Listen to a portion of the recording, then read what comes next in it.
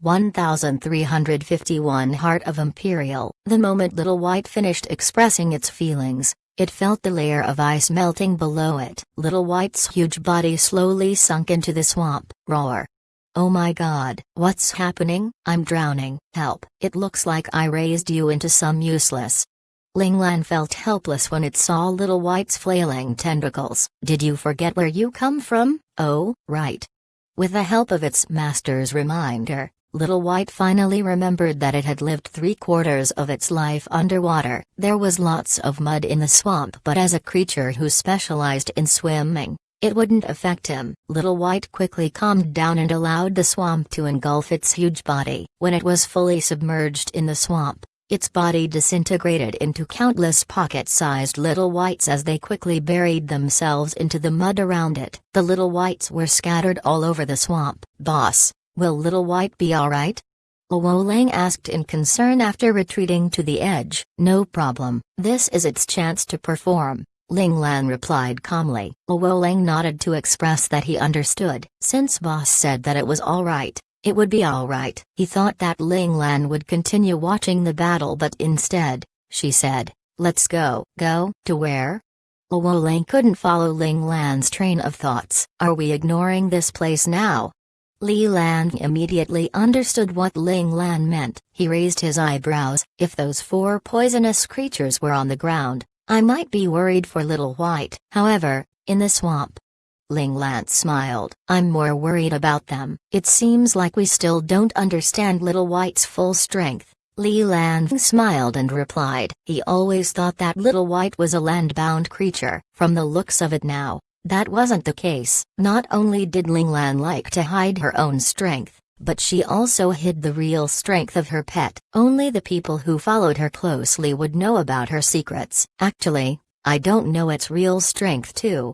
Ling Lan started pondering. As she got to know Little White more, she felt that it surrendered too easily in the past. However, her father, Ling Zhao, was present at that time. No matter how well Little White was able to disguise itself, it wasn't as strong as her father. Without the battle at the Qingrai wormhole, she wouldn't even know that her father had reached profound god class. No matter how strong Little White was, it wouldn't be able to defeat her father. It looks like Little White's instinct was very accurate. It was able to see through her father's disguise immediately, so it didn't resist and followed her willingly. It also looked like she inherited her love for hiding her true strength from her father. Ling Lan decisively let her father take the blame. As time passed by, Ling Lan's emotions began to calm down. She wasn't as heartbroken or as furious as she was in the past. She slowly started to realize the signs that she missed. What she firmly believed in was her profound insight. It allowed her to see the almost unnoticeable clues in a mess of a fight. She even felt that the crucial clue was the learning device on Little Four. This would explain why when her father died,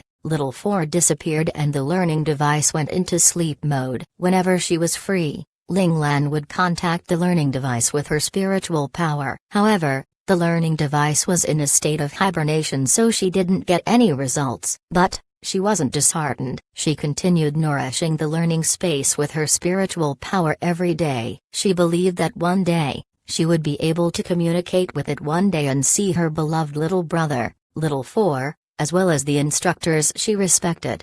The 3 of them quickly flew past the swamp. Of course, while they were crossing the swamp, the 4 poisonous creatures attempted to stop them. However, Little White managed to stop them the moment they started moving. Multiple bubbles floated to the surface of the swamp. The churning muddy water and the massive waves were a reflection of the vicious battle going on at the bottom of the swamp. But all that wasn't Ling Lan's concern. Since she decided to pass the 4 poisonous creatures to Little White, she would believe in Little White entirely. Soon, Ling Lan reached the edge of the swamp. Surprisingly, there was a cave at the end of the swamp. The 3 of them entered the cave and walked along the rugged and slippery slope filled with water before they finally reached the center. Normally, the deepest part of the tunnel should be the darkest. However, that wasn't the case, as there was something floating in midair that lit up the entire cave. What's that? Luo Lang asked in surprise. It has such powerful concept energy. Li Lan always had a smile on his face, so you couldn't see his emotion, but this time, His smiling face cracked, revealing an astounded expression. Ling Lan frowned at the sight of the glowing object. Seeing the unfamiliar object, she tried her best to find the relevant information in her brain. After rummaging through her memories, she found it. Fortunately, Little Four always gave her tuition from time to time, telling her about the various top-secret files that every country tried to hide.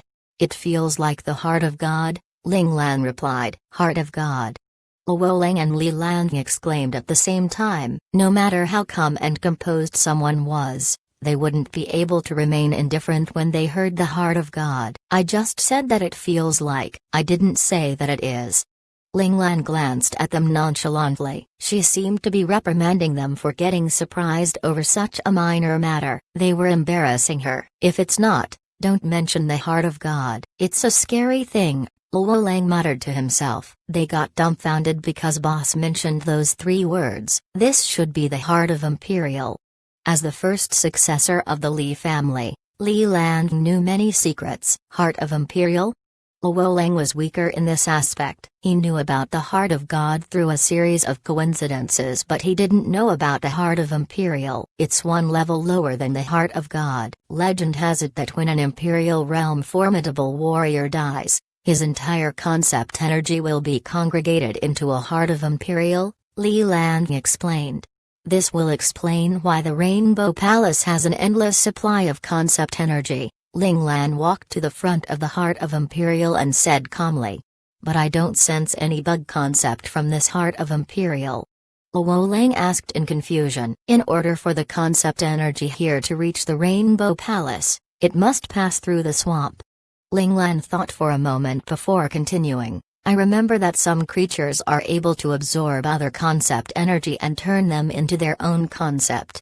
Those 4 poisonous creatures must be the transfer station." Li Lan got the answer too. The faction supporting the 13 Lords seems really powerful. They could actually get a heart of Imperial to protect them. This is equivalent to having an extra life. Luckily, Little White acted quickly. If not, the results might be different. Li Lan frowned too. He couldn't help but start to worry. Would the 13 Lords really be afraid of the Soul Society and the mercenary world? What if they already had some relationship with the Soul Society or the mercenary world? They wouldn't have any chance of winning in that case. Ling Lan understood Li Lan's worry. "We have to take the risk. If we lose, I'll need you to continue fighting with me in another world." This time, Ling Lan's success rate wasn't high. Based on her past style of doing things, she never took an unfavorable bet. But, she had no choice but to do so now. She had to risk it. If she risked it, she might have a chance. If she didn't, there would be no chance at all. 1352 Original form. Li Lan nodded at Ling Lan's words. Since they already made the decision, they would have to bear with the result, whether it was good or bad. Ling Lan lifted her right hand and waved at the heart of Imperial. The hovering heart of Imperial seemed to be attracted to her hand as it flew gently into her grasp. Ling Lan closed her fingers gently. She held the heart of Imperial in her hand. Such a pure and clean Imperial domain concept energy.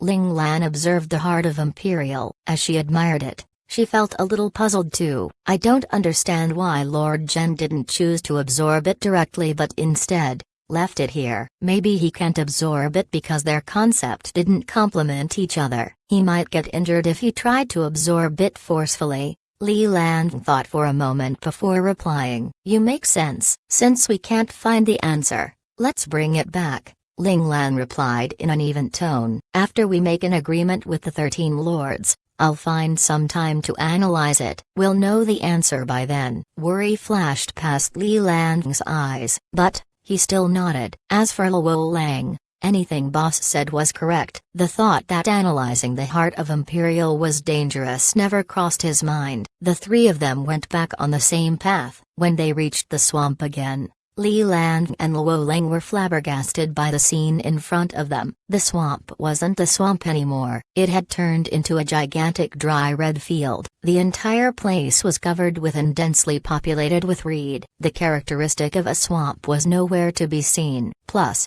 These reeds were durable and soft. They were dancing around casually in the wind. The four haughty poisonous creatures were also nowhere to be seen. They wondered if they were dead or Little White had swallowed them into its stomach. Is this Little White's original form?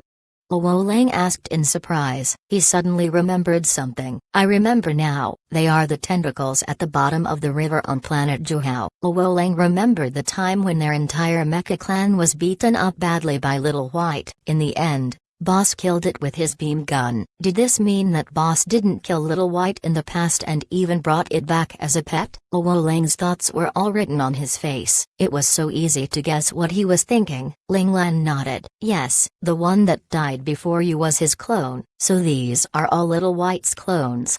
Li Lan looked at the soft reeds in front of him. When he recalled their fight in the past, he felt his hairs standing on end. He believed that if someone entered this reed pool accidentally, they would die a horrible death. They wouldn't even have any bones left because he could see the tiny slit opening on the stem of the reeds that looked like a clean set of sharp teeth. Those were fatal weapons that could kill people without spilling a drop of blood. Anyone would die if they met them. When Little White saw its master returning, a white round ball flew out of the reed field and jumped into Ling Lan's arms directly. Roar.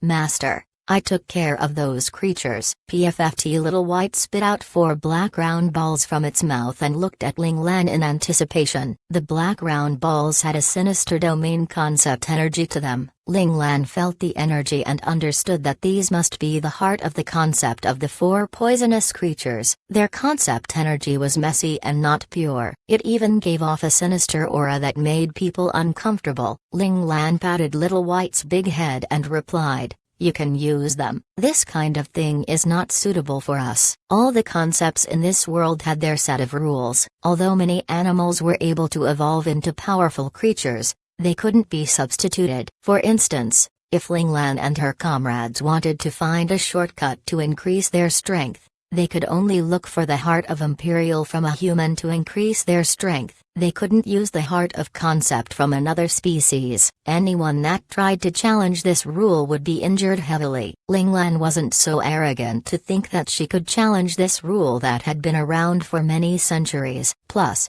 she already had a heart of Imperial. Thus, she didn't care about those from the poisonous creatures. She would rather give them to Little White to increase its strength. It might be able to help her in the future. Little White was elated at Ling Lan's words. Other creatures might have to reconsider before devouring these heart of concept, but for Little White, a bugged character who could swallow anything, even if you gave it a human's heart of Imperial, it would be able to stomach it.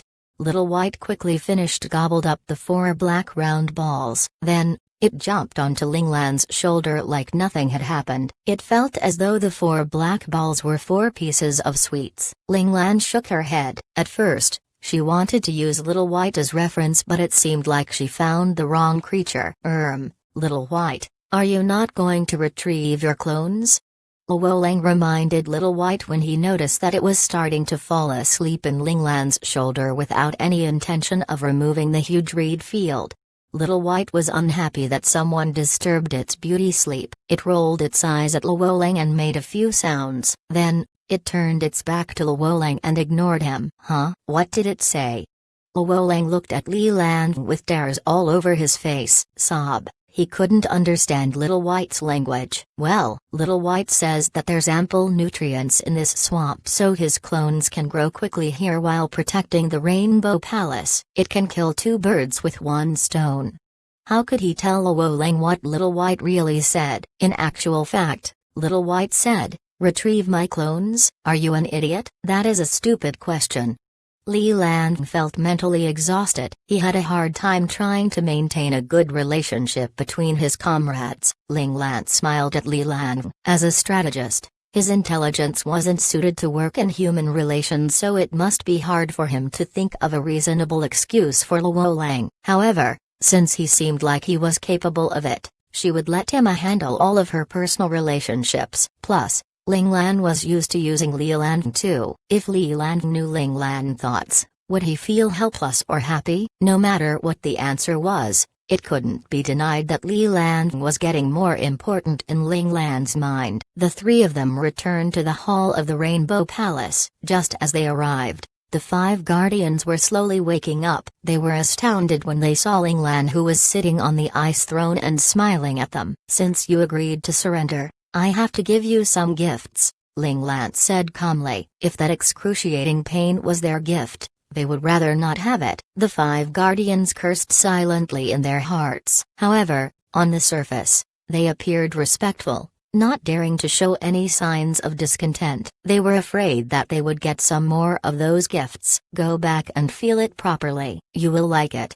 Ling Lan saw through their thoughts immediately. Her profound insight was too powerful. It was impossible for any weaker people to hide their real feelings in front of her. But Ling Lan didn't mind it. She kept the five guardians because she needed them for manual labor, so in her mind, they just needed to be obedient. If they didn't bow down to her sincerely, it wouldn't affect her. The five guardians' faces started twitching when they heard Ling Lan telling them that they would like this excruciating pain. Did she think that they were masochists? They would never expect that in the future. They would really like this agent, just like what Ling Lan said. They even hoped that they could drink it every day. However, at that time, it would only be given based on their merits, which would cause them to put in all their efforts into completing all the missions Ling Lan assigned them, afraid that if they didn't do well, their merits would be cut and they wouldn't get the gene agent they desired. 1353 Shamal. The sky turned dark,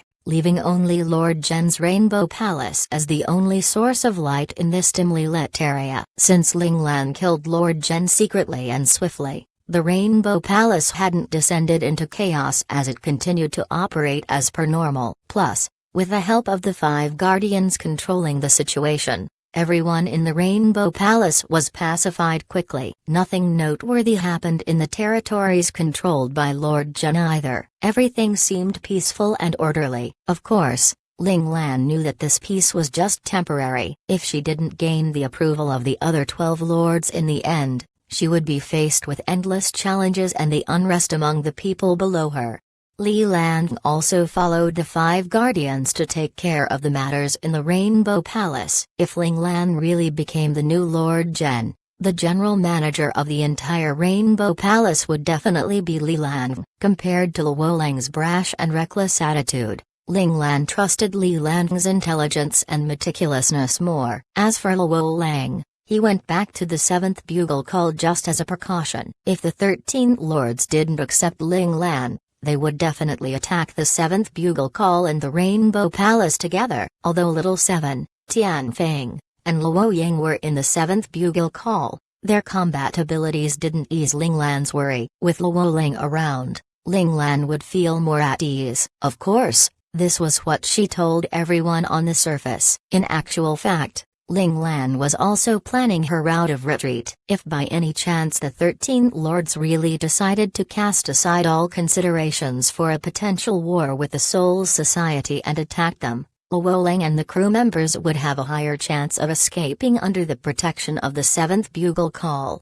As for Li Lan and her, since they seek to gain, it was necessary for them to risk their life for it. Why did she choose Li Lan to take the risk with her? Thinking up to this point, Ling Lan felt sorry for Li Lan. Luo Lang was her little brother whom she raised personally. She couldn't bear to let him take the risk of dying. As for Li Lan, he was her friend and her soulmate. It seemed natural for him to take the risk with her. This isn't a good. Ling Lan felt guilty. She decided that if they survived this predicament smoothly, she would treat Li Lan better. Ling Lan didn't know that when Li Lan heard her asking Luo Lang to leave while letting him stay behind, he was extremely elated. Then, random thoughts about Ling Lan's intention behind her action began to surface in his mind. If Ling Lan treated him even better.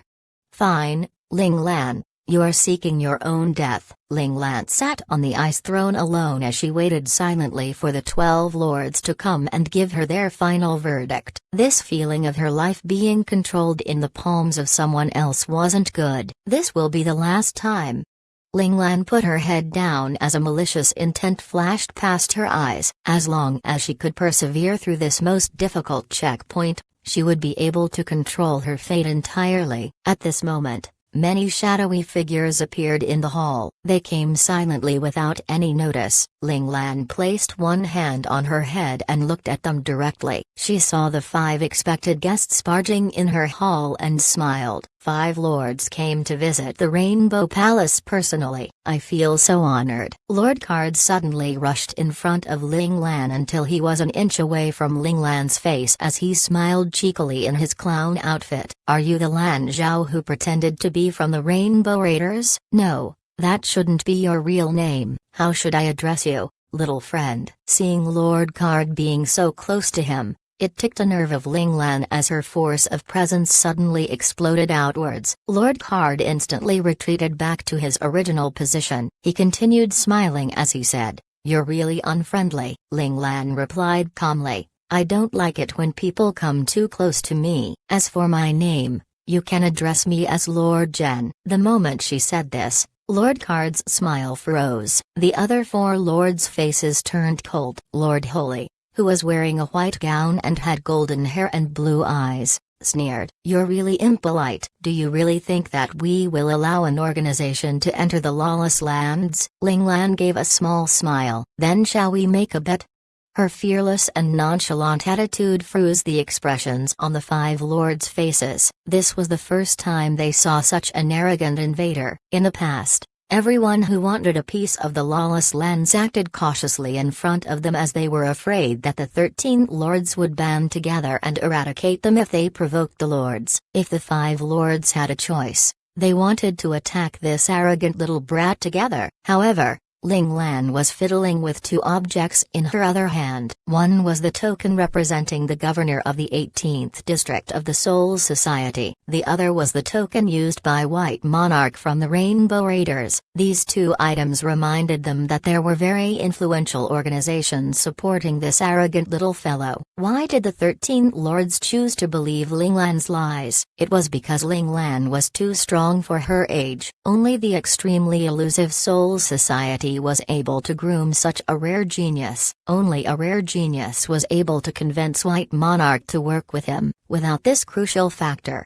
they would have killed anyone that had the same 2 items and had spoken the same words as Ling Lan. Did they really think that they were idiots? Would they believe anyone who came with a token and declaring that they were from a certain organization? Lord Zhen noticed the awkward atmosphere. It was hard to continue the conversation, so he tried to mediate the situation. Lord Qian and Lord Kun would like to know, besides the Soul Society and the Rainbow Raiders, who else wants a part of the lawless lands? Ling Lan replied indifferently, "On the front, I belong to the Rainbow Raiders. As for the Soul Society, they are not involved in this." That means the Soul Society is working with the Rainbow Raiders, or the mercenary world, right?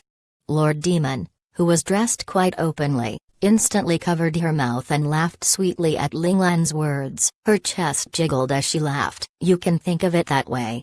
Ling Lan gave a mysterious smile to Lord Demon. "How about this, little brother? If you're willing to spend a good night with me, I can help you." Lord Demon's eyes lit up when she saw Ling Lan's gaze. She licked her lips and looked at Ling Lan lovingly. Ling Lan raised her eyebrows slightly when she heard this. Her smile got a tone brighter. Lord Demon followed her and smiled sweetly at her too, making her look even more enchanting and seductive. Contempt could be seen in the other 4 lords' eyes when they saw this. They seemed to be directing their disgust at Lord Demon and Ling Lan. At this moment, Ling Lan opened her mouth and emphasized every one of her words. "I'm sorry, I don't like a man, ha ha ha." Lord Card clutched his stomach and laughed loudly. "Shimal, you finally met your match today." "I'm going to die from laughing." The other 3 lords laughed too. This was the first time Lord Demon's real identity got exposed and also the first time she got rejected. In the past, once Lord Demon activated her seduction domain concept, she never failed. Even they almost succumbed to her enticement. The fellow in front of them was young, but his willpower was amazing. Most importantly, he had good eyesight. He didn't get fooled. "Go and die." Lord Demon was instantly infuriated when her secret was exposed. She swung her whip at Lord Card. Slap. Lord Card flicked a card out, forcefully directing the whip away from him. The next second, he came beside Ling Lan and shouted in a fearful tone, "What a fierce Shamal! Lan Zhao, hurry up and help me." Lord Demon was even more furious when she saw this. She swung both of her hands and 10 whips flew out. Just as they were a distance away from Ling Lan, the tip of the whips suddenly turned into hideous snakeheads. They opened their big mouths and bit towards her. The snakes were about to reach Ling Lan, but she didn't move as she sat on her ice throne. She just raised her eyebrows in response. 1354. She cooled and lose. Bam, bam, bam, bam. The snakes were being whipped back. Even Lord Card was also suddenly attacked. He was forced back to his original position. At that moment, the icy throne Ling Lan sat on had 10 intimidating tentacles flailing around it, creating an indomitable image to the people below. Along the tentacles, there were slit-like openings that had teeth in them. In that moment, the tentacles currently had their slit-like mouths open savagely, and it would drool from time to time. As the drool fell onto the floor, it would create a sharp hiss before quickly corroding holes on the ground. What a terrifying sight! The 5 lords got vigilant when they saw the tentacles. Lord Zen stood there frozen like a statue. He had seen Lan Zhao's space domain concept and ice element concept. Now, he was showing a plant-based concept. He was now completely confused. What was his actual domain concept? Or perhaps he had 3 different domains concepts? Lord Zen shook his head to get rid of the ridiculous thought out of his mind. Logic told him that it was impossible. However, what was before his eyes made him doubt himself. What was even happening? He could now only hope that Lord Keon and Lord Kun could give him a logical answer to these series of ridiculous events. Otherwise, he would actually doubt the knowledge he acquired in the past. If that were to happen, it would damage the foundation of his domain concept, which would be really bad for his progress into God Realm. It seems Mr. Lan Zhao has many trumps cards up his sleeve. Lord Kan, who hadn't made any remarks, finally said his first few words. A guarded look appeared in his eyes. If they were afraid of the Rainbow Raiders in the beginning, then they were also now somewhat afraid of Ling Lan as well. I wouldn't dare to come and stay in the lawless lands if the Emperor didn't have confidence in me to do so.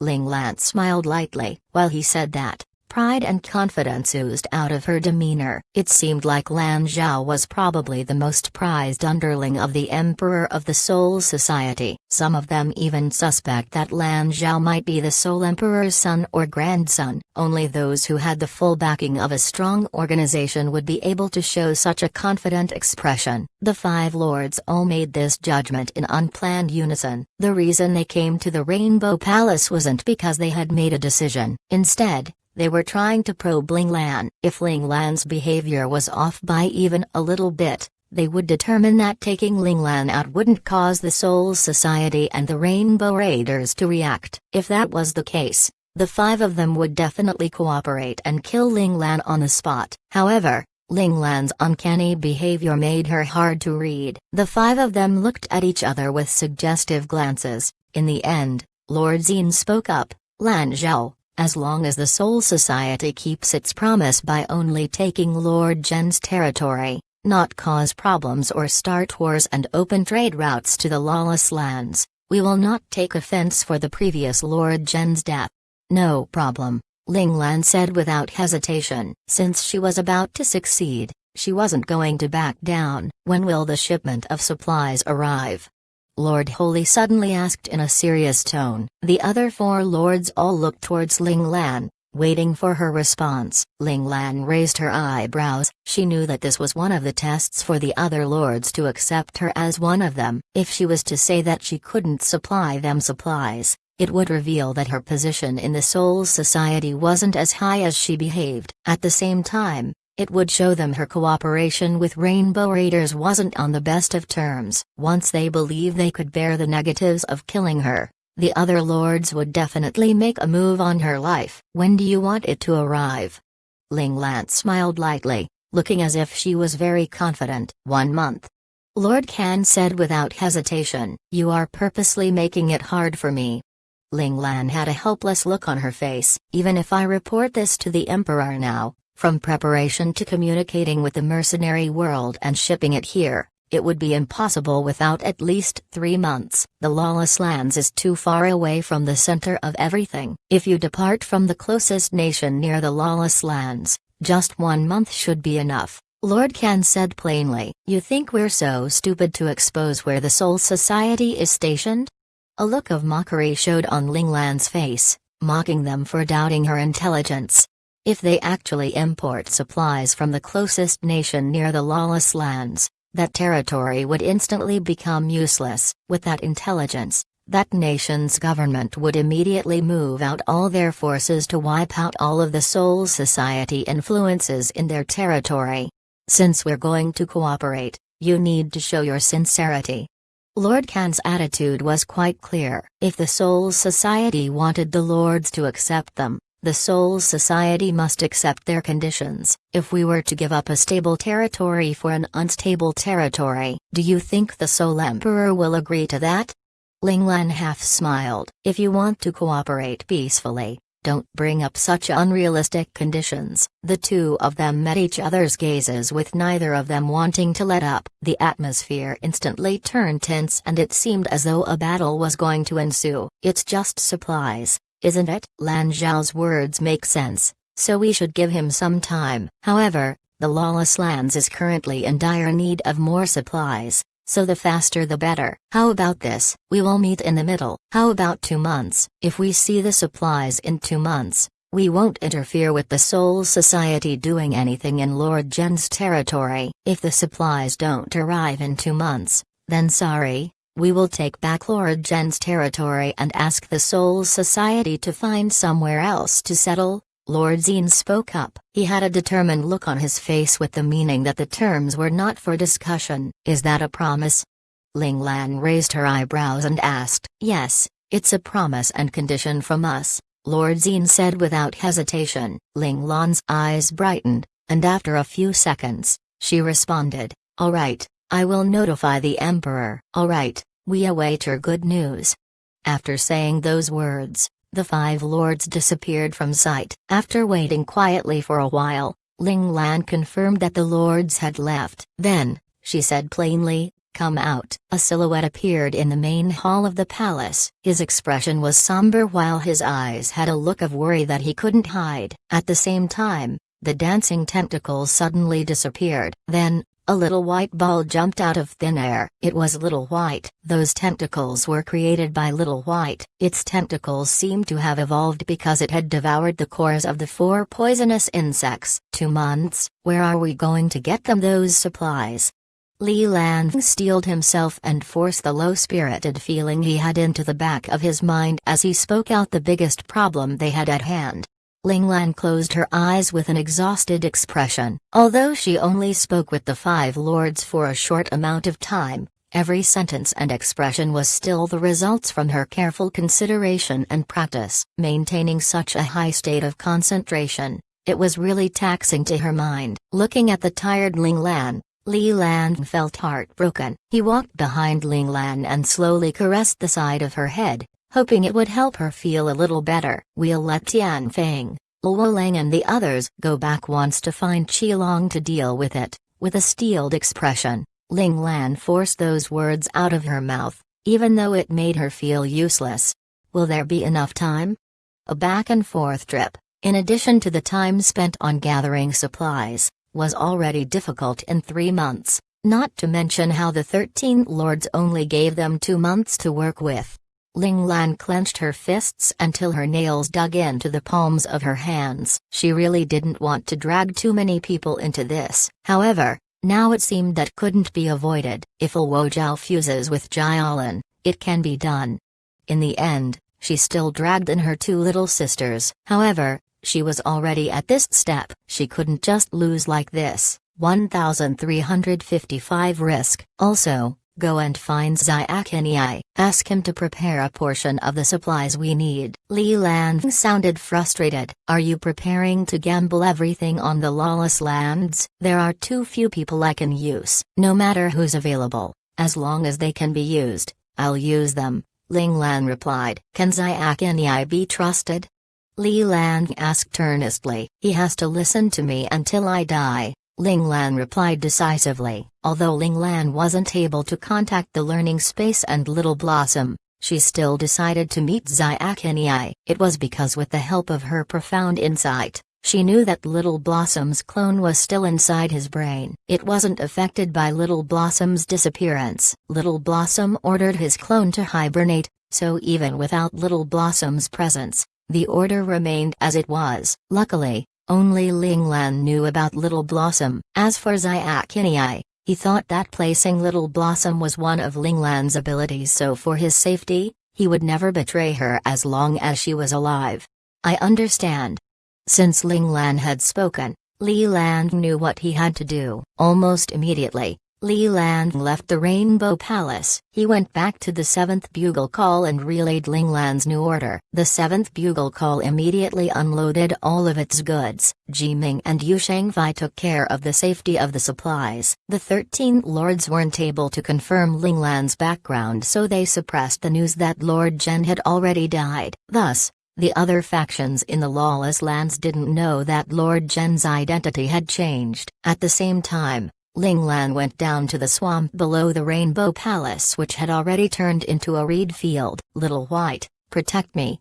Ling Lan spoke to Little White, which was on her shoulder. Little White nodded its entire body obediently. The next second, it jumped down from Ling Lan's shoulder and entered the reed field before disappearing without a trace. Ling Lan took a step forward and arrived at the center of the reed field. Suddenly, the reeds parted away, revealing a deep hole around 10 meters in diameter. Ling Lan slowly entered the hole and the hole slowly closed behind her. It turned into a swamp again. New reeds started forming on top of the hole. Finally, it turned back into an inconspicuous reed field. No evidence of the hole was left behind. It was as though nothing ever changed. Actually, after Ling Lan found the heart of Imperial, she had tried to swallow it. She wanted to use the power from the heart of Imperial to open the doors of the learning space and make contact with Little Four. Ling Lan felt that there was no reaction from the learning space because her domain concept wasn't powerful enough to open the doors. Now, with the heart of Imperial, she saw a ray of hope. Since there was hope, Ling Lan didn't want to continue waiting. There was a huge risk, but she didn't care about it anymore. Ling Lan wasn't making this decision because she was impulsive. She just didn't have the time to do things safely. She had already met 6 of the 13 lords of the lawless lands. In order to kill one Lord Zhen, she already needed to borrow Little White's strength. If she relied on her own strength, she would still be able to kill her opponent, but she would get seriously injured in return. In reality, one lord was already on par with her. So what if she had the advantage of the unknown? She didn't just have one enemy, she had a bunch of enemies. If 2 or 3 of them attacked her together, she would be in trouble. The 13 lords were aggressive in their approach too. They only gave her 2 months to do something that normally could only be done in 3 months. This was all because she wasn't strong enough. Ling Lan hated the feeling of helplessness. Hence, she needed to become stronger so that she could protect those people that followed her and ensure their survival. Luckily,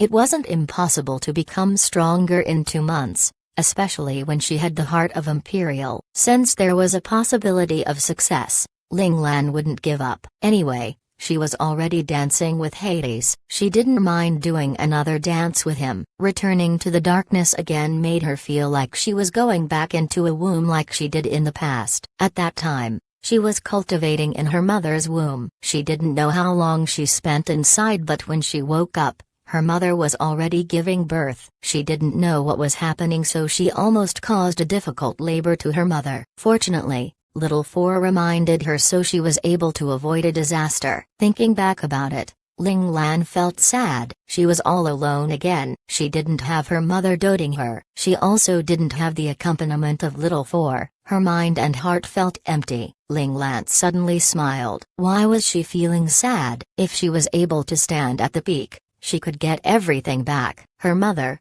her younger brother, all of them would return to her. None of them would be left out. Ling Lan's gaze was firm. She slowly closed her eyes. The heart of Imperial in her arm slowly floated out of her grasp. As it was floating in front of her, she used her spiritual power to bind the heart of Imperial and started extracting the concept energy inside.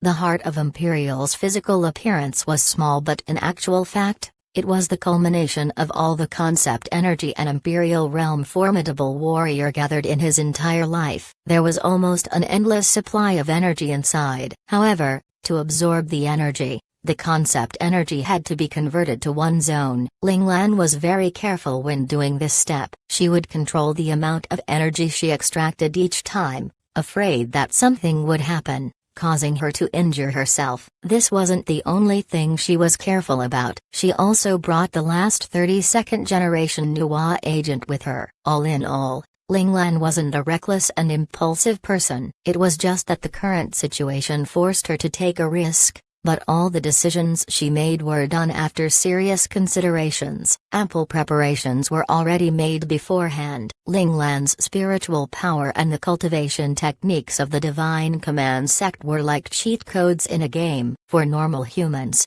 their energy came from their bodies. For instance, the absorption of the heart of Imperial was done by the body. Then, the person would have to change the concept energy he sucked into his own domain concept. There would be serious damage done to the body using this method because of the collision of the concept energies in the body. That was why Lord Zhen didn't dare to absorb the heart of Imperial. It was very easy to get injured by the energy core of an Imperial realm formidable warrior. That was why he placed it below the Rainbow Palace and used the poisonous creatures as the transferring medium before sucking the energy. With this method, some of the concept energy would be wasted and the effects were slower, but it was overall safer. However, to Ling Lan, getting a little injured wasn't a problem. She was able to activate her spiritual power and used the techniques of the Divine Command sect to extract the energy of the heart of Imperial outside her body. Then, she would use her spiritual power again to fuse and change the concept energy,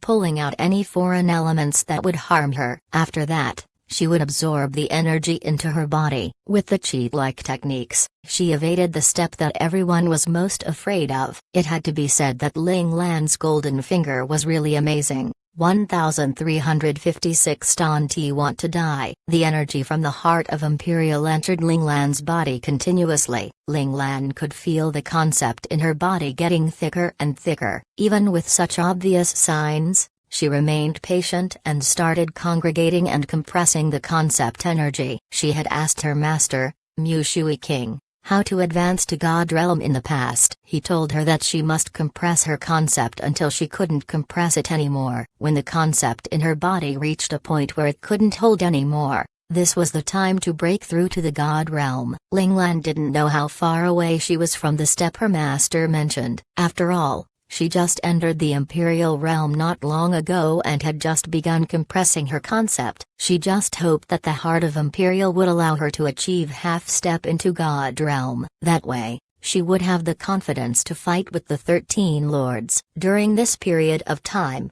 she had been analyzing her profound insight. Number 1 told her that profound insight was the most powerful innate talent in the universe. Ling Lan had always thought that its strength could only be utilized in mecha piloting. Now, she finally understood what Number 1 really meant. The power of profound insight she was able to control was heaven-defying enough. If she could completely grasp profound insight, the space domain that everyone was fearful of was not even worth mentioning. This was the reason why Ling Lan had the confidence to fight with two most powerful lords out of the 13 lords, Lord Kun and Lord Qian. The concept in Ling Lan's body being compressed stably. Just like that, she continued repeating the same procedure over and over again. Ling Lan didn't know how many days had passed or how long she had cultivated. She always thought that she would only end her cultivation when the energy in the heart of Imperial was finished or someone disturbed her. But, unexpectedly, the heart of Imperial, which had been giving off energy steadily, suddenly exploded. She was caught off her guard. Every Imperial realm formidable warrior had a motive for creating their heart of Imperial before they died. Some wanted to give their descendants a shortcut to grow stronger, while others had some hidden secrets. If it was the former, there was nothing wrong with using it as long as you were careful enough. The latter was worse, as it was impossible to guard against it. It seemed like Ling Lan's luck was bad. This heart of Imperial wasn't the former, it was the latter. Also, it was the most irritating kind. the kind of heart of Imperial that had revenge in mind. Normally, this kind of heart of Imperial would give off some dark aura. Yet, this heart of Imperial, whether it was from the appearance or its aura, didn't give off any kind of weird feeling. That was why Ling Lan neglected this point. We could only say that some things were not written entirely in books. The heart of Imperial was already very rare. Even if the military had done some research on it, they wouldn't be able to completely understand it. There would definitely be some omissions of details and information they couldn't find out. As luck would have it, Ling Lan chose to believe the research and compared the heart of Imperial with it. She thought that the heart of Imperial was the first kind, so she used it boldly. If she knew that it was the second kind, fine, Ling Lan would still use it. However, she would be more careful and remain vigilant. However, it was too late now. The energy of the heart of Imperial escaped the control of her spiritual power and started entering Ling Lan's body furiously. PFFT Ling Lan's body couldn't handle the impact of such huge concept energy. Blood spurted out of her mouth. Different concept energy started tearing her body apart. A vicious look flashed past her eyes. Double limit release. The snowflake symbol appeared on her forehead. Then, it turned black as it swiftly spreaded through her entire forehead. She looked devilish. At the same time, her hair grew longer and turned silver instantly. Suppress it.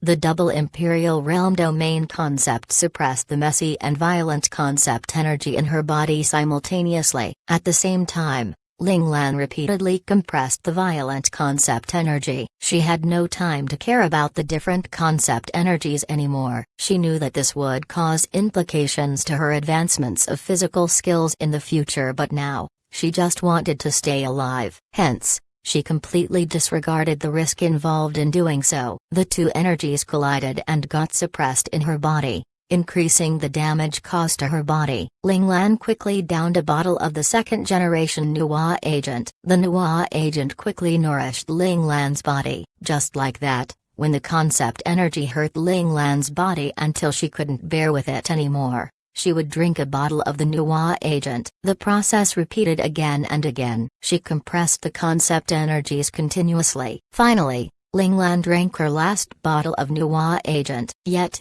the collision in her body didn't stop. Seeing this, Ling Lan's heart turned cold. Was she going to announce her failure here today? The effect of the last bottle of agent was diminishing and the pain got stronger. Blood kept flowing down the side of her lips. Ever since she came into this world, she had been vomiting blood all the time, but she never died from it. It seemed quite funny. In the face of life or death, this was actually the thought that appeared in Ling Lan's mind. That's really quite funny. However, since I can't die from vomiting blood, I will not die here. Ling Lan opened her mouth and scolded angrily. FK, you want to play hard? I will not play with you anymore. I want to live. Let's see who will survive to the end. Ling Lan smiled. Since her body couldn't handle it, she wouldn't use her body. Ling Lan decisively moved the violent energy to her mindscape, which caused a severe headache. Fortunately, Ling Lan's spiritual power was strong enough so she didn't lose her consciousness because of the excruciating pain. If you want to charge, let me give you an opportunity. Go ahead. Ling Lan guided the huge energy towards the learning space. Ah tilde. Ling Lan screamed into the air. Her silver hair flew in the wind. Any normal human being wouldn't be able to handle the extreme pain caused by the impact. Veins started popping out on Ling Lan's forehead. Her expression was crazy but determined. The epitome of to win, or die trying. Number 1, who was nourishing Little 4 and the other instructors, suddenly looked up. For the first time, astonishment appeared on his cold and expressionless face. The next second, he came to the great hall of the learning space. He raised his hand and pushed it forcefully in the direction of the entrance. Boom. The combination of the force outside and inside finally shattered the enclosed passageway. Huh? Number 1 sensed that the concept energy didn't belong to Ling Lan, so he frowned slightly. The next second, invisible barriers appeared and protected some of the doors. Number 1 ignored the other doors. He heard many cursing and swearing in the background. FK. What the hell is this? What sneak attacked me? Damn it, come out and I'll hit you. The next moment, the other 8 instructors appeared in a haggard state in the Great Hall. Number 1 looked calmly at the passage. His lips seemed to be tilted at a certain angle. "It's a little stupid and reckless, but fortunately, the passage is opened." Then, he disappeared on the spot. Did Number 1 just smile just now? Number 3 was flabbergasted. "He didn't." "You must have mistaken." Number 6, Number 7, and Number 8 replied simultaneously. Number 9 quickly retracted her astounded expression and resumed her cold expression. Number 5 glanced at Number 9 with a smile. He moved his mouth without a sound. "Your brother is really funny." Number 9 rolled her eyes at Number 5. She wouldn't admit that her brother, the ice mountain that never had expressions on his face, would smile. She would never admit it. Number 4 touched her chin thoughtfully. "This is fun. I never expect the ice mountain to look even more handsome when there are expressions on his face. I really like him." 1357 Starting from 0 the next day. After using concept energies from the heart of Imperial to push through the pathway into the learning space, Ling Lan's mindscape exploded in a bang, causing her to fall unconscious. Even with Ling Lan's strong spiritual power, the terrifying energy created from instantaneous shock was still too much for her to handle. Her mind automatically protected her by making her fall into a deep sleep. Just like that, Ling Lan was in a trance for quite some time, not knowing how long had passed. Finally, she felt something around her. She didn't know who was softly breathing on her face. It made her feel somewhat itchy and uncomfortable. Ling Lan slowly opened her eyes and saw Little White's large round eyes with tears within them. The itchy feeling she had was Little White using its little tentacles carefully wiping off the blood coming out of the corner of her mouth. Seeing its master awaken, Little White called out excitedly, "Wah wah wah, Master! You're finally awake. You slept for 3 days. I thought you were going to leave me all by myself." "Wah wah wah." Little White spoke as tears flew everywhere. It seemed Ling Lan's deep sleep did indeed terrify it. Ling Lan put her hand out and softly caressed Little White's small head and said in a hoarse voice, "Don't worry, I won't leave you behind."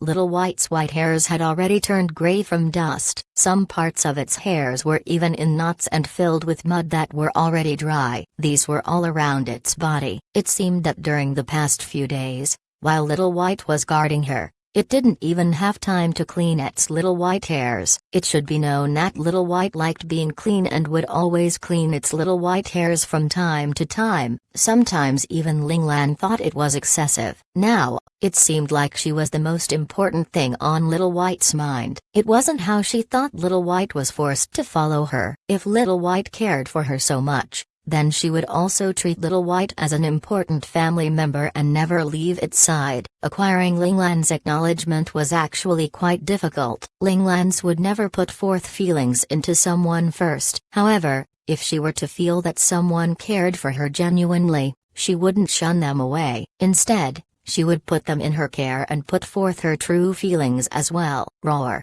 "Master, how are you doing right now? You spat out a lot of blood." "I'm scared." Little White was deeply traumatized after remembering Ling Lan's terrible state in the past 2 days. In those 2 days, it actually thought its master was going to leave it. It thought that it wouldn't be able to see its master open her eyes again and talk to it. "I'm awake, so I'm fine."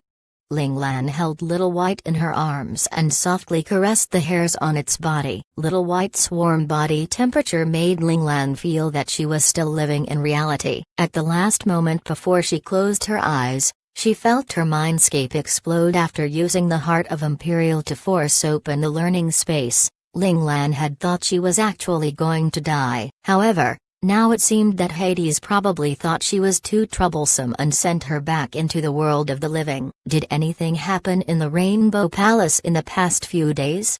Since she was now fine, Ling Lan returned to reality and began asking Little White about the current state of affairs.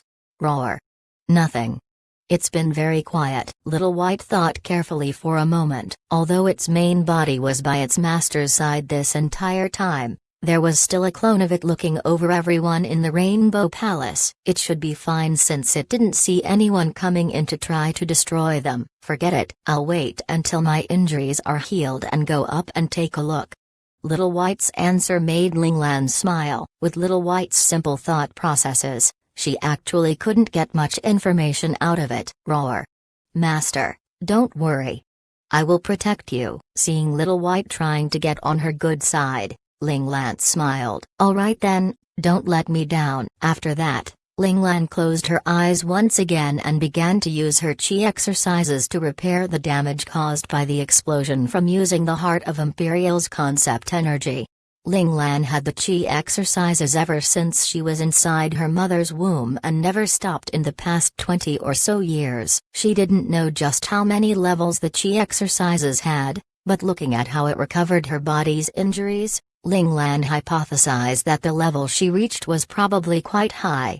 She slowly organized the messy concept energies. Other than the ice element and her profound insight concept, there was another unknown concept energy that didn't belong to either of them. Linglan knew that the energy must be the culprit that caused the Heart of Imperial to implode. Linglan attempted to get rid of that problematic concept energy out of her body, but to her surprise, she found out it was actually entwined with her profound insight concept. No matter how much Linglan tried to get rid of it, it wouldn't budge even one bit. After failing to do so for more than 10 times, Linglan finally gave up. It was because she had discovered the more she tried to get rid of it, the more the unknown concept energy wrapped around her own profound insight concept energy. It was as though she wasn't trying to get rid of it, but rather compressing and combining it. Man, I still have other things to do. Whatever.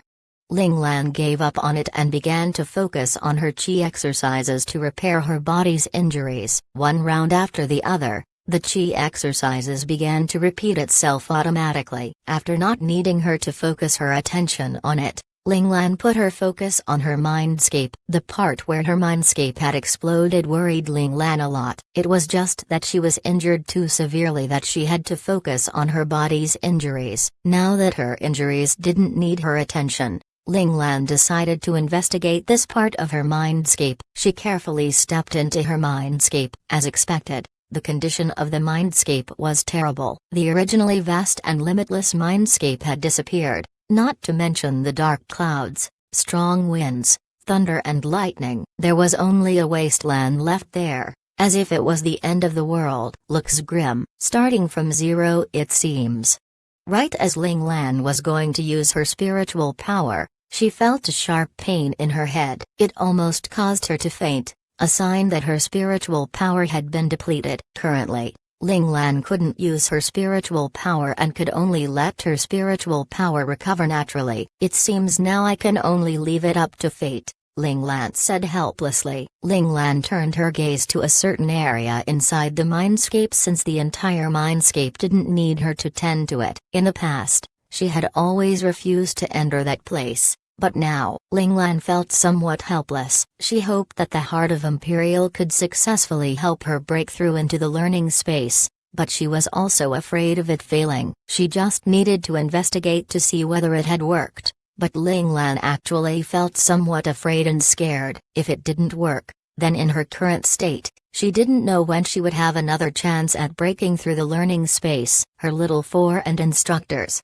She really missed them. Even hearing Instructor Number 1's reprimanding voice would still make her feel warm inside. Linglan, who lost so much, wanted a family member to stay by her side. She was afraid her hope would be destroyed again. She didn't know whether she would become insane from the pain if the outcome was a failure. 1358 The best son, the best brother. Linglan, you're effing weak. Linglan forced herself to shut her eyes. The fear of failure in her erupted, and by the time Linglan realized fear was taking over her, she swore at herself to get herself out of that pitiful state. When Linglan felt that her turbulent mind was calm, she opened her now calm eyes that had no hesitation. What was wrong with failing? No failure could stop Linglan's drive towards the top. The learning space was only a tool that would help her to the top, but on the road to the top, The constant variable was always her. Ling Lan walked up with determination and pushed the large door that stopped her from entering the learning space for all this time. Unexpectedly, the doors that were heavy as mountains in the past were easily pushed open. Ling Lan had already prepared for her to fail, so, when the doors opened right before her, the grand scene dumbfounded Ling Lan. "Why are you standing there staring at nothing?"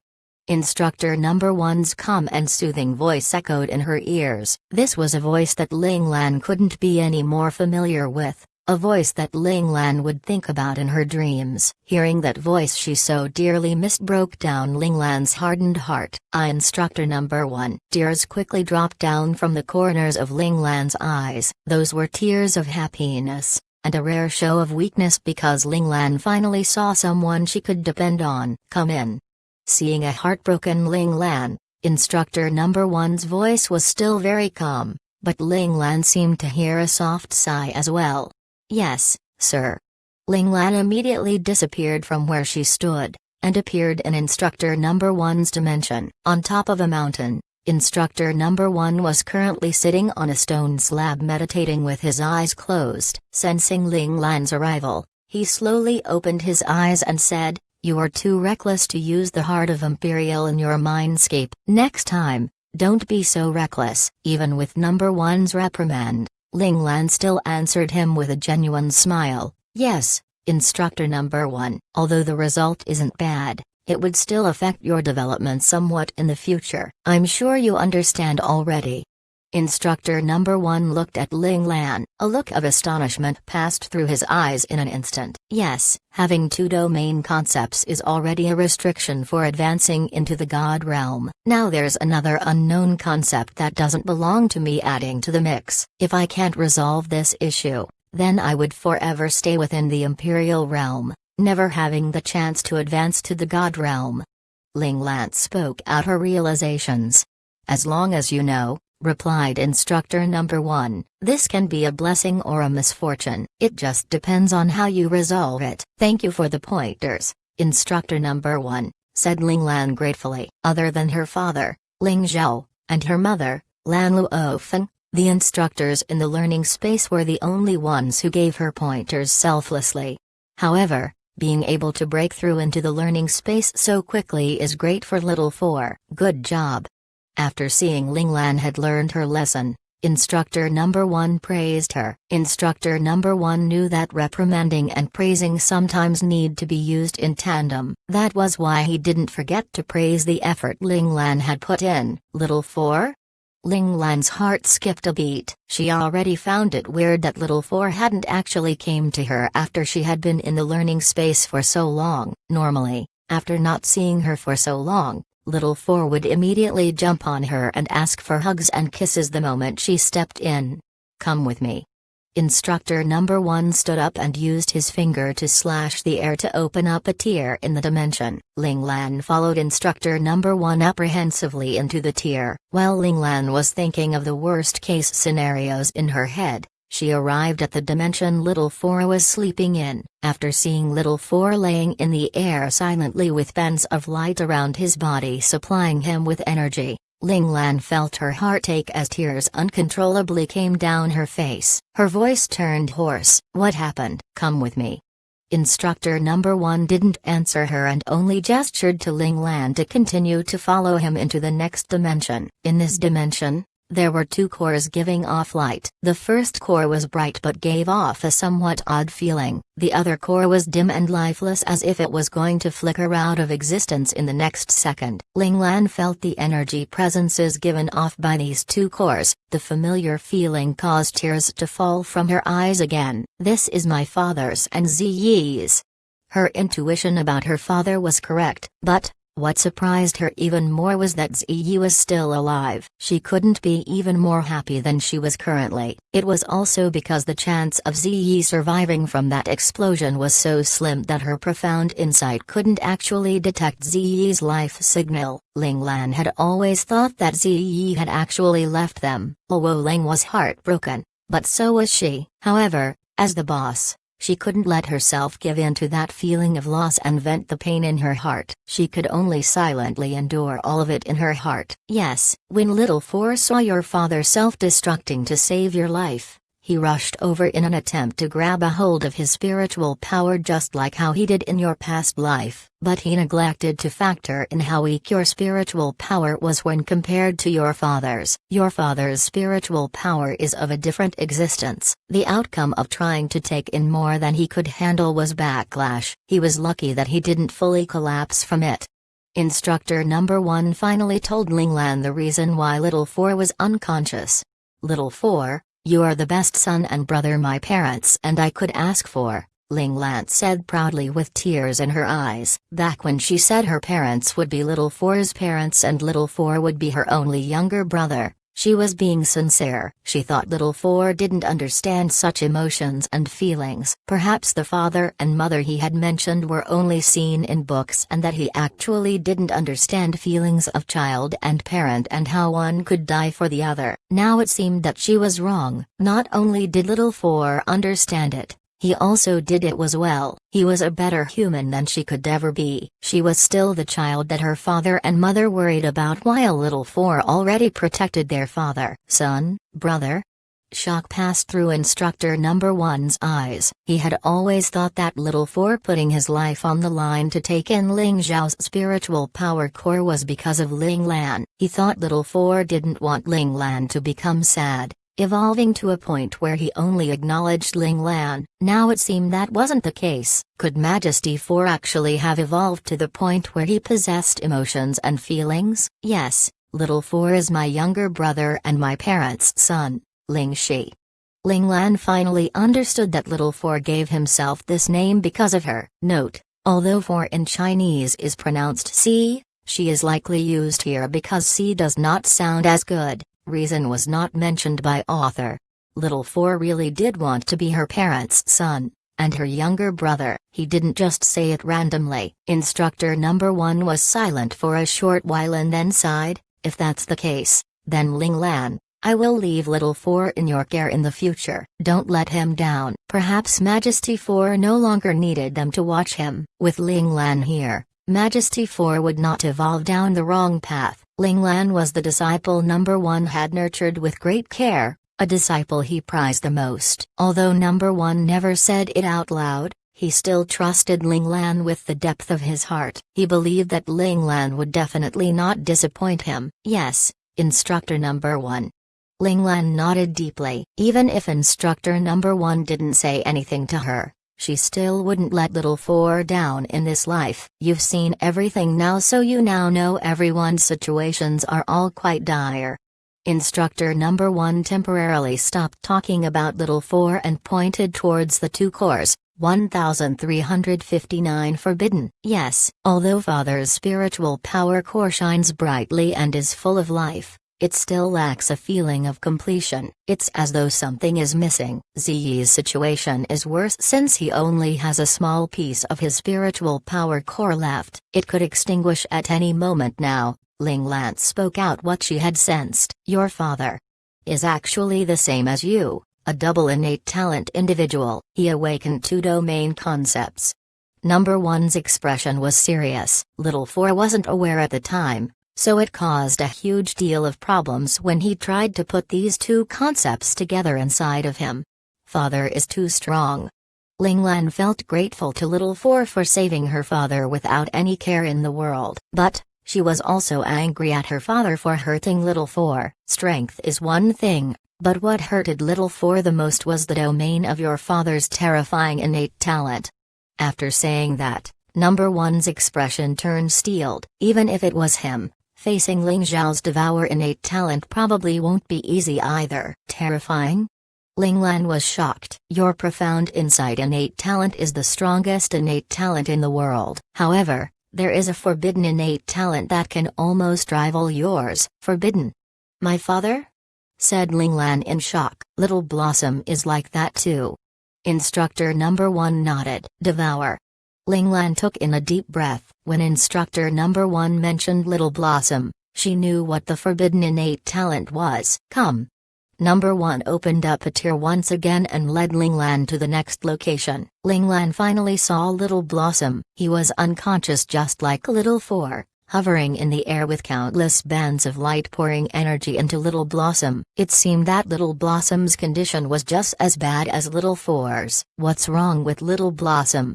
Ling Lan's expression was serious as she asked worriedly. "The spiritual power core of Devour isn't something that can be absorbed. That thing would devour all energy once it touches something and would not stop until there's nothing left." Instructor number 1 remembered the moment of crisis from when it first happened and sighed inside his head. "If Little Blossom didn't use all of his own Devour energy to force your father's Devour spiritual power core out of the learning space, we and the learning space might not exist anymore. However, the result of that is Little Blossom's energy being completely drained, causing him to fall into a coma. His injuries are more severe than Little 4's." Number 1 told Ling Lan Little Blossom's condition in detail, then he led Ling Lan back into the room where Ling Zhao and Ziyi's cores were being kept. "Look closely at Ziyi core," Instructor number 1 asked Ling Lan. Ling Lan activated her profound insight domain and saw a layer of dark energy swirling around that dim and seemingly extinguishing light source. That small amount of dark energy was slowly sucking Ziyi's life force dry. "That's the Devour concept." The concept energy gave Ling Lan a sense of familiarity. It was strange to her because it was something she had never experienced before. Yet it was ever so familiar to her. "Yes." Instructor number 1's hand slowly reached towards Ziyi's core. Then, he transferred his own energy to Ziyi's core, supplying it energy while not damaging the core. Slowly, the light source in Ziyi's core became brighter. This seemingly simple action actually caused a thin layer of sweat to form on Instructor number 1's forehead. It should be known that no matter what Instructor number 1 did, he would do them all calmly and nonchalantly. He definitely wouldn't become like this. It seemed like keeping Ziyi alive was not an easy task. Ling Lan didn't dare to make a sound, in case it would bother number 1. Just like that, she stood there without moving a muscle for half an hour. Just when she saw Instructor number 1 slowly take back his hands, Ziyi's core's light source was now much brighter than before and was more lively. However, compared to Ling Zhao's core, it was not even worth mentioning. One session of energy transfer used to be able to support him for 1 week. Now it can only support him for 3 days, said Instructor number 1. The Devour concept your father has left behind is much stronger than Little Blossom. Moreover, it has the ability to take in energy and evolve into something even stronger. One of these days, I won't be able to keep it at bay. When that happens, Ziyi cannot be saved anymore. Even you are out of ideas? Ling Lan asked anxiously. If forbidden concepts were that easy to handle, they wouldn't be forbidden, said Instructor number 1 as he shook his head. On Mandora, it's considered something that cannot be resolved. Whoever touches it, dies. The Mandora star system once had a Devour virus, the Doomsday Flower, appear in our star system. Back then, it almost destroyed the entire star system. Countless hackers, scientists and 2 intellect kings died before we managed to successfully lock up the Doomsday Flower. However, even until now, we can only lock it up. We didn't have the power to completely destroy it. You see, Little Blossom is really strong, right? Well, in reality, he is only just code left over by the Doomsday Flower who evolved into what he is now. He can't be compared to an actual Doomsday Flower back in the day. After saying all that, Instructor number 1 turned around and asked Ling Lan, and that was the Doomsday Flower of just the virtual world. However, your father's Devour concept is an existence that can devour energy from both reality and the virtual world. Its power is stronger than the Doomsday Flower by 100-fold. So, only my father can deal with it. Ling Lan didn't want to lose any of her friends. If no one could deal with the Devour concept, her father's own power should be able to resolve the issue. It would have to be Ling Zhao with the Devour concept. Instructor number 1 didn't believe that Ling Lan's idea was any good, especially because after the Devour core was spat out by Little 4, they didn't know where it had gone. Perhaps they might not even find it in this lifetime. If in the future, conditions allowed it, Using the duplication core to resurrect Ling Zhao still wouldn't be a way of resolving this problem. Then, is there anyone else in this world that can deal with this problem? Ling Lan clenched her fists forcefully. Why was she always so weak and could only watch as her loved ones die in front of eyes? Little Blossom could perhaps be able to deal with it, Instructor Number 1 guessed. However, Little Blossom was still in a coma. No one knew whether it would work or not. However, there's a problem. We don't know when Little Blossom will wake up and if Little Blossom waking up is related to whether Little 4 can wake. Ling Lan raised her head and looked towards Instructor Number 1 with determination. Tell me, Instructor Number 1, what do you need me to do? Meditate like your life depends on it. Provide more energy to the learning space. You know that the learning space's energy comes from your concept energy and strong spiritual power supply. We can't be short of either of those two things, Instructor Number 1 replied in a serious tone. I understand. Ling Lan turned around, preparing to leave. Are you not going to stay by your father, Little 4 and the others for a bit longer? Asked Instructor Number 1 nonchalantly. Staying by them now won't do any good. I would rather go back and research how I can supply the learning space with more energy, said Ling Lan calmly. It wasn't because she didn't want to stay, but because she knew what was more important for her to do. 1360 What's wrong? Haste will not bring success. If you force yourself too much, you might create trouble instead. Number 1 reminded her. I understand. All the decisions I make currently are not only for myself. I will not be reckless.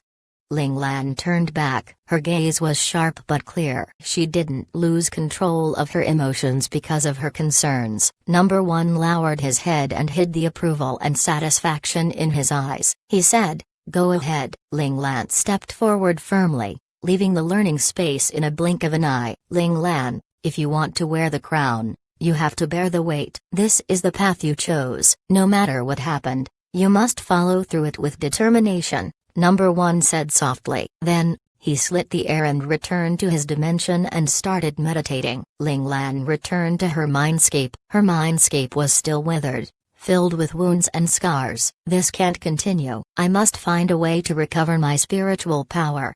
Ling Lan took a deep breath and sat down. Even though she knew that using her spiritual power to cultivate would bring her great pain, she still decided to do it. Once she activated her spiritual power, her head started hurting, as though someone used a hammer to knock her. The pain that came from the depth of her mind so she could fall unconscious to rid of it if she desperately wanted to. However, that was impossible for the determined Ling Lan. Ling Lan gritted her teeth and resisted the terrifying pain. She forced herself to congregate a thin wisp of spiritual power. Luckily, Ling Lan had already tormented herself for 2 lifetimes, so she had a high tolerance for pain. Anyone else would have fainted from the pain and failed. Ling Lan controlled the wisp of spiritual power that was about to disperse. She used the divine command sex method of cultivating spiritual power to regenerate her spiritual power slowly. She did it again and again. Every time she used the method, the pain each time would get stronger. She gritted her pearly white teeth so forcefully that cracking sounds could be heard from her mouth. Her mouth was filled with the taste of blood. Ling Lan couldn't care less about all these. She fully focused on forcing herself to remain conscious and not lose to the excruciating pain. 1 hour passed. 2 hours passed. Ling Lan's perseverance finally succeeded. Spiritual fountains started appearing in her withered mindscape. It slowly nourished the dry ground. As the amount of water kept increasing, Ling Lan's face, which had a hideous expression due to the pain, turned calm again. She passed the most difficult obstacle. Ling Lan slowly opened her eyes and let out a satisfied smile. If her father, Ziyi, Little 4, Little Blossom, and all her other friends weren't waiting for her to save them, she might not have been so harsh on herself. As expected, humans needed to be forced. However, Ling Lan remembered Number 1's warning. Haste will not bring success. And the cultivation of spiritual power was the same. She must relax when she needs to. Ling Lan decided to pause her cultivation for the time being and return to the Rainbow Palace to take a look at what had happened during these few days. Ling Lan opened her eyes. Little White, who had been guarding her all these while, shouted happily when it saw her opening her eyes. It knew that its master was cultivating, but the memory of what happened a few days ago still frightened it. It was afraid that its master would lose consciousness for many days again. Ling Lan smiled as she hugged Little White. She didn't mind how messy and dirty its fur was. She still rubbed it forcefully. Then, the ground of the swamp opened again. Ling Lan slowly walked out of the hole. The swamp was still the reed field. It looked like nothing huge had happened. Ling Lan floated in midair and disappeared the next second. When she returned to the Rainbow Palace, she saw the servants guarding outside her room. They were elated to see her. Lord Zhen, Guardian Ji and Guardian Yu have important things to report to you. Oh? Ling Lan raised her eyebrows. She sent these two people out to deal with the matters in Lord Zhen's territory, so they would take at least 10 days to finish touring the territories. Why were they back so early? Okay, ask them to wait for me in the main hall, Ling Lan ordered. No matter what happened, she would meet them first. Yes, Lord Zhen. The servants left respectfully and called for Ji Ming and Yu Shangfei to enter the palace. Ling Lan tidied herself casually and placed the red gown the servant prepared for her over her shoulders. Just before going to the main hall, Ling Lan thought of something. She asked Little White, who was washing itself too. Little White, how many days has it been since I entered the swamp for cultivation? Little White counted with its tentacles before replying. 7 days. Master. 7 days had passed by unknowingly. That meant Ji Ming and Yu Shangfei weren't very early. Ling Lan shifted her body and appeared in the main hall. She flicked her red gown slightly and floated down from the sky before landing stably on her ice throne. The combination of her cold and handsome face and the dazzling and vibrant red gown made her look enchanting and beautiful, even when her hair was short and black. Yu Shangfei and Ji Ming, who were waiting in the main hall, were shocked. This was the first time they saw Ling Lan's face clearly, but they were only able to take one look at her. The next second, when they looked at Ling Lan again, they couldn't see her face clearly anymore. However, that one look was enough to make a lasting impression in their minds. They controlled their astonishment and paid their respects. Lord Zhen, what's the matter?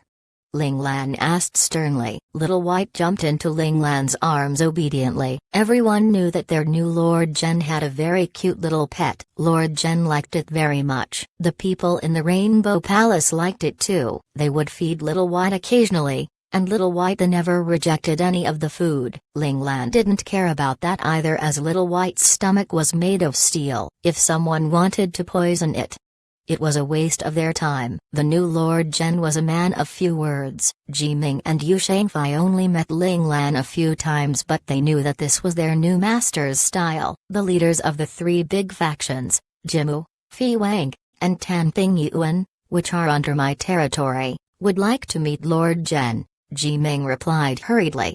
Why?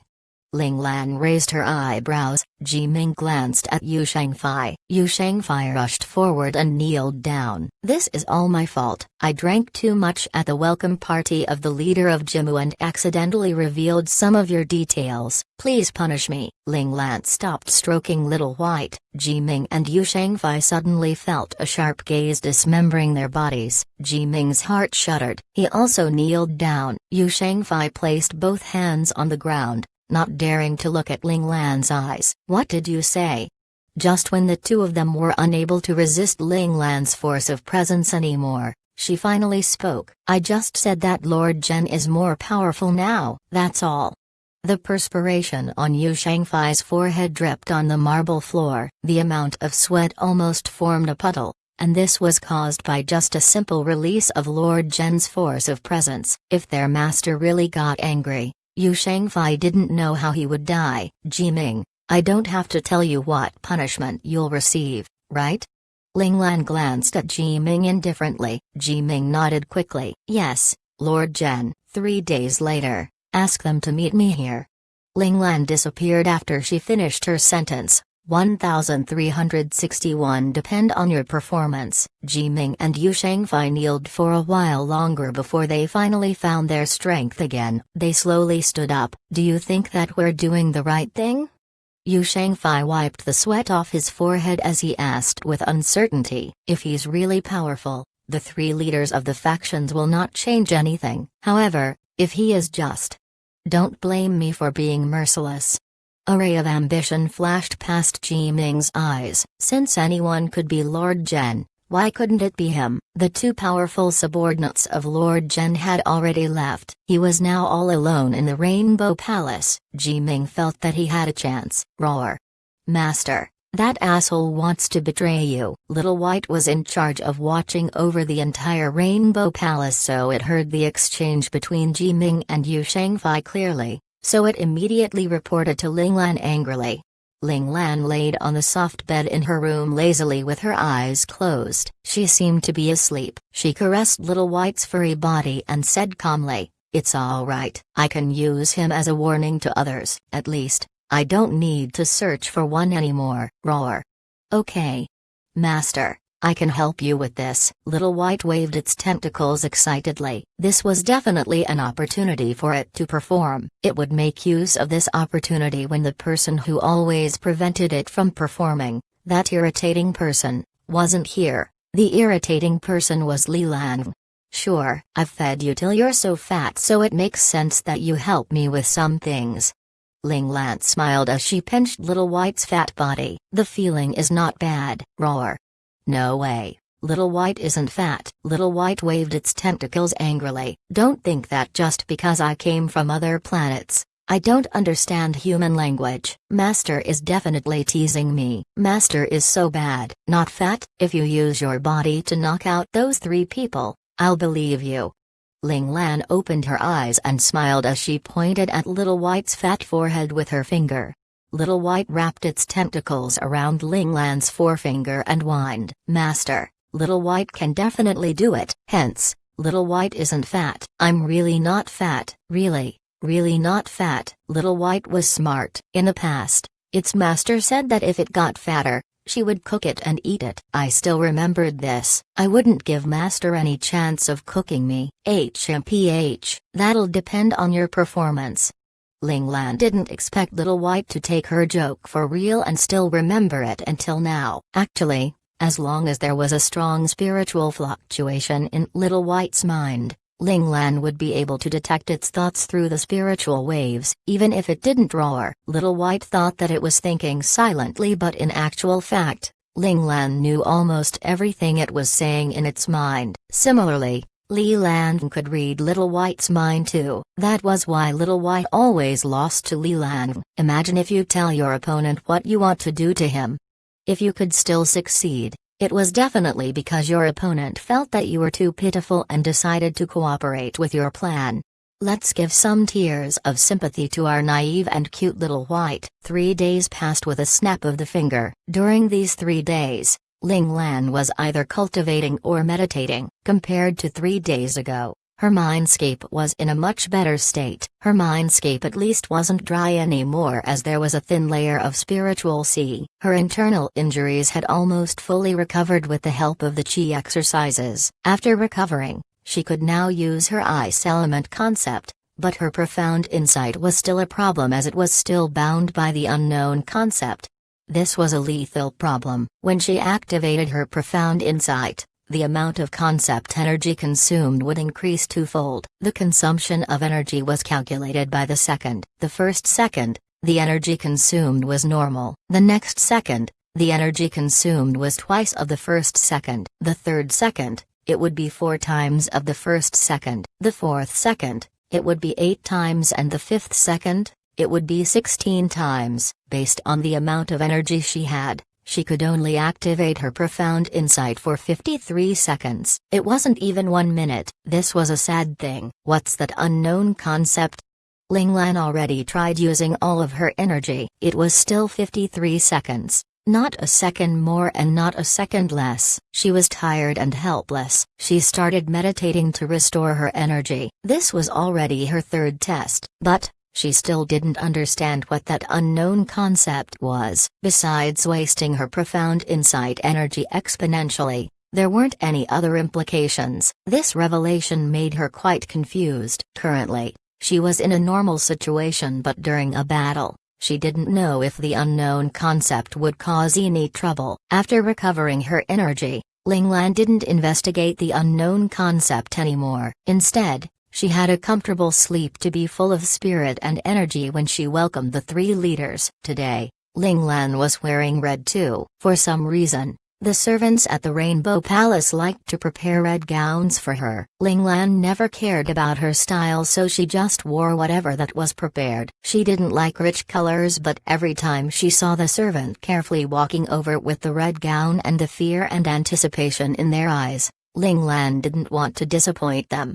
Besides the color, these gowns were really comfortable to wear. They were well fitted too. Ling Lan really respected those servants. They only served her occasionally and never touched her body, but they were able to get the right proportions just by looking at her. They were quite impressive. Ling Lan admired such workmanship, so she respected them a lot. At this moment, Ling Lan sensed something in the main hall. She moved instantly and appeared on her ice throne in the main hall in an instant. The main hall wasn't as dark and gloomy as it was in the past, but it was very cold, so cold that a normal person would the instant they walked in. To prevent the weaker servants from getting hurt, Ling Lan restricted them from entering the main hall. Anyone who entered the main hall was required to have a certain amount of strength. This rule, in the future, would serve as a guide in measuring the strength of the people in the lawless lands. It would become a legend. Of course, that was in the future. We shall not talk about it now. The main hall was so cold the temperature should be around 0 Kelvin. Hence, by right, besides some unique flowers and plants, nothing could survive here. Yet, strangely, in the 2 rows of flower beds at the side of the main hall, there was a plant that looked like the zephyr lily, which looked like an ordinary green plant. No one knew what plant this was because Lord Zhen had planted them personally. They started sprouting in 2 days, and after another day, they flourished. The pale main hall appeared lively because of them. 1362. Bottom line. The leaders of Jimu, Fi Wang, and Tan Pingyuan walked into the main hall with scrutinizing gazes. The reason for their sudden visit was because they had heard rumors doubting the strength of the new Lord Zhen. To validate their newfound doubts towards the new Lord Zhen, they asked for a meeting indirectly so that they could test him personally. And, thinking about it now, what Guardian Yu said might not be a slip of the tongue. He might have intentionally revealed the information to them. The 3 leaders were all smart people, since they could convince the previous Lord Zhen to allow them to develop in his territory. After sorting their thoughts, they knew that they were used by Yu Shangfei and Ji Ming. The 3 of them exchanged glances with one another. They had already made a secret agreement prior to this meeting, but everyone had their own ideas on how this meeting would end. Who was this new Lord Zhen? They decided to wait and see. Right at this moment, a man in a red gown suddenly appeared on the ice throne above them. While staring them down, he sat down on the throne slowly. Based on the amount of grace and impressiveness the man had, the 3 leaders instantly knew that he must be the new Lord Zhen. The 3 leaders lowered their heads and performed a deep bow. Lord Zhen. Ling Lan stared at Ji Ming, who led them in, coldly. Seeing the ice-cold stare, Ji Ming knew he needed to speak up, so he hurriedly took a step forward and introduced the leaders from the left to the right. Lord Zhen, they are the leaders of Jimu, Fi Wang, and Dan Pingyuan, Huo Yan, Lu Jiachi, and Xiang Tenian. So, you want to meet me? Well, that's a coincidence, because I also wanted to meet the faction leaders in my territory, Ling Lan replied calmly. The 3 leaders didn't dare to reply to Ling Lan as they were not clear on what the new Lord Zhen was trying to suggest with his words. Was he trying to give them an opening gambit, or was he still intending to maintain a good relationship with them? This is my territory. Besides my men, anyone not under my reign shall exist. Ling Lan wasn't interested in chatting with them, so she just dropped the huge announcement. The respectful expressions on the 3 leaders dropped. Only Ji Ming lowered his head as he gave a knowing smile. You are left with 2 choices. 1. Move out of my territory. 2. Join my Rainbow Palace. Ling Lan gave them no room for negotiation. As this land would be her future headquarters, she wasn't interested in sharing her territory. She wasn't the Ling Lan who was passive until someone touched her bottom line. Now, she wanted to become a king, and to become one, she mustn't make any concession. Lord Zhen, We already made an agreement with the previous Lord Gen. Even if he isn't around now, you can't just overturn the pact we made in the past, Lu Jiaqi replied agitatedly. He couldn't control himself anymore. Ling Lan slightly lifted the corners of her lips, looking as if she was sneering at how easy it was to agitate them. He is he, I am me. If you're not happy with me, I can help you go look for him, Lu Jiaqi replied furiously. Sure. I want to see the previous Lord Gen. Hearing his outburst, Ling Lan just smiled mysteriously at him. The mysterious smile made Lu Jiaqi feel like a bucket of cold water was poured over his head. After realizing what he said, he shivered and regained his senses immediately. Do you really want to meet him? Ling Lan raised her eyebrows and asked. Lu Jiaqi opened his mouth. However, he couldn't squeeze the word yes out of his mouth. What a pity. The previous Lord Gen is very lonely in hell. Ling Lan crossed her legs and petted Little White, which was lying on her legs. The tone she used sounded regretful. The moment she said this, the three leaders looked at Ling Lan with fear. They thought that the previous Lord Gen had just retired and handed over his crown to the new Lord Gen. That was why they were indignant when they heard that the new Lord Gen wanted to end their agreement. However, now, they knew that this wasn't a peaceful succession. The new Lord Gen killed the previous Lord Gen brutally and got the position that way. But, why didn't the other 12 lords sound any complaints? The same question appeared in the minds of all the three leaders. They had stayed in Lord Gen's territory for a long time, so they knew the 13 lords had a relatively good relationship with each other, even though on the surface they were constantly trying to beat each other. Other than that, they felt fear because they could feel the malice this new Lord Gen had towards them. When he said that sentence just now, they really felt a flash of killing intent from Lord Gen. The three of them started becoming more vigilant as they were not aware how far this new Lord Gen would go to enforce his reign. Huo Yan's right hand, which was hidden in his sleeve, secretly held on a black round pearl. My patience is limited. Tell me, what do you choose? Ling Lan noticed that the three people had calmed down, so she continued pressing them for answers. The faster she took care of this, the earlier she could go back and cultivate. The fate of many people rested on her shoulder. Whether Little Four, Little Blossom, her father, and Ziyi could wake up or not depended on her concept energy and her spiritual power, so the thing she lacked most was time. If her self-control wasn't strong enough, she might have indulged in cultivation and never come out. Lord Gen, are you forcing us to leave? Huo Yan asked in a pained tone. They had been developing in Lord Gen's territory their entire life. All their men and power were here. To build themselves until this point, he had put in an entire lifetime of effort. If they really left, they would have to start from zero again. But they were already too old to start from zero. They didn't have the spirit or the courage to start all over again. You can take it that way, Ling Lan replied calmly. Lord Gen, you are the lord here, but you mustn't force someone into a hopeless position. Xiang Tenian clenched his fist. The veins on his forehead were almost exploding. He really hated Ling Lan's ruthless methods, just like the other two leaders. I've already given you two choices. No matter which one you choose, your lives will be spared, Ling Lan said indifferently. She didn't directly order to kill them. This was the bottom line she guarded. Ling Lan didn't forget the wall painting she saw when she passed her mission in the learning space. She didn't choose to go on the cold and heartless Sovereign Dao in the past. Now, she wouldn't choose it either. We will not choose any of the options. The three leaders looked at one another before replying simultaneously. In the past, they bore with the suppression of the previous Lord Gen before managing to gain the opportunity to develop their faction. They didn't rely on their tongue to get this opportunity. The previous Lord Gen didn't allow them to develop in his territory because he felt kind either. They got the chance because they had an item that could threaten the previous Lord Gen. Huo Yan suddenly opened his palm, revealing the black round pearl in his hand. Lord Gen, don't force us to use this, Huo Yan said calmly. Ling Lan frowned slightly. What was this round black pearl? Why didn't she recognize it? She didn't have any relevant information in her memory. Was he making an empty show of strength, or was it really a threat to her? Ling Lan narrowed her eyes. She touched Little White's soft fur with her right hand while looking as though she was considering something. Chapter 1363 Thunderbolt Sphere. While the leaders of the three factions were speaking with Ling Lan,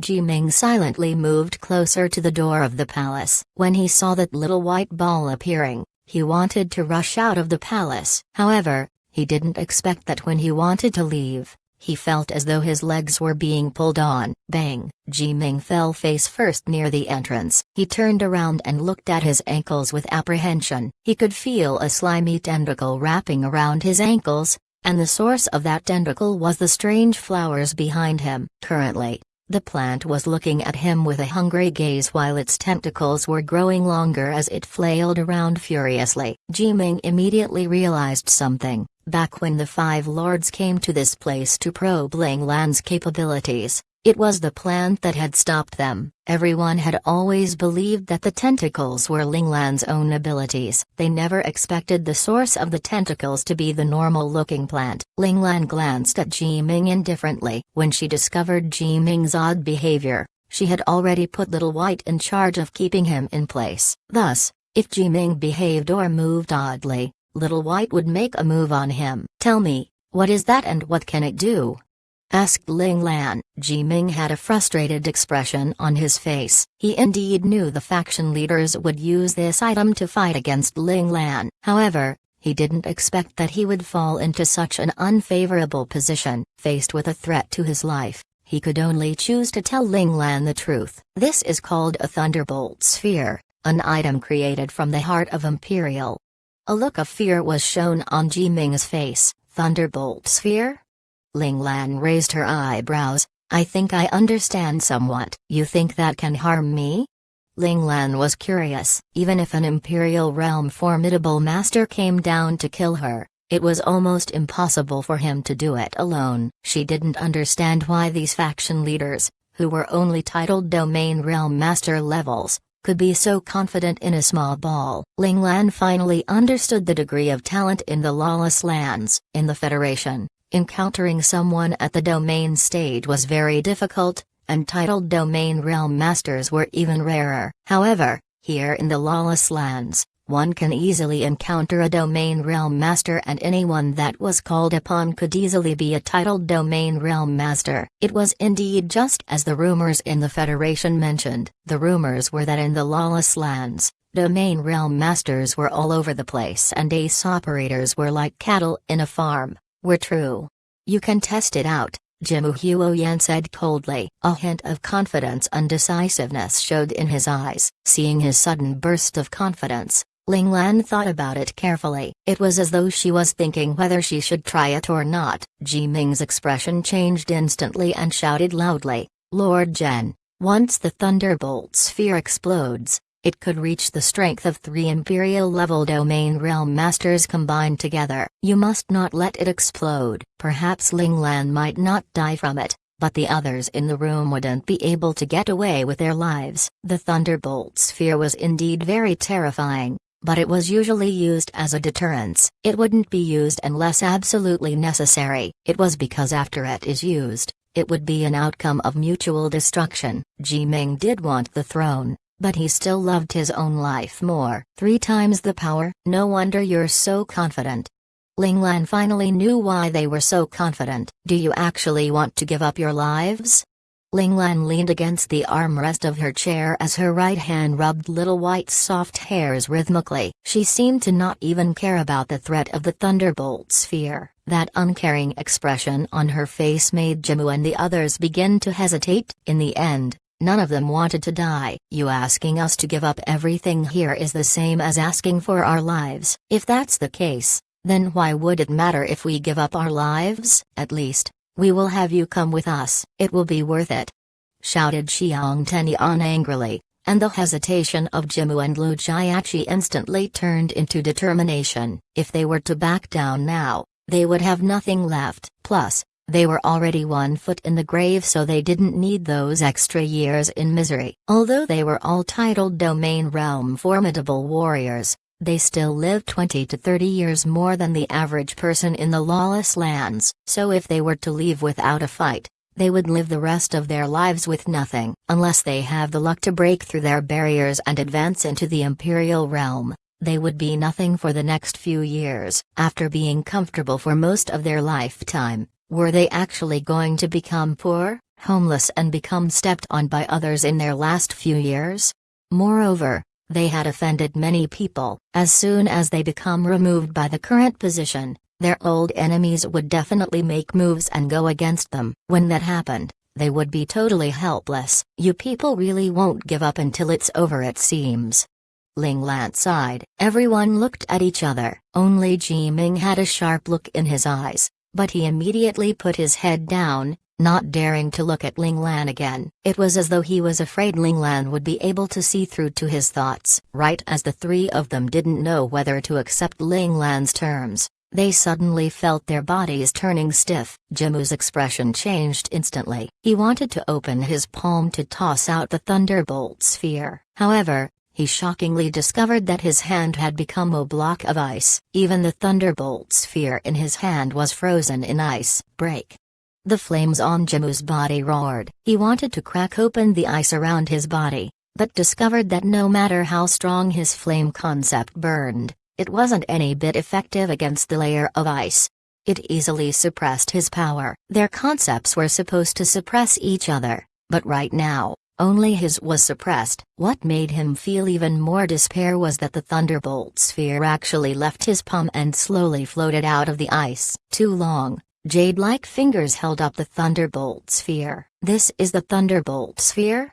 Ling Lan felt the energy within it and was dumbfounded for a moment. Explode! Another angry voice echoed in the room. Xiang Tenian, who was originally encased in ice, actually moved. Another thunderbolt sphere flew towards Ling Lan. Right as Ling Lan was about to use her ice element concept to freeze the thunderbolt sphere, it exploded right after leaving Xiang Tenian's hand. Ah! Xiang Tenian was instantly sent flying by the explosion's energy. He smashed onto the wall of the palace before falling limply to the ground. Not long after, a puddle of blood painted the ground red. Xiang Tenian was covered in blood. The right hand he tossed the black sphere with instantly turned to dust, leaving him with a broken arm. Of course, the explosive energy did not only send Xiang Tenian flying, the others were also sent flying backwards. Jimu and Lu Jiachi were somewhat protected because they were frozen by Ling Lan. Although the layer of ice turned to dust after the explosion, the two of them were more or less still intact. They smashed to the ground and fell unconscious as blood continuously poured out of their mouths. If they couldn't receive any medical attention soon, they probably wouldn't be able to live for long. After seeing Xiang Tenian toss out another thunderbolt sphere, Ji Ming activated his domain to protect himself, so his condition was much better than Jimu and Lu Jiachi,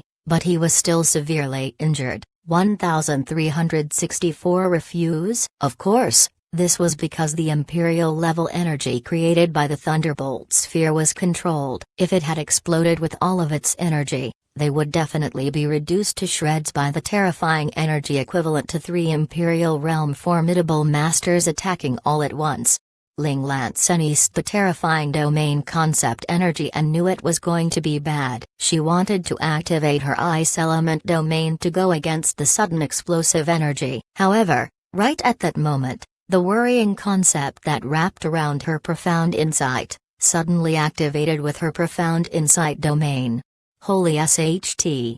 Ling Lan couldn't help but swear out loud. This power that she had no control over was too damn familiar. Ling Lan remembered when she was in the learning space studying, the instructors loved using this method to pull her back into their dimensions to train without asking whether she wanted to or not. Despite Ling Lan knowing that this uncontrollable energy had nothing to do with the instructors, she still automatically thought of her loving yet annoying instructors. The instructors, who were busy cleaning up the learning space, all simultaneously rubbed their ears and felt hot. It was odd. Why did their ears suddenly become so hot? Did number 1 forget to turn on the AC? Although they were a bit disgruntled, they remembered number 1's stone-cold face and stopped themselves from doing anything stupid. The only one who was brave enough to find number 1. Oh no, she didn't sense anything. It was because when Ling Lan thought of the instructors, She didn't exist in that list. Ling Lan couldn't activate the ice element domain she wanted to use and could only accept using the profound insight domain that could only hold for 53 seconds. Disintegrate. Ling Lan only hoped that the disintegration power of her profound insight would be able to neutralize the force of 3 Imperial Realm formidable warriors combined. Disintegration can reduce the power of any concept, and it was indeed the best method of dealing with this situation. If it didn't last for only 53 seconds, Ling Lan would have definitely used it from the beginning. However, 53 seconds were definitely not enough to completely disintegrate such a large explosion. Ling Lan even suspected that it could only disintegrate a small portion of the energy before running out of juice. She should think how to use the ice element to follow up her profound insight. Ling Lan prepared herself for the worst outcome. There would definitely be flaws during the switch which would cause great harm to her. She only hoped that her body would be able to handle the shock when she switched between the 2 domains. Even if she would be injured, there at least would be any life-threatening injuries. It should be known that she didn't have any Nuwa agent on her at that moment. However, something unexpected happened. Just like before, when Ling Lan wanted to activate her ice element domain, the unknown concept overruled her control and activated her profound insight instead. This time it was the same as before. When Ling Lan wanted to use her disintegration technique, the unknown concept overruled her control once again. It cooperated with the profound insight domain to create a whole new technique. Ling Lan actually felt the explosive force suddenly losing its strength quickly. This wasn't the power of disintegration, but it was rather compressing these energies down. This behavior of her new technique gave Ling Lan a familiar feeling. As she was feeling the profound insight energy from her body depleting, she began to think why she felt so familiar with the new technique. Ling Lan began to scour through her memories. Finally, she remembered the time when she first obtained her profound insight domain. When she was choosing a technique, there were 2 different choices. Back then she had chosen disintegration. The rejection power she had given up on seemed to have this type of power. Could it be this was what was meant by rejection? No. Ling Lan felt it was somewhat different. It came from an unknown concept. It seemed this new technique had an unknown connection with the mystery concept. As time passed, the literal bomb in the palace was slowly being compressed. Seeing the explosive energy being compressed into a large ball, Ling Lan didn't plan on letting up just yet. If she were to let the energy explode now, wouldn't all that she had been through be for nothing? Compressing energy wasn't an easy task, especially when it was about compressing the energy of 3 Imperial-level formidable warriors. Despite the profound insight being the main component and the unknown concept helping it, each second of the compression would cause a backlash towards Ling Lan's body and mind. Luckily, Ling Lan's endurance had already reached a godly state. If she were to deem herself as second in the world in terms of endurance, no one would definitely dare to proclaim themselves as number 1. Additionally, with Ling Lan's impressive spiritual power, she was able to endure it all while still conscious. The 50 seconds that she had endured didn't seem long. However, compressing the concept energy for 50 seconds was comparable to torturing both her mind and body for the same amount of time. Compress! Ling Lan shouted. She used the last of her profound insight energy, in addition to all of the spiritual power she could amass, to put them towards the large sphere in front of her.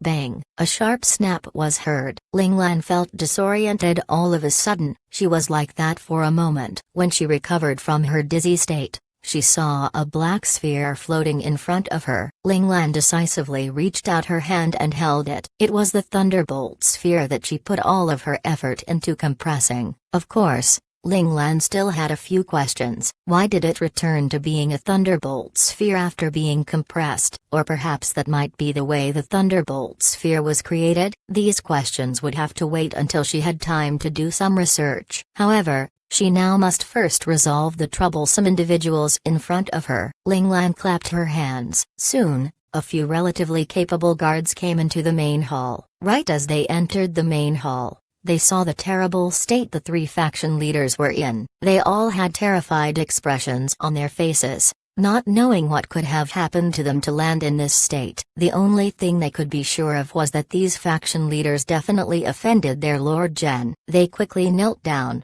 waiting for Ling Lan's orders. Take these three to the medical department. Doesn't matter how you treat them, just make sure they are alive in the end, Ling Lan said nonchalantly. Ling Lan really didn't care to save the three of them since they already decided to die when they thought about mutual destruction. However, seeing that they had made her discover her profound insight's path to its next evolution, Ling Lan gave them a chance to live because she was in a good mood. Of course, whether they can survive or not would have to depend on the ability of the medical department of the Rainbow Palace. If they didn't have any way of bringing them back alive, what awaited these three was still going to be death. The guards quickly took the three to the medical department. When they turned around to leave, they remembered that they didn't feel cold inside the main hall. In the past, however, they would shudder from the cold if they even got close to the door of the main hall. Not to mention being inside. 1365 convince me. After dealing with those three individuals,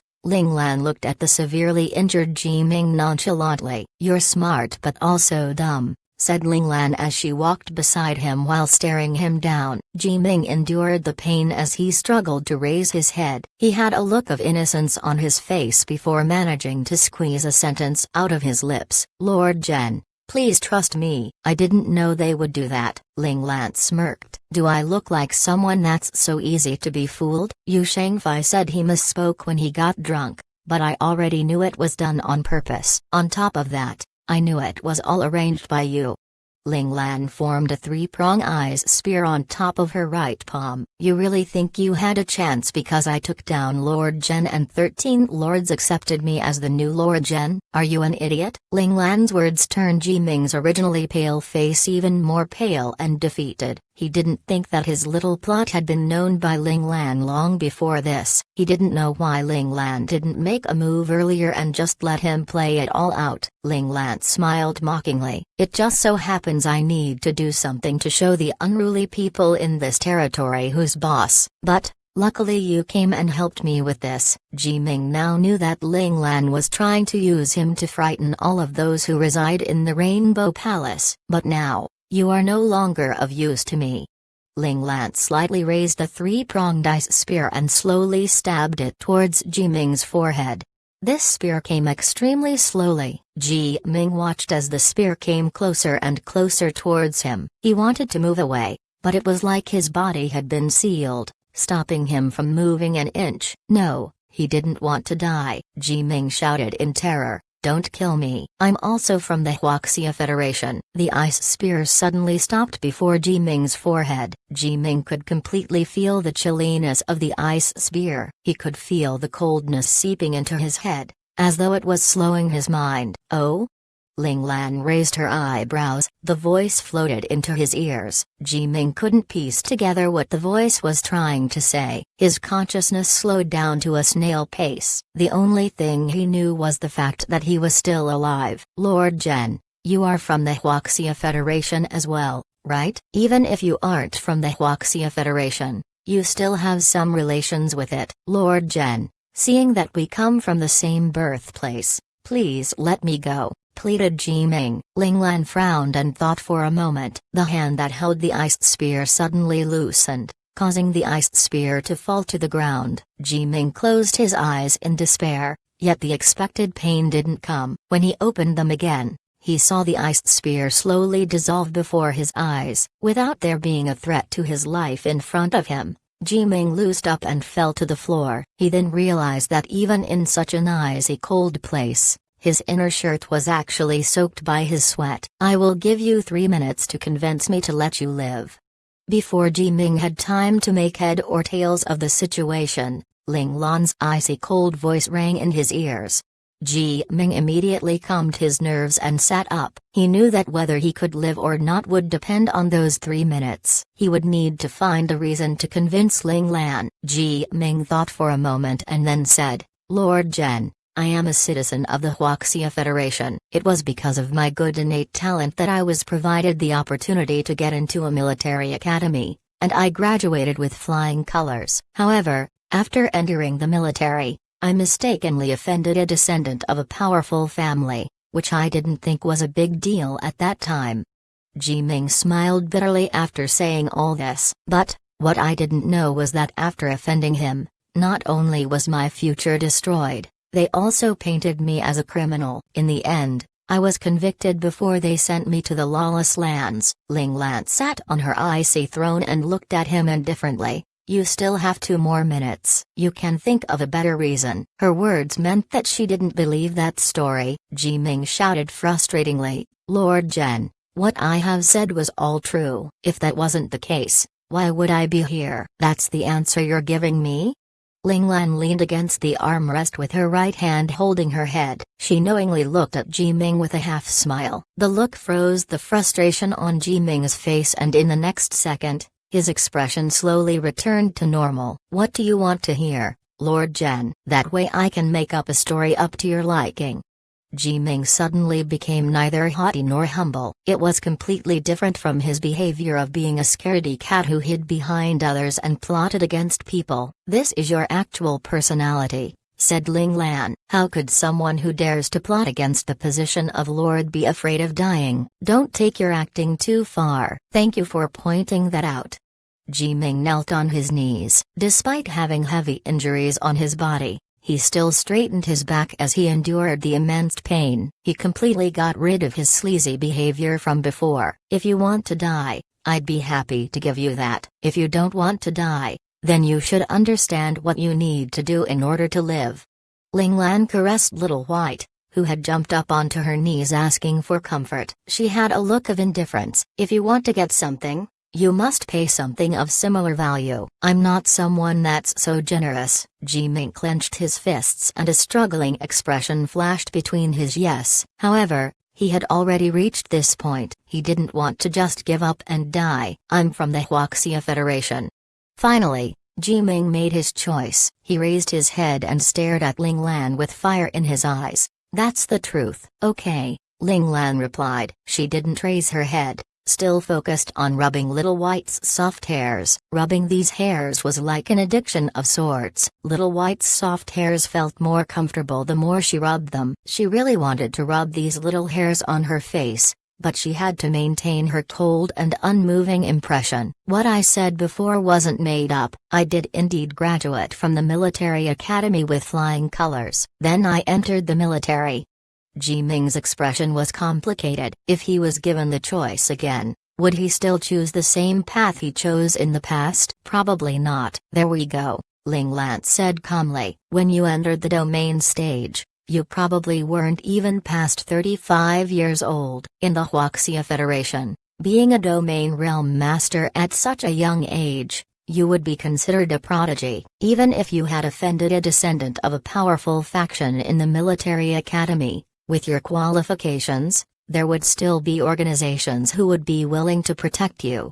Jiming's eyes brightened. The hesitation he had originally instantly disappeared. He nodded and said, yes. Although I had some problems with a descendant of a powerful family, there were still organizations who protected me. After entering the military, my development was smooth. I became an ace operator, domain realm master and team leader of a certain ace mecha clan. After saying all that, Jiming had a look of pride in his eyes. This was the achievement he acquired on his own. The position he held was 100% acquired through his own abilities. 1366 Plan of Sacrifice. You would have had a great future if you stayed in the Federation. So, why did you come here? Asked Ling Lan. Humans are all in nature greedy, and would almost always give in to their desires. Even if I was doing well in the military, I could only be promoted to a lieutenant colonel, while he had already been assigned as a commander of a regiment and been promoted to senior colonel through his family's connections. Jiming smiled sarcastically. Isn't it funny? The achievements I was proud of were nothing in the face of a powerful background, especially when his military rank was higher than mine. My belief in the system cracked. With your personality, you would never do something like betraying your nation or committing a severe crime, as long as it wasn't too over the top. The organization you were with wouldn't give up on you that easily. Ling Lan guessed. Then there leaves one other possibility. You are unsatisfied. Unsatisfied where you are in life. You wanted to rise higher than that descendant just so that you could return all of the humiliation you received. After hearing that, Ji Ming's eyes narrowed to not show the surprise in his eyes. He didn't expect to have his personality totally be figured out after just meeting this new Lord Zhen 4 to 5 times. This prospect terrified him. This person in front of him was not only incredibly strong, just his intelligence, thought process and methods were already heaven-defying. Who could deal with such a terrifying individual? Am I wrong? Seeing Ji Ming be totally silent, Ling Lan raised her eyebrows and asked him, but her eyes were filled with confidence. That sentence awakened Ji Ming from his thoughts and immediately replied, Lord Zhen, your guess is spot on. He continued to smile bitterly. Back then, I was young, naive and proud. I always thought that as long as I dared to think it, I would be able to succeed. However, all that changed when my organization drew up a plan to invade the lawless lands. They called it the Plan of Sacrifice. Plan of Sacrifice. Ling Lan frowned. This name already had a bad vibe to it. It definitely wasn't anything good. Yes, Plan of Sacrifice. They would choose the most loyal soldiers of the Federation to give up their current statuses and train them into the most hardened criminals to enter the lawless lands. We would then use our own methods to infiltrate into the different factions to incite many turf wars, and thus depleting the strength of the lawless lands. What's worse is that we are not allowed to expose our identities even if it meant death.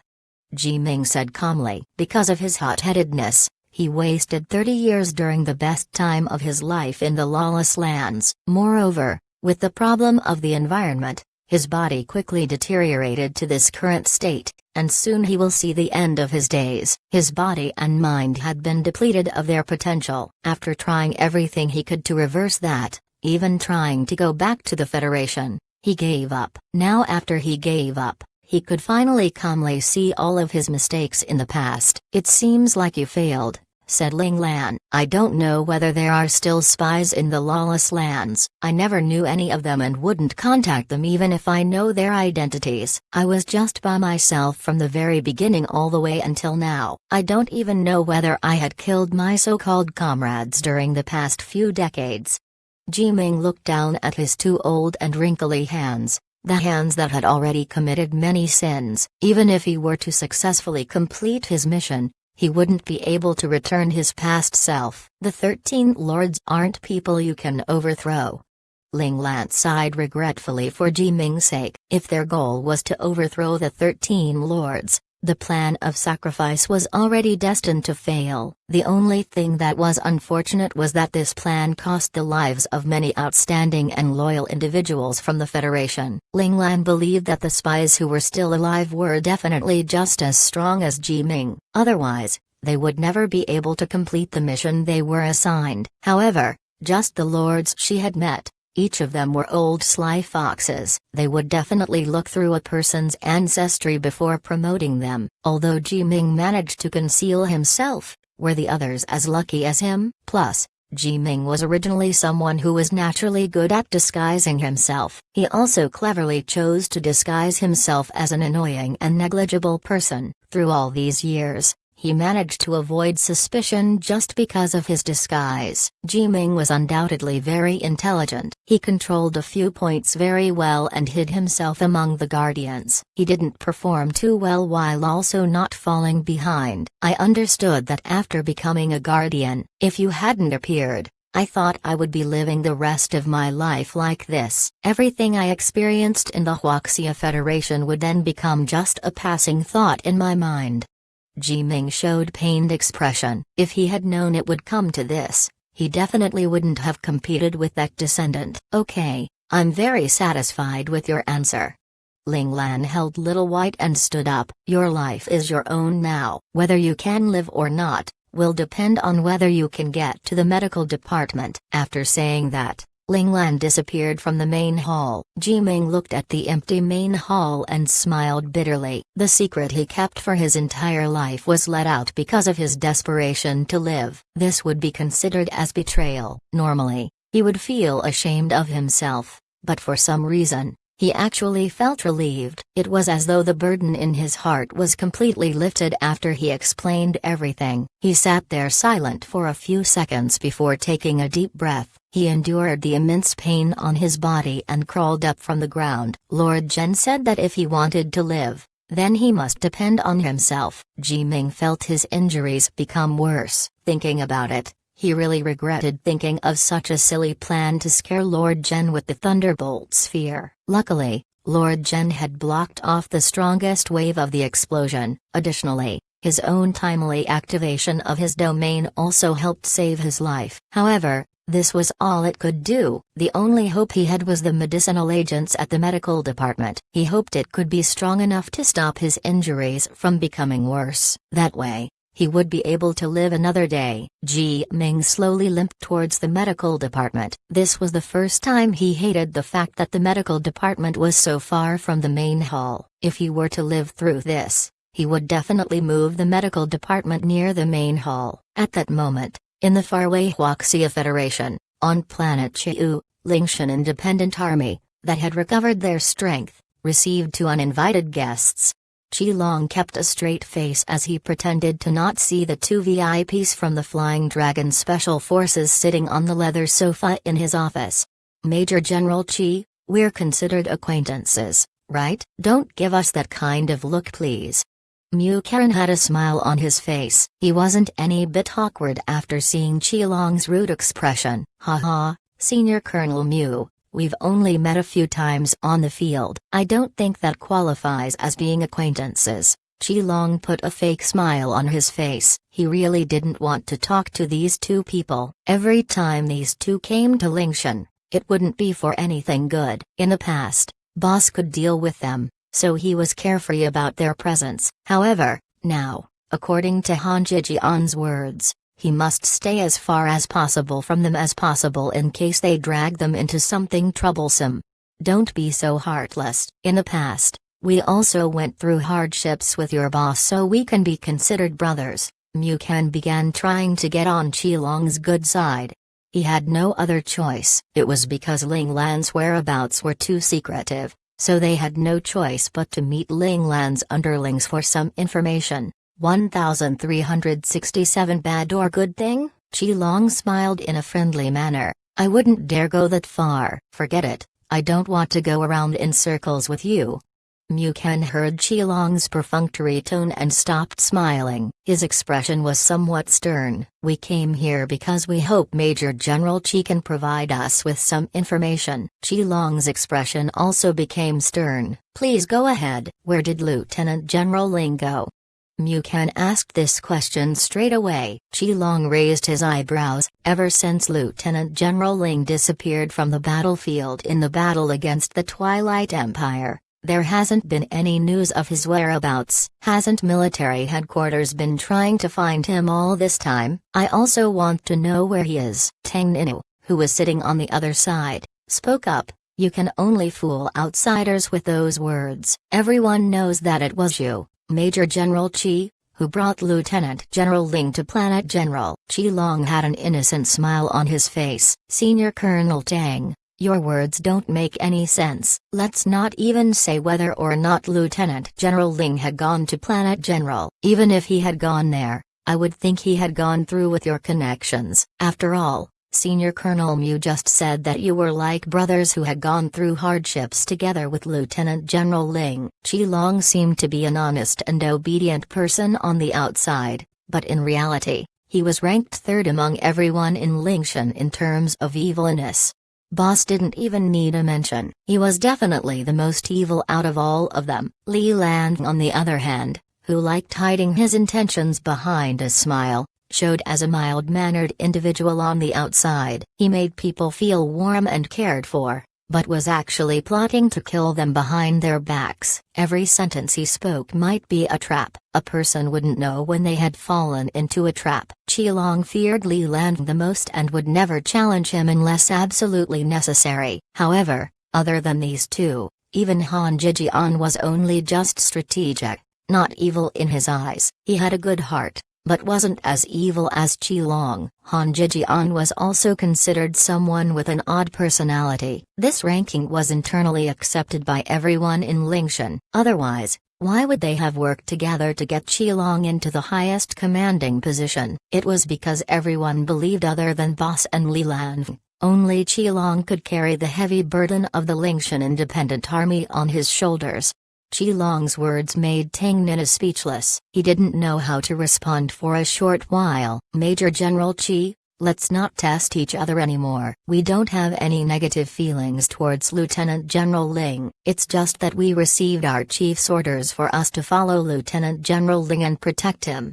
Mu Ken didn't want to waste any more of their time here and instantly told Qilong the reason they came here. Chief, General Ren from the Flying Dragon Special Forces? Asked Qilong in surprise. Yes, that's him.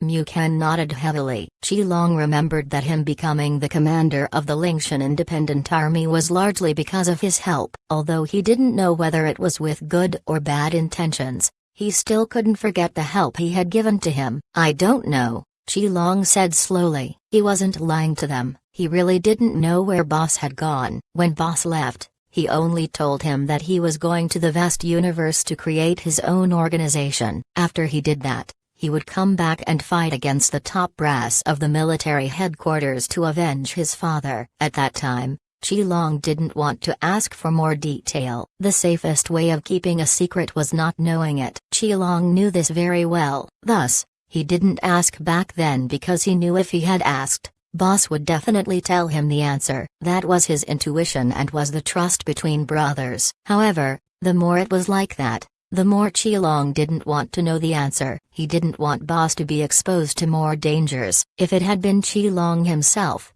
Boss wouldn't have wanted that either. Lieutenant General Ling didn't leave any information behind? Mu Ken's eyes showed that he was somewhat anxious. The universe. Qilong thought for a moment and then said this word. He knew only this word. As for whether they could find him or not would depend on their abilities. Why did Qilong choose to tell them? It was because his animal instinct told him that it would be better if he told them. Other than Boss, Qilong trusted his animal instinct the most. It was because Boss had said it was his strongest ability. Although there wasn't any reasoning behind it, the information his animal instinct innate talent gave him had always been the most suitable, relevant and correct. Qilong kept that in mind. Thus, when his animal instinct innate talent notified him, he would follow it to make the most suitable decision. Universe? Mu Ken's eyes brightened. He could now confirm that he definitely wasn't anywhere in the nation. The rest is up to you guys. I can't help you anymore. Qilong said plainly. Understood. Thank you for putting your trust in us, Major General Qi. Although Mu Ken felt it was odd that Qilong was so cooperative, they now had hope of finding Ling Lan. Mu Ken didn't want to waste any time here with Qilong, so he and Tang Nina said their goodbyes and left. After they had left, the door of the restroom on the side opened silently. Han Jijian walked out from there and frowned. Are they safe to deal with? I'm not sure, but they probably shouldn't be a problem. Qilong smiled. Oh, your innate talent? Han Jijian knew Qilong the best. After hearing Qilong say something like that, he understood what he meant. Yeah, I also have a feeling that something big will happen and it will be connected with these two. Qilong had a slight look of anxiousness on his face. The information his animal instinct had given him was too vague. He just knew that it wasn't going to be a bad thing. So perhaps it would be something good? Can you determine the rough time? Asked Han Jijian. If Qilong said something big was going to happen, then something big would definitely go down. No matter if it was good or bad, he must make proper preparations. Qilong rubbed his forehead and felt his thoughts for a moment. It should be within 3 days. 3 days quickly passed by. Inside the headquarters conference room of Lingshan's base, Qilong, Lin Zongqing, Luo Zhao, Han Xuaya, Li Jingong and He Kaiyang were discussing the progress of preparations done by the logistics department.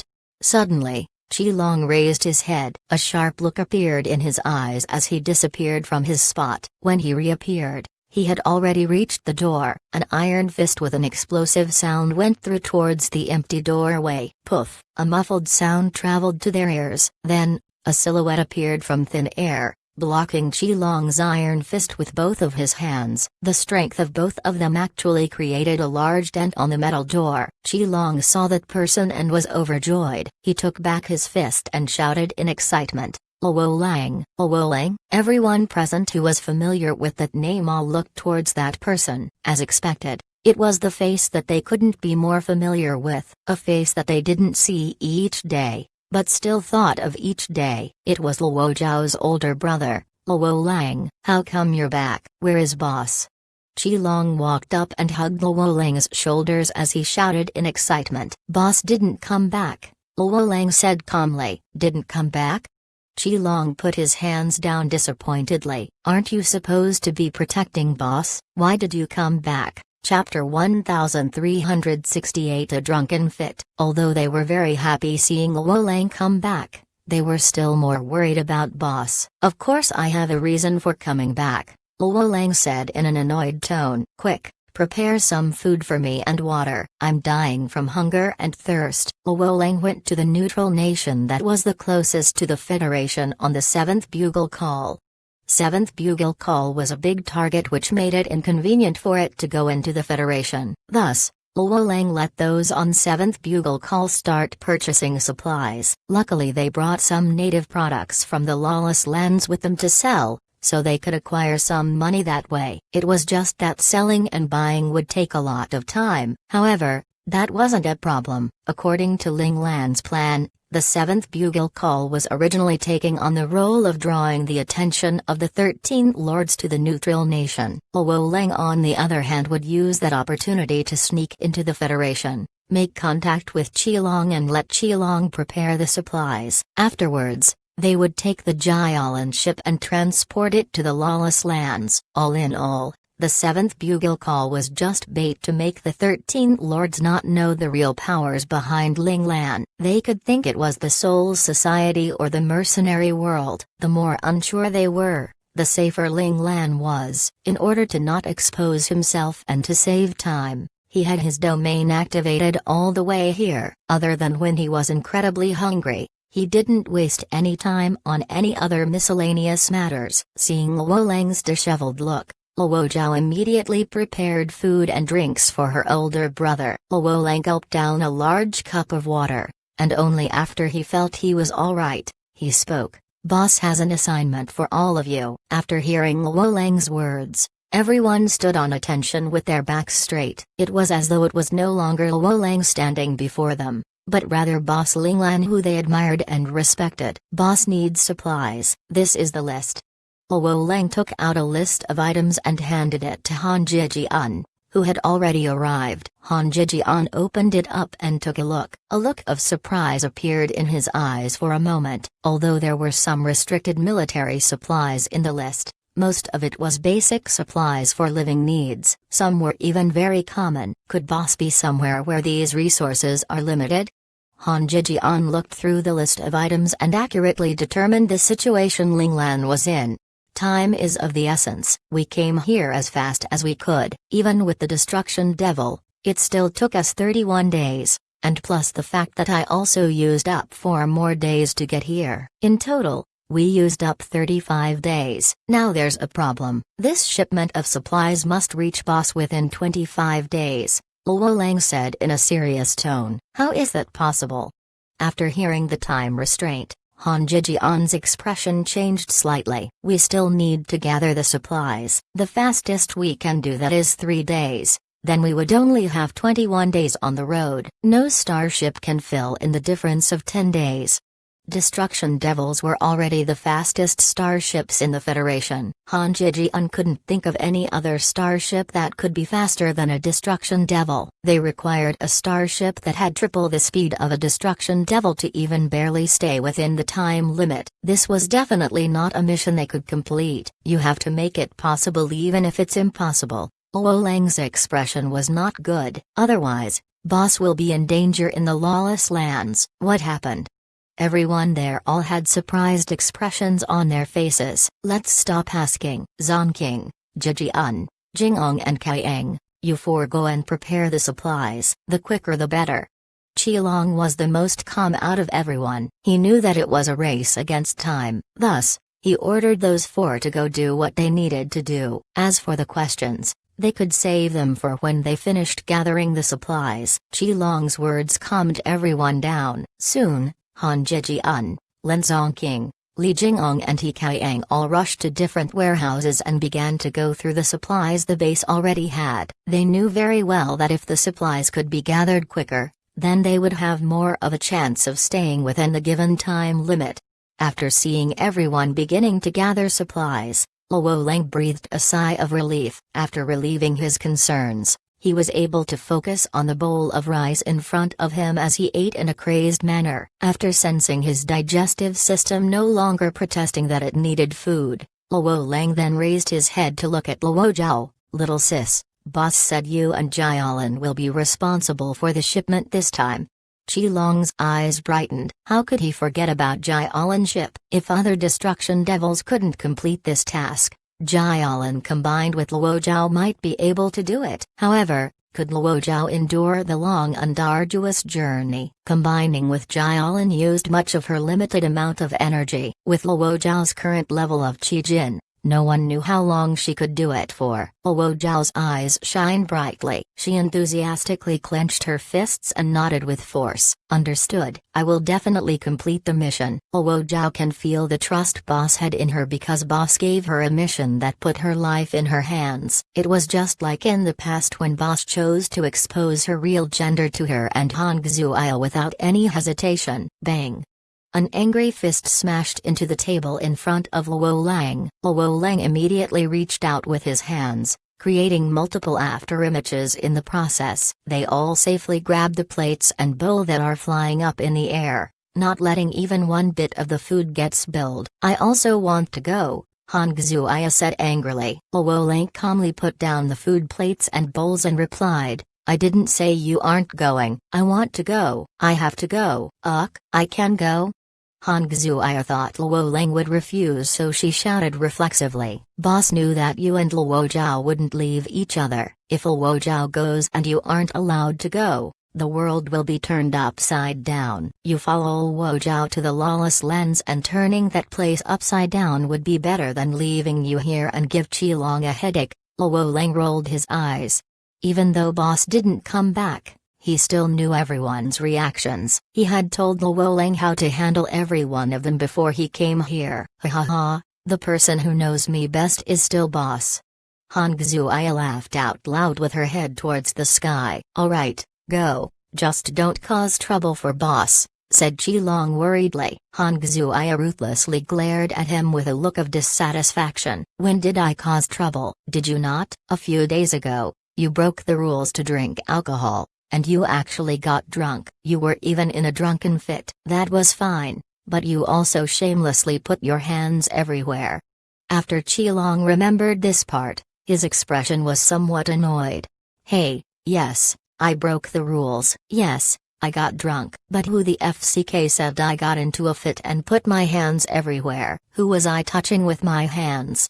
After hearing Qilong's words, Han Xuaya exploded with anger. In her memories, she slept like an angel. The next day when she woke up, she was wearing her pajamas and her uniform was folded near the front of her bed frame. This was enough to prove that she got drunk and went directly to sleep. She even remembered to change into her pajamas and fold her military uniform. "You put your hands on."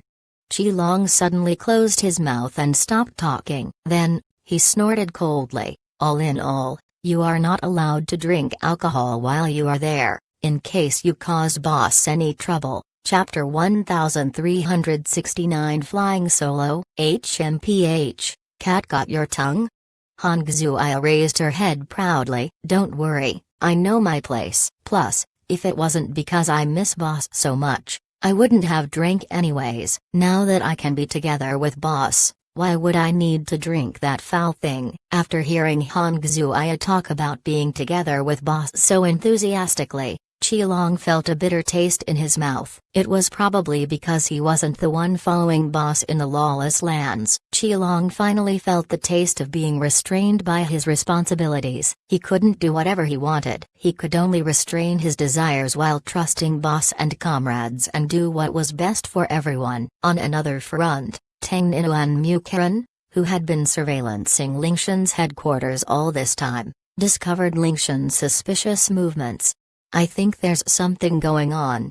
Tang Nina put down the infrared binoculars and turned towards Mu Qiren, who was laying down at the top of a hill. "That's definitely the case," Mu Qiren said confidently as he spat out the grass he was chewing in his mouth. "What do you think it could be?"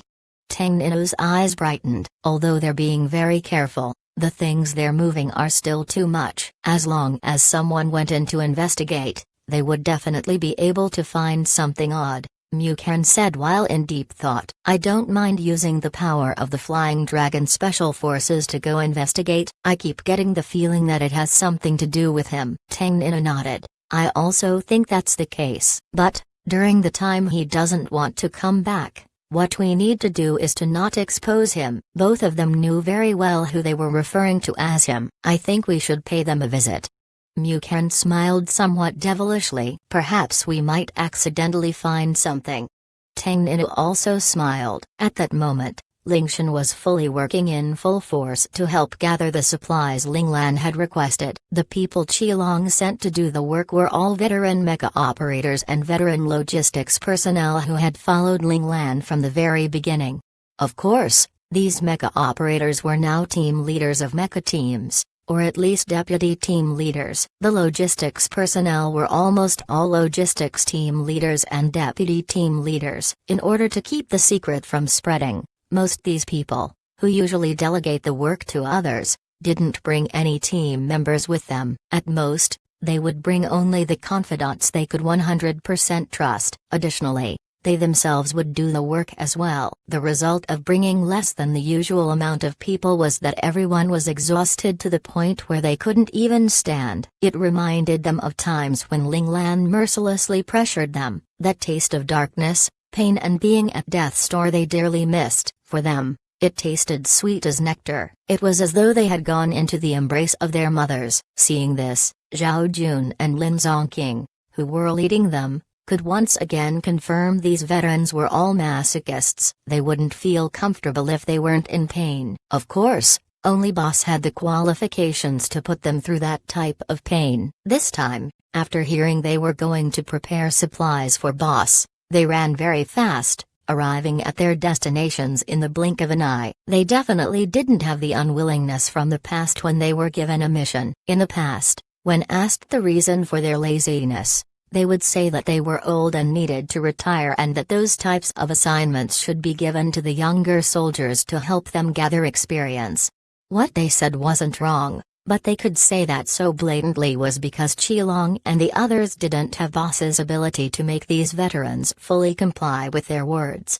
Of course, when it came to major matters, these veterans wouldn't drag Lingshan down. They would do what they needed to and also complete them with flying colors and perfectly. Qilong and the others knew the reason they were so cooperative and hardworking. It wasn't because of them, leaders only by title, but rather it was because of the commander they all admired, Linglan. In reality, they only acknowledged Linglan as the only commander of the Lingshan Independent Army. Qilong was a great representative, but that was it. If Qilong had even a single thought of changing the Lingshan Independent Army, those veterans would do things that would definitely hurt Qilong's feelings. However, Qilong indeed didn't have any thoughts of changing anything. Seeing the army working so well with boss, he admired boss's abilities even more. Even though boss left, Lingshan Independent Army was still boss's independent army. It would still develop in the path he had designed and not stray into a different one. Going at this speed, the most we can cut is 2 hours. Do we need to choose a few more trustworthy people to go and help transport and load the supplies? Han Jijian said worriedly. The number of people they could use were too small in numbers. As luck would have it, the supplies boss wanted were way too much. This time, the entire Jialan ship was filled up. In order to create more space, The soldiers going with Luo Zhao were cut to 2,000 from the original 5,000. If it wasn't for the fact that they were afraid of not having an ace mecha clan holding the fort and fighting off dangers, they would have taken out the entire mecha clan and made space for the supplies in the mecha hold.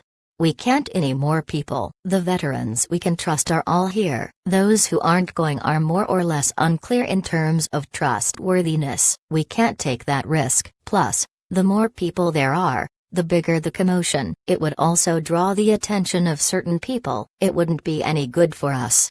Qi Long shook his head and overruled the idea. If that's the case, Luo Zhao will be under a lot of pressure. Han Zhejian was worried about their little sister. They will need to grow up sometime, Qi Long said calmly. Boss called Luo Zhao for this mission probably because he thinks she has the qualifications to fly solo now. You think so?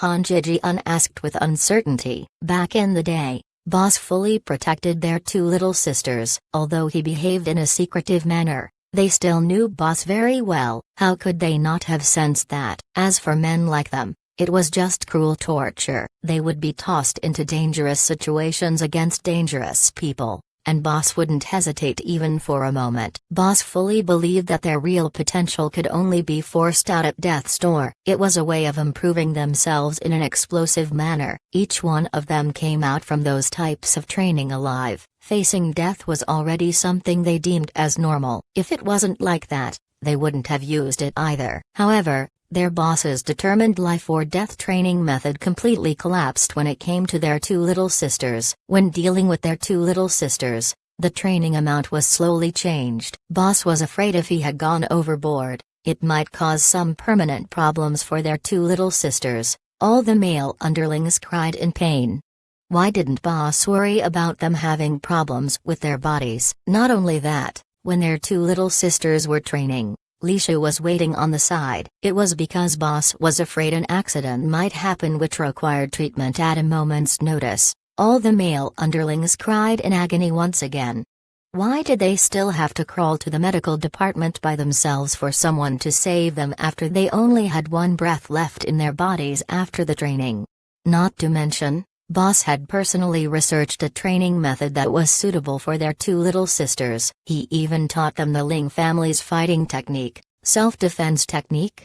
For females, this difference in treatment made these male underlings all look at their two little sisters with envious looks. Li Lan did not express his jealousness, but he would bite on his blankets at night. Chapter 1370. Going side by side. All in all, the difference in treatment allowed these male underlings to understand that they were just random spurts of mud on the ground in Linglan's eyes. Their two little sisters, however, were viewed as precious treasures in Boss's eyes. With that in mind, the fact that Boss would be willing to send their precious little sisters onto the front lines boggled Han Zhejian's mind.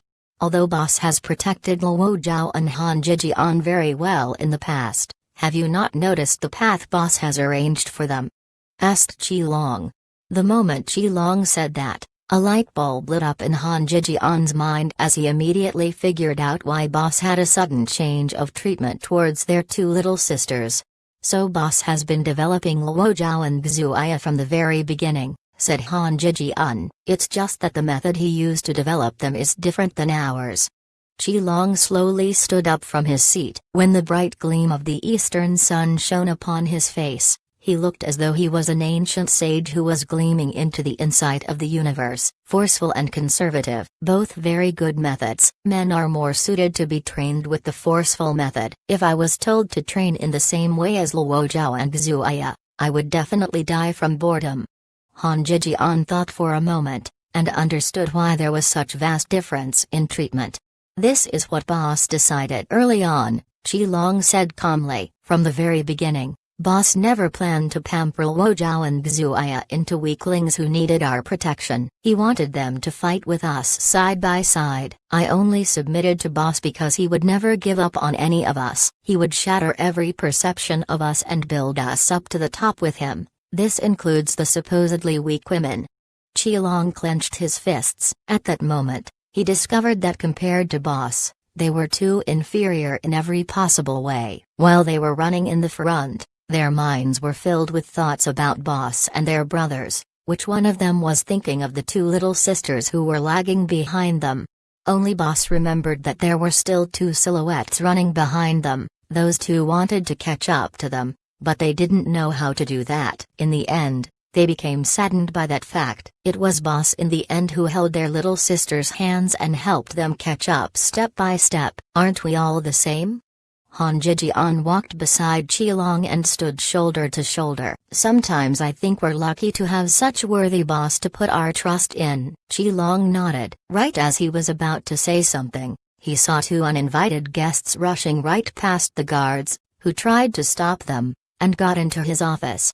Do you think Lingshan is part of the Flying Dragon Special Forces that you can come and go as you please? Qilong had a stern look on his face. When they were putting all their effort into preparing the supplies Boss needed, these two suddenly barged in here. This was definitely not a good sign. Tell us, where are you going with all those supplies? Mu Ken plopped down on the sofa with his leg propped up and got straight to the point. HMPH. Qilong suddenly had the urge to punch someone in the face. Why are you still here? Mu Ken opened his hand and said, well, it can't be helped. That one word you gave us didn't give much information, so we can only monitor you to acquire more useful information. Are you not afraid that we won't have any information?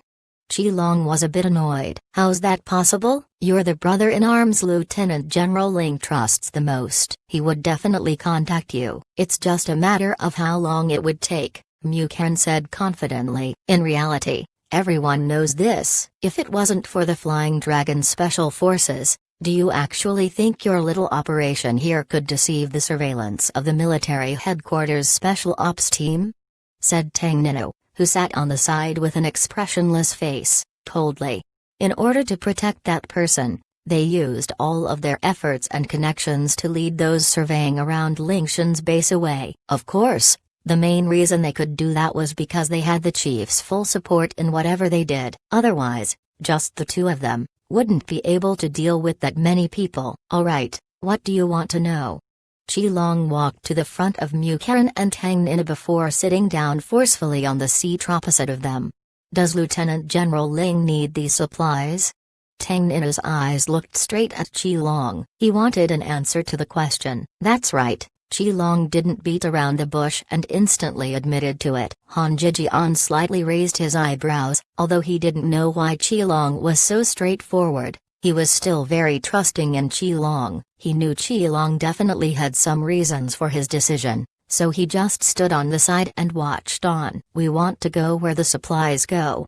Mu Ken leaned his body forward and placed one hand on the coffee table in front of them while he stared at Qilong right into his eyes. His eyes were filled with an unwillingness to be rejected. Hearing that, Qilong just crossed his arms as he smiled cheekily. Don't worry, the order we received is to protect, not anything else. Tang Nina also leaned forward with a serious look on his face. I believe that, but after I let you go, you will lose everything you have by going there. You won't have your name, your identity, and there is a chance you might not come back in this lifetime. Are you sure you want to go? Asked Qilong while laughing. When we took up this mission, we were already no longer part of the Flying Dragon Special Forces, Mu Ken said in a serious tone. The sudden statement shocked Qilong. It was as though the chief of the Flying Dragon Special Forces had predicted something like this would happen. Otherwise, he wouldn't have made such arrangements beforehand. Alright, after 2 hours, the supplies will be fully loaded and the starship will officially depart. Qilong didn't deliberately try to make it difficult for Tang Nina and Mu Ken, and just allowed them to go. That's great. Mu Ken excitedly clapped his hands. Suddenly, he raised his head and asked, why did you let us go this easily? I thought you would ask us to promise something before allowing us to go. Promise what? Qilong raised his eyebrows and asked, such as making us promise to obey Lieutenant General Ling's orders or to not do anything that could endanger Lieutenant General Ling, said Mu Ken. Hey. Laughed Qilong. You actually think you can threaten Boss with your meager strength? Plus, after getting to Boss and you still dare to defy him, then I can only say you've done living life. Qilong's words incited anger in Tang Nino. As a proud member of the Flying Dragon Special Forces, Tang Nino had a type of pride that Qilong didn't have. It was clear that Qilong was looking down on them. That was why he let go so easily. It was because Qilong was sure they definitely couldn't be a threat to Ling Lan. Don't be angry. I'm only speaking the truth. Despite how outstanding you are, compared to Boss, the difference is between night and day, Qilong said indifferently. Right as Tang Nino was about to stand up and refute what Qilong said, Mu Ken held him down. He smiled, but his eyes had a hint of coldness. He spoke to Qilong. I know Lieutenant General Ling is a one-in-a-million prodigy from the heavens, so those words can perhaps only be said by Lieutenant General Ling. You on the other hand aren't qualified. Chapter 1371 Departure. Hearing Mu Ken trying to put him down, Qilong just spoke in an indifferent tone, sure, whatever you say. In reality, you know better than anyone. If you could actually be somewhat troublesome for Boss, I would love to hear and see that. Qilong's attitude of looking down on them ignited the fury in Mu Ken and Tang Nina's heart. Right as they were about to explode, they heard Han Jijian speak to them from the other side of the room. Senior Colonels, are you not going to prepare anything? After all, there's nothing where you're going. Mu Ken's eyes narrowed. Really nothing? Han Jijian shook his head side to side. Piss poor. Understood. Thank you for the reminder.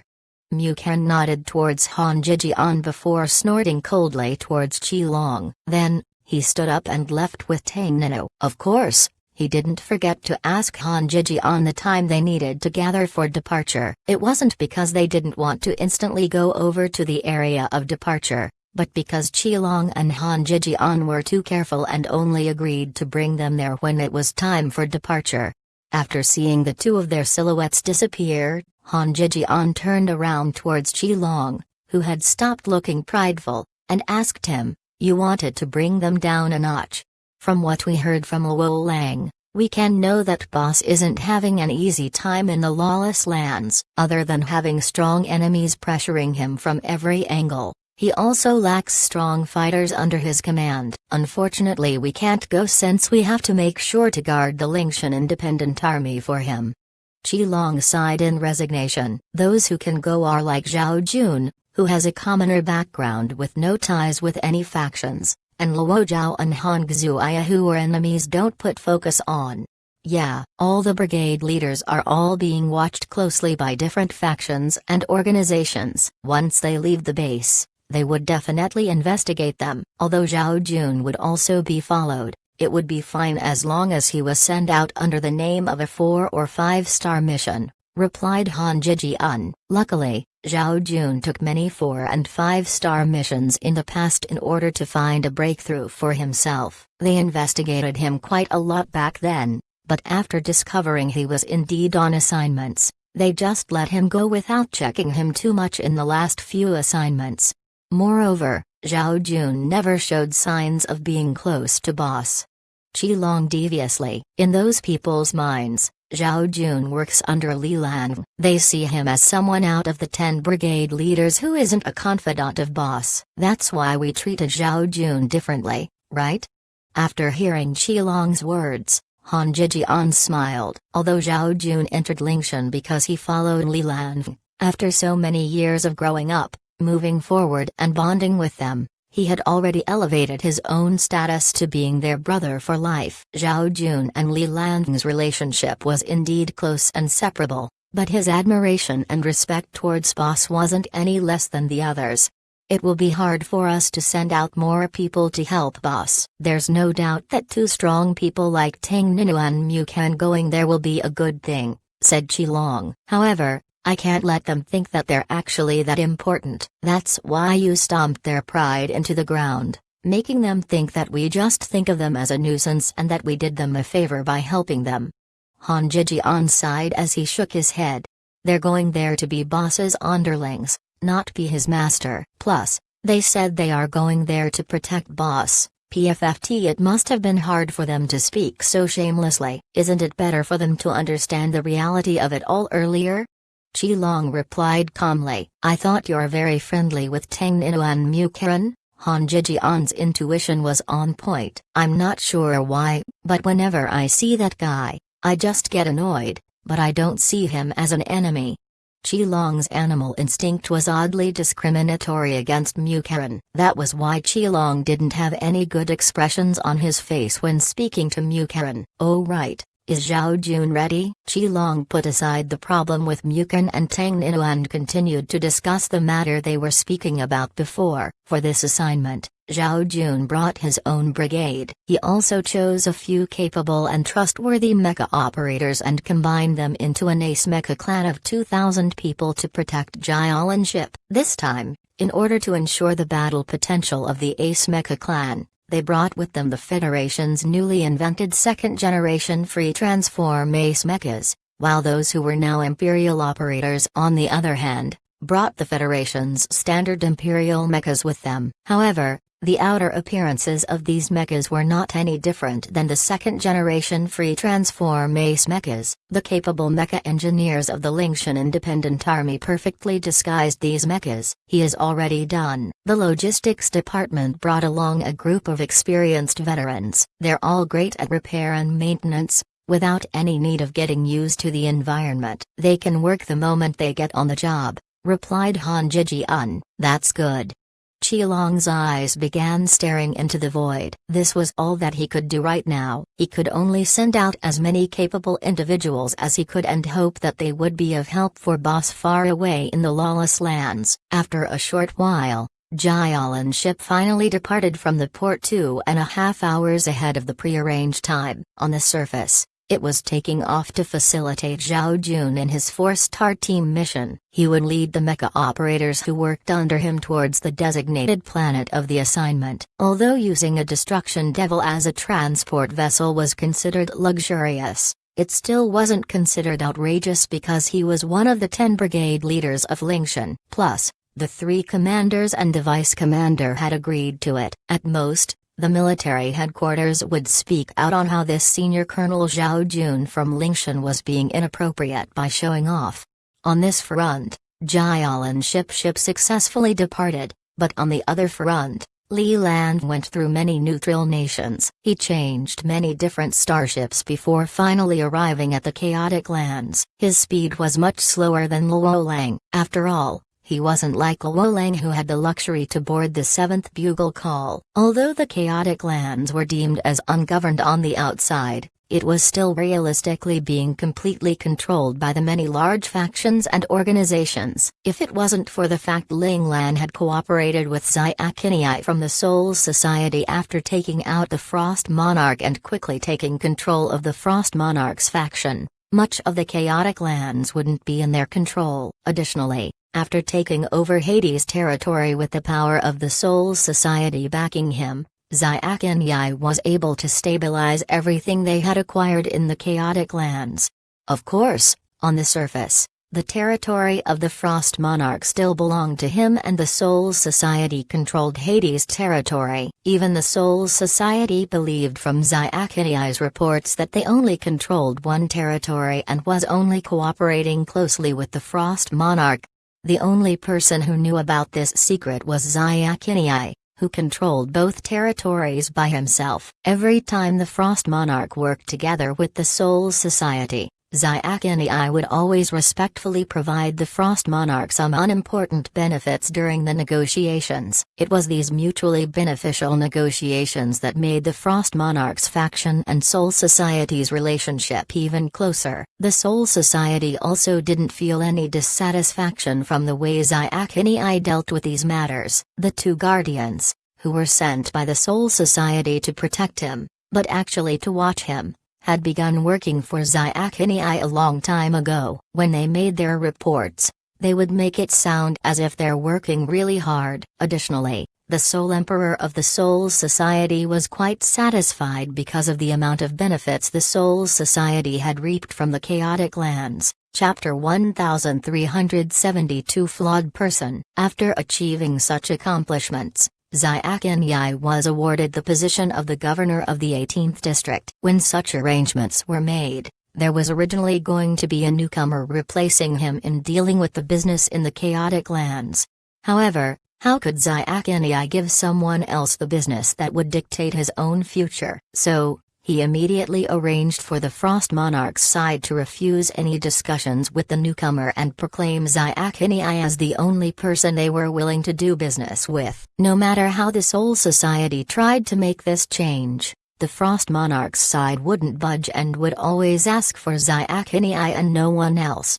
How could the Soul Society let their arrangements in the Chaotic Lands become messed up after putting so much effort there? On the surface, Xiaoqianai had already accepted the new arrangements, but he refused it after hearing the Frost Monarch was not too happy with the newcomer. He was willing to take up the role for the sake of the Soul Society, even if it meant double the work, which thus made a good impression with the higher-ups of the Soul Society. In the end, other than being the governor of a district, he was also the manager of the business in the Chaotic Lands. After a few years, Xiaoqianai had organized the Chaotic Lands like a bunker. Oh right, wasn't there still a hermit? Indeed, the hermit was still that hermit, but he wasn't the one from before. As for why, Xiaoqianai knew very well that his master and two guardians from the Soul Society had made a move. The hermit was still governing his own territory and would ally with other factions to go against the faction of Hades controlled by the Soul Society. As Linglan didn't want the Soul Society and the Hermit to have a close relationship, them fighting amongst themselves made it easy for an absent Frost Monarch like her to sit quietly on the throne. The Hermit was simultaneously very afraid and admired the Frost Monarch. The attitude the Frost Monarch showed was that he didn't want to come in between them and the Soul Society's quarrels, which made the Hermit respect the Frost Monarch even more, to the point of regarding him as a master and himself as a disciple. It was because of such complicated relationships that the Chaotic Lands was stable. If other powers wanted to enter the Chaotic Lands, they wouldn't be able to do anything and could only ask the three kings for a business cooperation.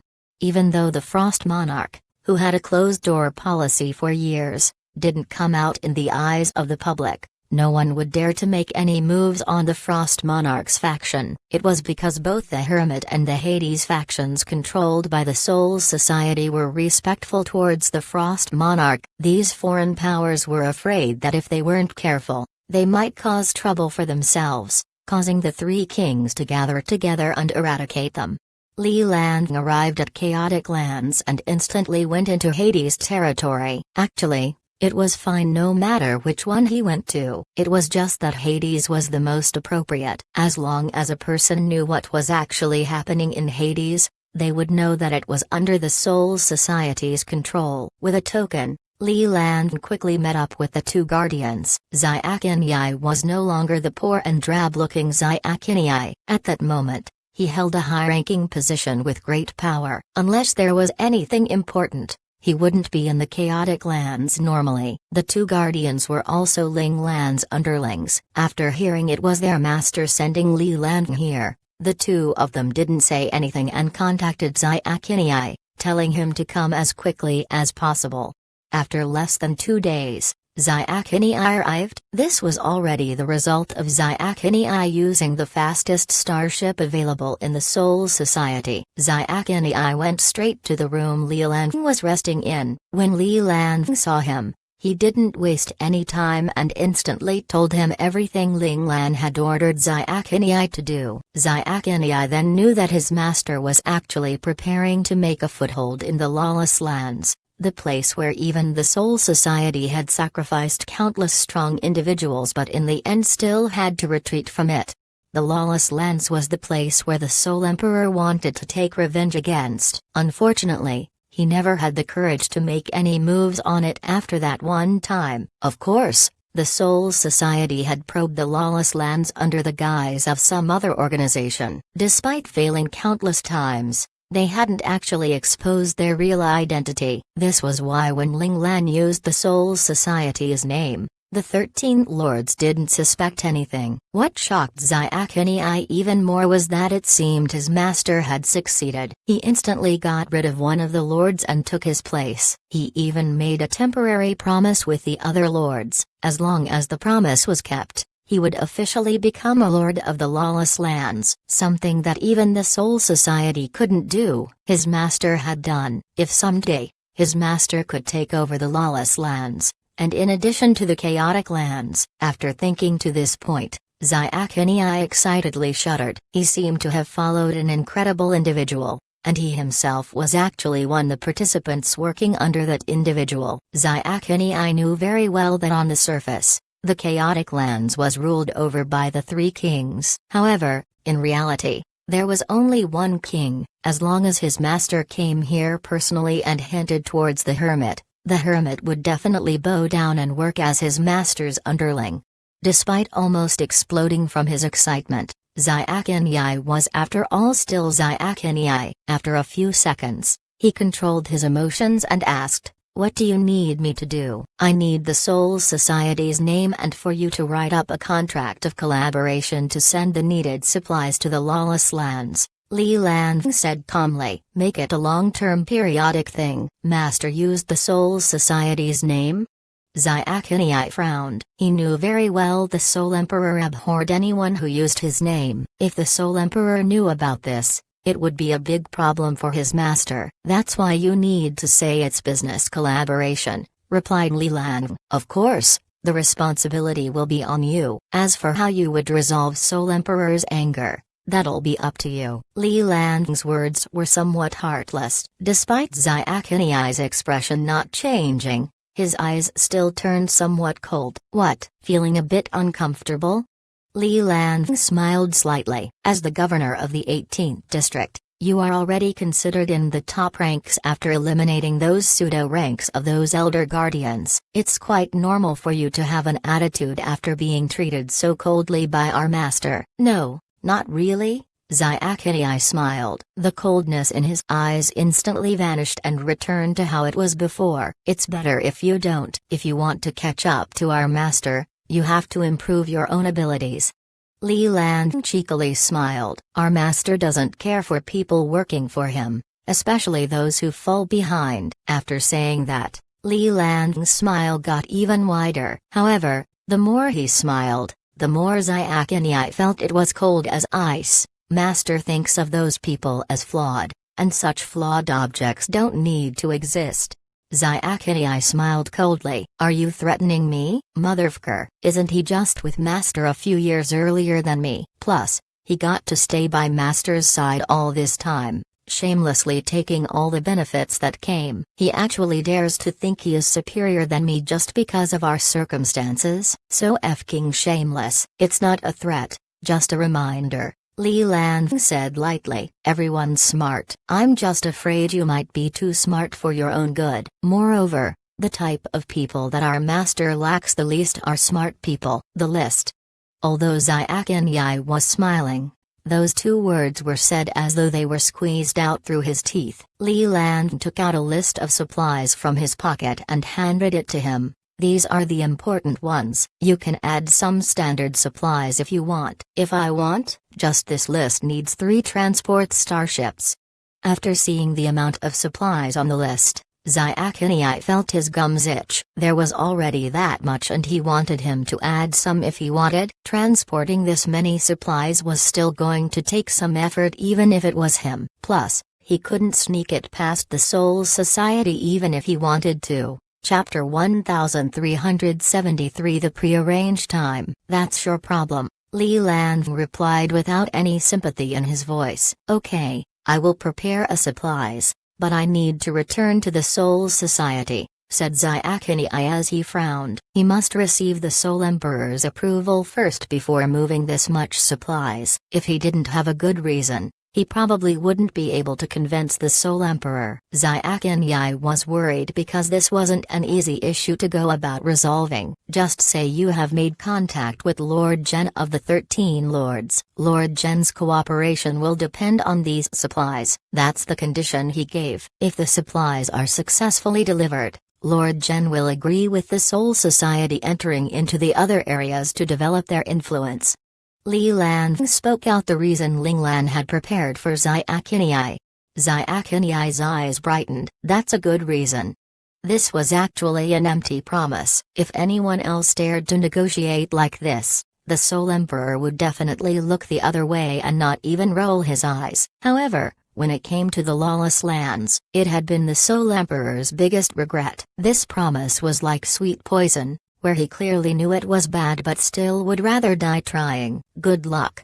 Li Lan waved towards Xiaqinyai to show that their conversation was over and he could now leave. Xiaqinyai was quite annoyed. This was his territory. Unfortunately, this person in front of him didn't have the thought of behaving like a guest one bit, doing things like he was the boss of this place, and doing it proudly too without any bit of shame. There weren't any stops in between as Xiaqinyai rushed back to the Soul Society. He immediately reported this situation to the Soul Emperor. Li Lan could only wait patiently for Xiaqinyai's good news. Time passed by quickly and soon it reached the deadline Ling Lan had promised with the 13 lords. Ling Lan was holding Little White while sitting on the icy throne in the main hall of the Rainbow Palace. She was calm and unnerved. It was as though she didn't what this day would entail. Jiming, who stood below, couldn't hold the worry in his mind. He couldn't help but raise his head and look at Ling Lan. Ling Lan didn't react to him as she just continued rubbing Little White's soft hairs rhythmically and calmly. Seeing that, Jiming didn't know why, but he calmed down. It was as though everything was going to be okay. Yu Shangfei felt it was odd. When did Jiming care so much for Lord Zhen? When he knew Jiming's plan had failed and almost died along with the 3 faction lords, Yu Shangfei had been hiding outside, not daring to return. He was afraid that Lord Zhen would know that he was working with Jiming on that plan. Although Yu Shangfei knew for certain that Lord Zhen knew about it, he still chose to hide himself. As long as Lord Zhen didn't ask for him, he would just hide away and pretend to not know anything. Right at that moment, the main hall suddenly had strong ripples of domain concept energies. Ling Lan raised her head and flicked her right sleeve. Jiming and Yu Shangfei suddenly blacked out and in the next second, they appeared behind Lord Zhen with a thin layer of domain concept energy wrapped around them.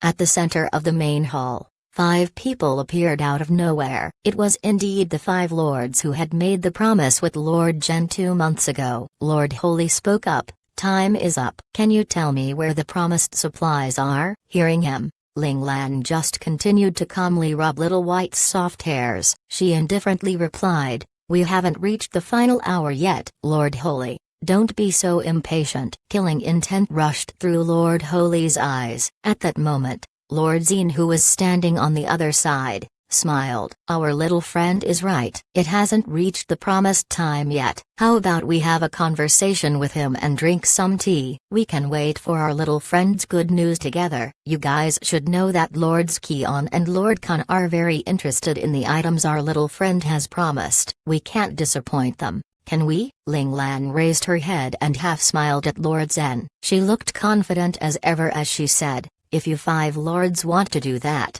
then as the master of this place, I of course would happily welcome all of you." Afterwards she spoke to Jiming. "Jiming, call someone to get us some tea." "Yes, Lord Zhen." Jiming accepted the order respectfully and left the main hall in the blink of an eye. Soon, Jiming brought tea with him. With 6 Imperial Realm Masters in the main hall, the standard servants definitely didn't have the capabilities or guts to walk in. Even Jiming and Yu Shangfei felt suffocated under the force of presence of all 6 Imperial Realm Masters. Luckily, Ling Lan wrapped her concept energy around them, saving them from the embarrassment it would be if they kneeled down under the pressure. The 6 of them silently drank their tea. Ling Lan was silent the entire time, while the other 5 lords didn't want to speak with Ling Lan either. Perhaps they were waiting for the promised time to arrive before deciding whether they should kill Ling Lan or not. Finally, time still merciless reached the last second of the promised time. Lord Holy laughed coldly. "It's already the first day of the 3rd month. We still don't see supplies right now. According to the rules, you must pay for your crimes of killing the original Lord Zhen." Ling Lan smirked. "So, you want to fight?" Jiming and Yu Shangfei jumped away from Ling Lan instinctively. Their movements made it seem as though they were not associated with Ling Lan. Lord Holy looked towards them with a satisfied gaze. "Very good. As for the mistakes you two have made, We will deal with that at our own discretion. Yu Shangfei had a look of joy on his face, while Jiming on the other hand had his head down respectfully. No one saw the complicated look in his eyes. Ha, look, even though you were Lord Zhen for 2 months, you're still just by yourself with no one to depend on. Lord Holy sneered. Are you sure? Ling Lan smiled as she asked. At that moment, Ling Lan had already spoken with Little White. If the 5 lords attacked all at once, they would push with their spiritual power together, making them temporarily lose their focus to make it easier for Ling Lan to escape. Ling Lan wasn't so confident to believe that she could fight against 5 Imperial Realm Masters at once. If she couldn't escape in that time window, she would definitely be dead. Seeing Ling Lan still have an expression of indifference even after reaching this point, Lord Holy's killing intent got even stronger. As a lord who could control the life and death of the citizens of lawless lands, he hated people like Ling Lan, who he couldn't control, appearing in the lawless lands. From the beginning, his suggestion was to kill Ling Lan. Unfortunately, the other lords were thoroughly convinced by the supplies Ling Lan had promised and the amazing future she had painted in front of them. That was why they gave her 2 months of time. In the past 2 months, he had already endured to his limit. Kill! Lord Holy shouted angrily. The 5 lords all activated their domains simultaneously and covered Ling Lan from all directions. Seeing this, Ling Lan pinched Little White's round body. Right as the 2 spiritual powers were about to explode, Ling Lan sensed something. She pinched Little White again and forcefully pushed back the rush of spiritual power back into Little White's throat. Ugh! Little White put all its effort in swallowing the terrifying spiritual power shockwave back into its stomach. Luckily, its stomach was a multi-layered space that could store spiritual power. Otherwise, just the backlash from the shockwave was enough to cause it to sleep for a few days. Chapter 1374 up for discussion. Sensing the immediate danger, Ling Lan instantly activated both of her domains to resist against the pressure created by the domains of the 5 lords.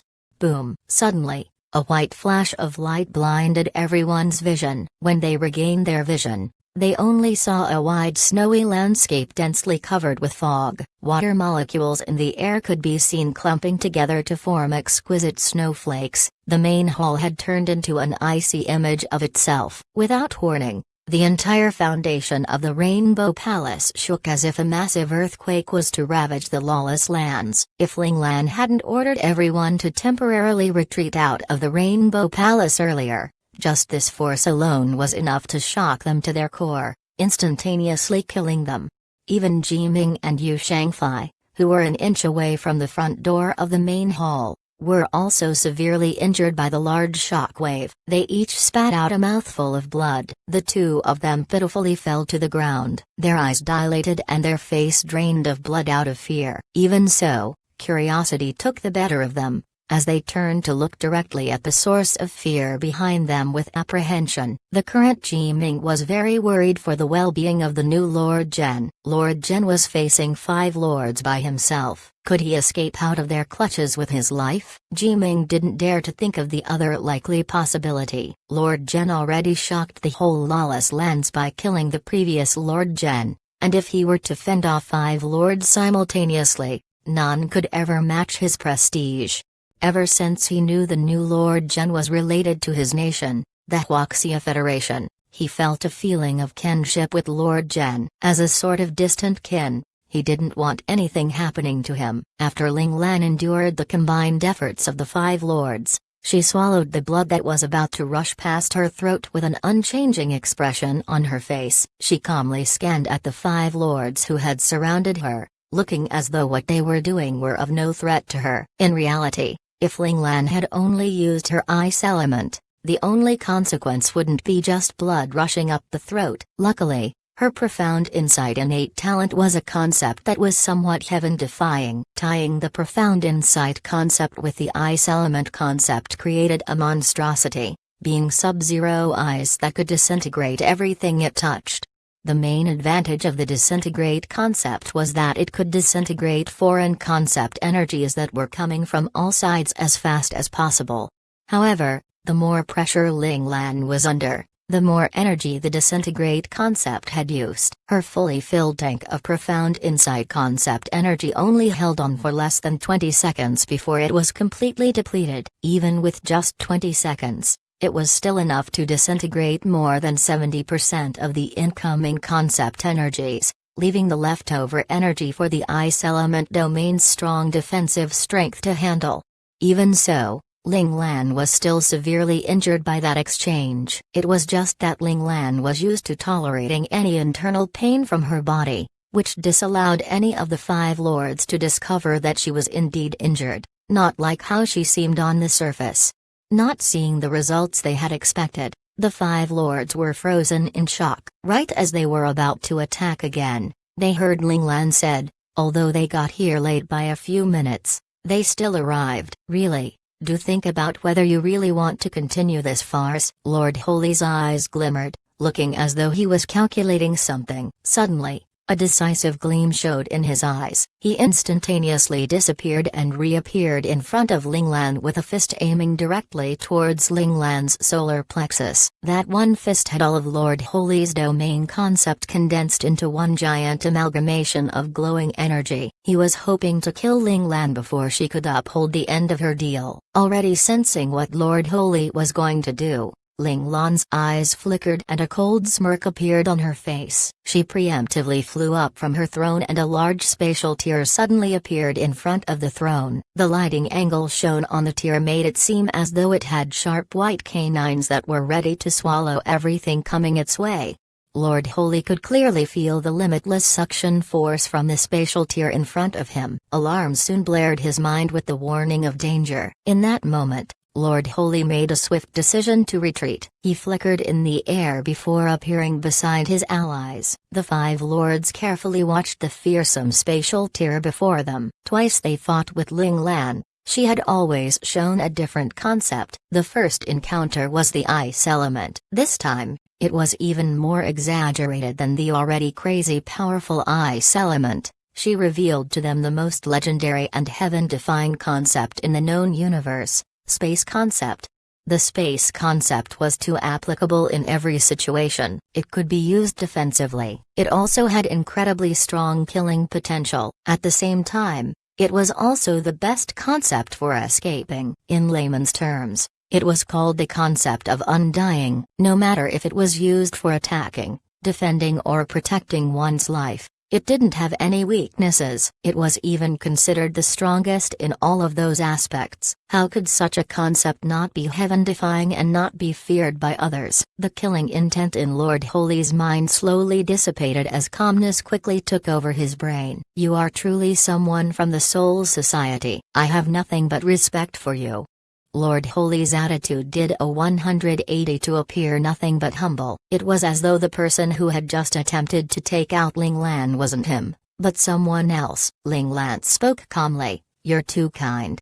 Her expression was unwavering, looking as though the scene about Lord Holy trying to kill her never happened. The five lords looked at each other, and in the end Lord Zine smiled. "Young friend, since you can keep your side of the deal, then I can't heartlessly refuse such a cooperative business partner just because the shipment was late by a few minutes, right?" After saying that, Lord Zen looked towards the other four lords and said, "Let's vote on it." Before the others could speak, Lord Zen casted his vote out loud. "I vote to continue our business with our little friend here." Seeing his shameless attitude, Lord Card just rolled his eyes towards Lord Zen. Now, with no grounds to reject Ling Lan's deal, Lord Card instantly said, "I don't have any problems with that." When Lord Demon saw the two of them make their choice, he cheekily covered his mouth as he snickered. That snicker caused the assets on his chest to shake, creating a sight that was mesmerizing to the less informed, but to the informed, it would only incite looks of disgust. "Our little friend here is so pretty and tender. I really like him a lot. I finally don't have to look at these old bags of skin around me anymore. After so many years, I've already got sick of it."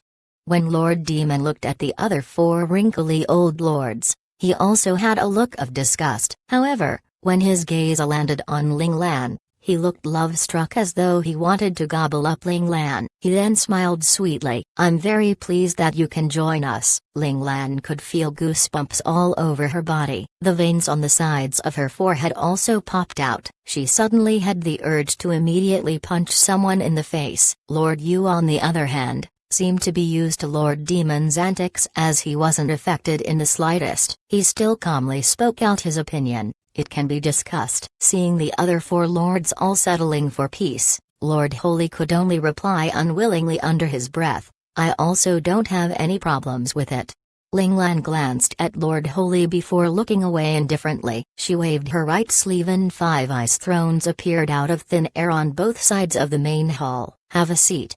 Ling Lan raised her hand as she gestured for the 5 lords to sit down. The 5 lords chose the ice thrones closest to them and sat down without speaking a single word of thanks to Ling Lan. Instead, they turned their gaze towards the entrance of the main hall in unplanned unison. Similarly, Ling Lan didn't speak as she also set her gaze at the door. Everyone was waiting. They were waiting to feel the energy fluctuations of a landing starship. These energy fluctuations were usually very weak because of how far they were from the source. Standard domain realm masters might not be able to sense it, but for Imperial realm masters like them, it was definitely something they could sense. 1375. Let us wait and see. They didn't wait for long. After tea in the hands simmered down to room temperature, a few silhouettes appeared at the entrance of the main hall. The person leading them was indeed that same beautiful and charming young man, Luo Tanhua. At that moment,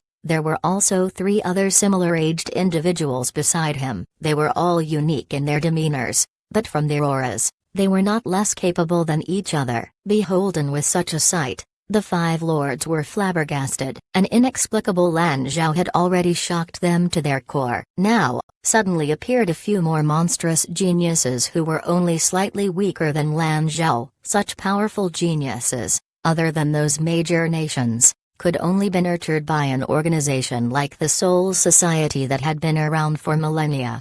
The 5 lords suddenly sensed a deep-seated frustration in their hearts. As natives, they had always been proud of the lawless land's monstrous physical constitutions, believing that in terms of physical skills and mecha operating, those from the lawless lands were far more talented than anyone in the galaxy. However, these young men who stood before them shattered that perception into pieces. Even monstrously talented citizens of the lawless lands might not even be able to reach their current realm at their age, and there was no need to compare them with the monstrous demon Lan Zhao. He was an impossible existence. The 4 of them entered the main hall despite noticing the unrecognizable faces. Noticing their lack of respect towards them, the 5 lords intentionally put forth their pressure to take them down a notch. Among the 4 people who arrived, Luo Tanhua, who the lords have met once before, along with a barbarian-like young man, seemed to not react to their pressure. They both looked on calmly. The other 2, one with a devilish look while the other has a sharp and cold presence, only frowned slightly before returning to their normal expression in the blink of an eye. The pressure the 5 lords gave off didn't affect them too much. The 4 of them walked towards Ling Lan's eyes thrown uniformly until they were 3 meters away. Then, they knelt on one leg and placed their left hands on their right breast, performing a standard bow for underlings when greeting their superiors. They were showing their respect to the Soul Society. "Master Lord Zhen," shouted the 4 of them respectfully and in unison. "You're 5 minutes late. Wait to receive your punishment later." Seeing 2 unexpected faces, Ling Lan was somewhat surprised. However, even so, she still calmly made the decision to punish the 4 of them altogether. Ling Lan knew that they had gone through many hardships and had tried their best to arrive on time. However, they were still late. Luckily, Ling Lan had some trump cards to withstand the combined attack of the 5 lords. If she was just somewhat weaker, not only would she die, they who arrived late would also definitely die with her. Only when people die, information would not be leaked. Only when they die, could the lawless lands paint themselves as innocent for killing them. Despite no one believing them to be innocent, there wouldn't be anyone or anything to disprove of their claims. Even if the Soul Society knew it was the lords who killed them, The Soul Society still needed to think carefully about whether the war would be worth it or not. After all, dead people were worthless, even if they were monstrously talented when they were alive. Talent was useless when it came to a corpse. Understood. Luo Ling and the others bowed and responded respectfully. This was Ling Lan's usual way of dealing with things. Luo Ling and Zhao Jun had already gotten used to it, and did it naturally and smoothly. Tang Ninu and Mu Ken on the other hand did it subconsciously because Zhao Jun had helped them to acclimatize to the customs of Lingshan. Zhao Jun told them they must accept anything boss told them to do. If they couldn't do just that, then they should just not see boss. After being told that continuously for more than 20 days, Tang Ninu and Mu Ken were successfully brainwashed. After Ling Lan's order, they subconsciously reacted like Zhao Jun had told them, kneeling down and accepting the order given to them obediently. This is the first shipment of supplies the Soul Emperor has made me bring. Luo Ling respectfully pulled out a list of supplies and held it above his head. Ling Lan used her mind to contact Little White and a white tentacle rushed towards Luo Lang. It grabbed the list on Luo Lang's hands and then handed it to its master. Ling Lan took it and carefully scanned it. A slight smirk appeared on her face. She raised her head and looked towards Lord Zen. Lord Zen, because of the time crunch, the Soul Emperor will send full shipment in batches as they are still gathering the rest of the list. Following this shipment, there will be a second and a third one. After saying that, Ling Lan flickered her finger lightly. The list in her hands floated towards Lord Zine and then slowly landed in his hands. Lord Zine could sense that there was no residual domain concept energy left on the list that landed on his hand. Just this perfect control of power was enough for him to acknowledge Ling Lan. Lord Zine knew very well that moving objects like this through the air, no matter what the object was, the slower the speed, the more difficult it was to control. The way Ling Lan passed the object through the air was definitely more than difficult. Despite Lan Zhao being so young, the insights he had of his domain concepts didn't seem to be weaker than any of them. His degree of control over his energy was even greater than them. This was perhaps why he was able to endure a combined attack from the 5 of them. Lord Zen pushed the random thought to the back of his mind and opened the list. After reading through it, his expression warped into one of joy. Of the things on the list, most of them were rare weapons and equipment they had always wanted but couldn't get their hands on them. There were also a portion of needed supplies of daily necessities for the citizens, although they were already cooperating with the mercenary world to obtain such necessities. The mercenary world would sometimes not be able to get their hands on the necessary amount. The nations in the central region were too guarded against the lawless lands. They definitely wouldn't let the mercenary world get their hands on too much of the stuff and let the lawless lands have the possibility to develop faster.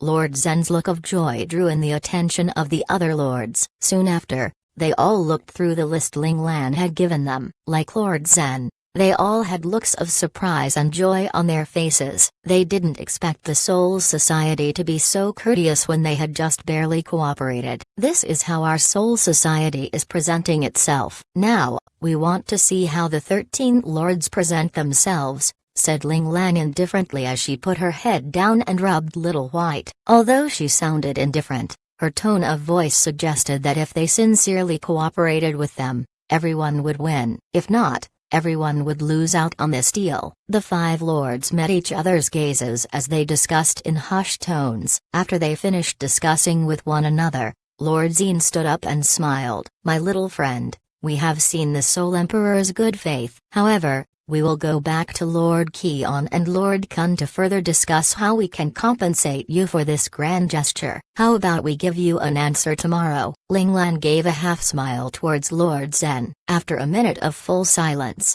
just as Lord Zen's smile was about to crack, Ling Lan suddenly let out a huge smile. All the ice and snow in the palace a few seconds ago suddenly melted. Lord Zen was someone who had seen the beauties of the world. However, after seeing Ling Lan's smile, he was dumbfounded for a full second. When he fully realized what he had done, the expression on his face turned unfriendly. Ling Lan still smiled brightly as she said, That's fine too. I will wait for your good news." The five lords then said their goodbyes and disappeared from the main hall. They only left behind 5 empty ice thrones in their place. Ling Lan's smile slowly disappeared and her expression finally turned as cold as ice. "Boss, what do they mean?"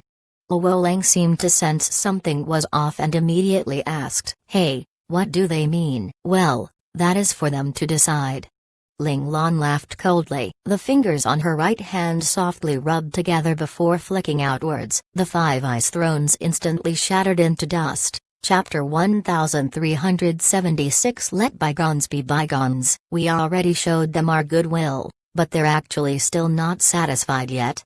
Zhao Jun took in a deep breath. In order to help boss increase the amount of bargaining chips he had, Lin Zonking packaged all of the good stuff from Lingshan's warehouse. Of course, even if he hadn't done that, Qilong and Han Jijian would have made the decision to do so. If they thought it was not enough, they would have asked the military headquarters for more. Even if the military headquarters didn't give it to them, Qilong could still ask his father for them. This shameless way of doing things was completely inherited from boss. It could be considered a tradition within Lingshan. If you can swallow more, then why not do so? In the end, it's just a game between us, Ling Lan said calmly. Troublesome.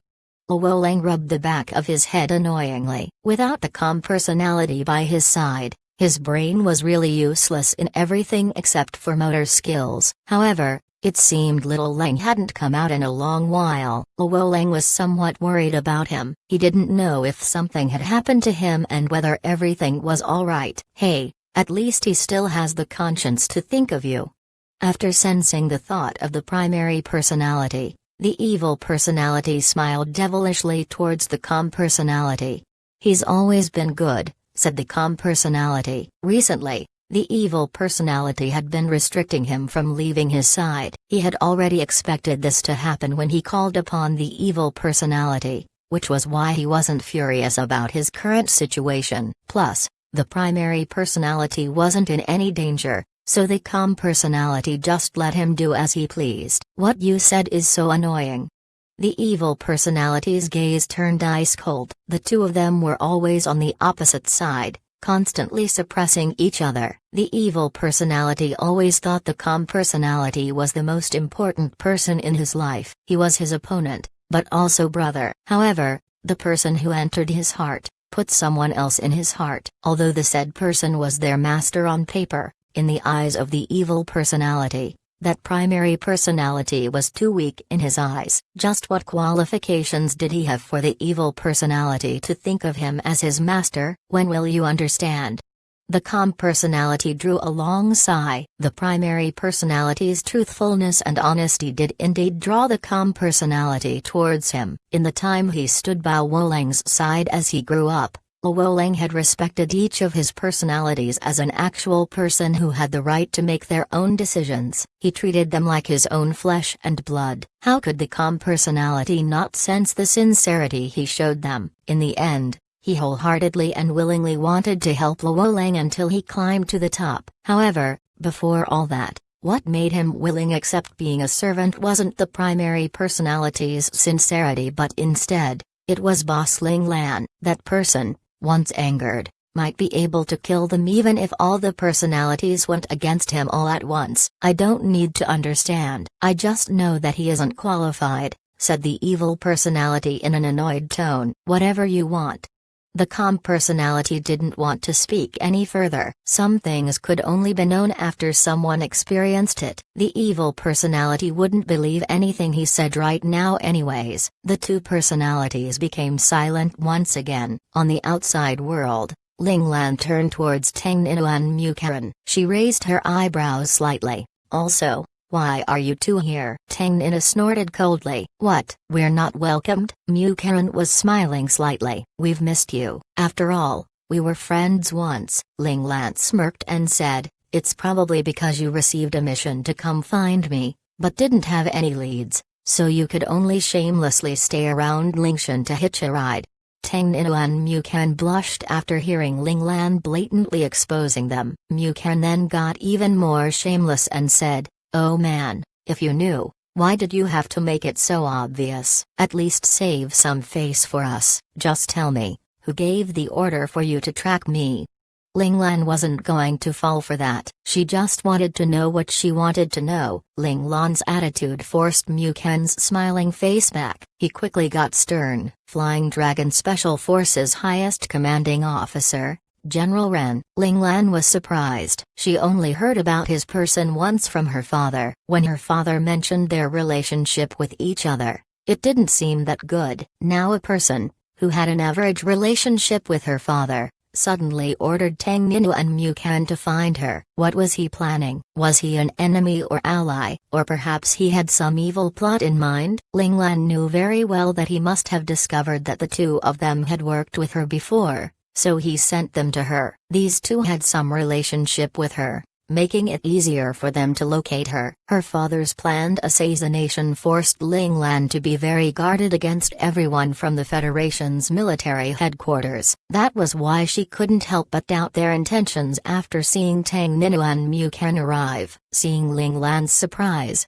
Zhao Jun quickly walked up and told her about how the chief of the Flying Dragon Special Forces, General Ren, helped Qi Long to acquire the commander position of the Lingshan Independent Army, along with the fact that he spoke out to support Lan Luofan to be the 23rd Division's stand-in general. After hearing all that, it seemed that this chief of the Flying Dragon Special Forces should be her father's friend, or perhaps someone who was really friendly with him. If so, then it might just be as Mu Ken and Tang Nina had said. That person was only worried about her, so he sent them solely to protect her. There was too little information for Ling Lan to rely on to have an accurate idea of what General Ren was planning to do. She could only put a large question mark on General Ren's face for now. Ling Lan would never lower her guard against someone just because he had helped her in some way. When she didn't have any evidence to confirm it, Ling Lan would be guarded against anyone, including Tang Ninu and Mu Ken. "All of you should return to Jialan ship now. There might be people probing us out tonight." After deciding it was not worth her time to think about such matters right now, Ling Lan promptly gave the four of them orders. "Yes, and you two will follow as well."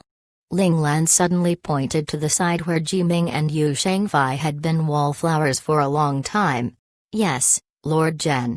The two of them immediately accepted the order. Just then, the two of them were carefully studying the three new underlings their master had gained. Luo Tan, who they had already seen before, was a titled domain realm master just like them. They had thought someone with monstrous talent like Luo Tan was only an outlier, so they were quite shocked to see that they were actually three more individuals who were not any weaker than Luo Lang. They were at most only just a tiny bit weaker. Compared to Jiming's mild shock, Yu Shangfei was more unsettled. After all, he did something similar to betrayal when Lord Zhen was in danger. He was afraid Lord Zhen would remember that and deal with him afterwards. So, he really didn't expect Lord Zhen to not punish them, but instead, sending them on a mission. Yu Shangfei breathed a sigh of relief, grateful for Lord Zhen's attitude of letting bygones be bygones. Chapter 1377 Oath. The clock struck midnight in the Rainbow Palace, signaling for those weary that it was time for bed. Even when multiple homes turned off their lights to prepare for their slumber,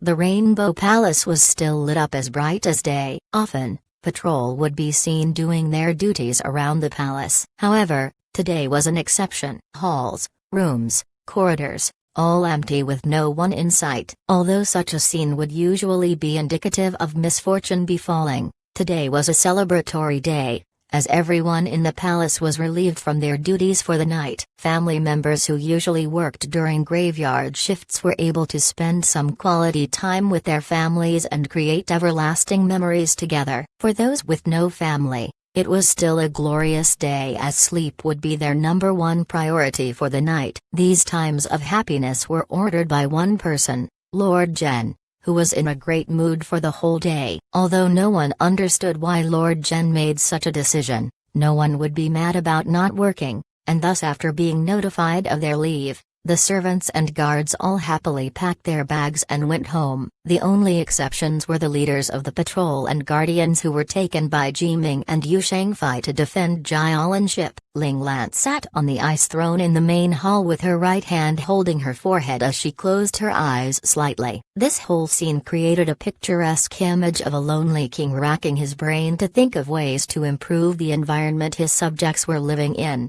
On her crossed leg, Little White was there flopping on its belly while sleeping with its tentacles pointed in different directions. A drop of morning dew was hanging on for dear life near the corner of its lips. When the liquid was about to drop, Little White instinctively sucked in forcefully to get it back into its mouth. Right at that moment, at the certain area of the main hall, a green plant suddenly emerged from the marble flooring. In the blink of an eye, it grew to the height of a man and then slowly changed into the figure of Silhouette. There stood a man with a pristine green cape with vines interwoven between each thread. His pitch-black hair naturally flowed down from his head to the back of his neck. The man stood there quietly before lifting his head, parting the hair that was covering his face to reveal a strong chiseled jaw with sharp eyebrows complementing his already cat-like eyes. He didn't look any older than someone in his early 30s. He had a slight smirk on the corner of his lips. He exuded a warm and fresh aura to anything and everything around him. With just his presence alone,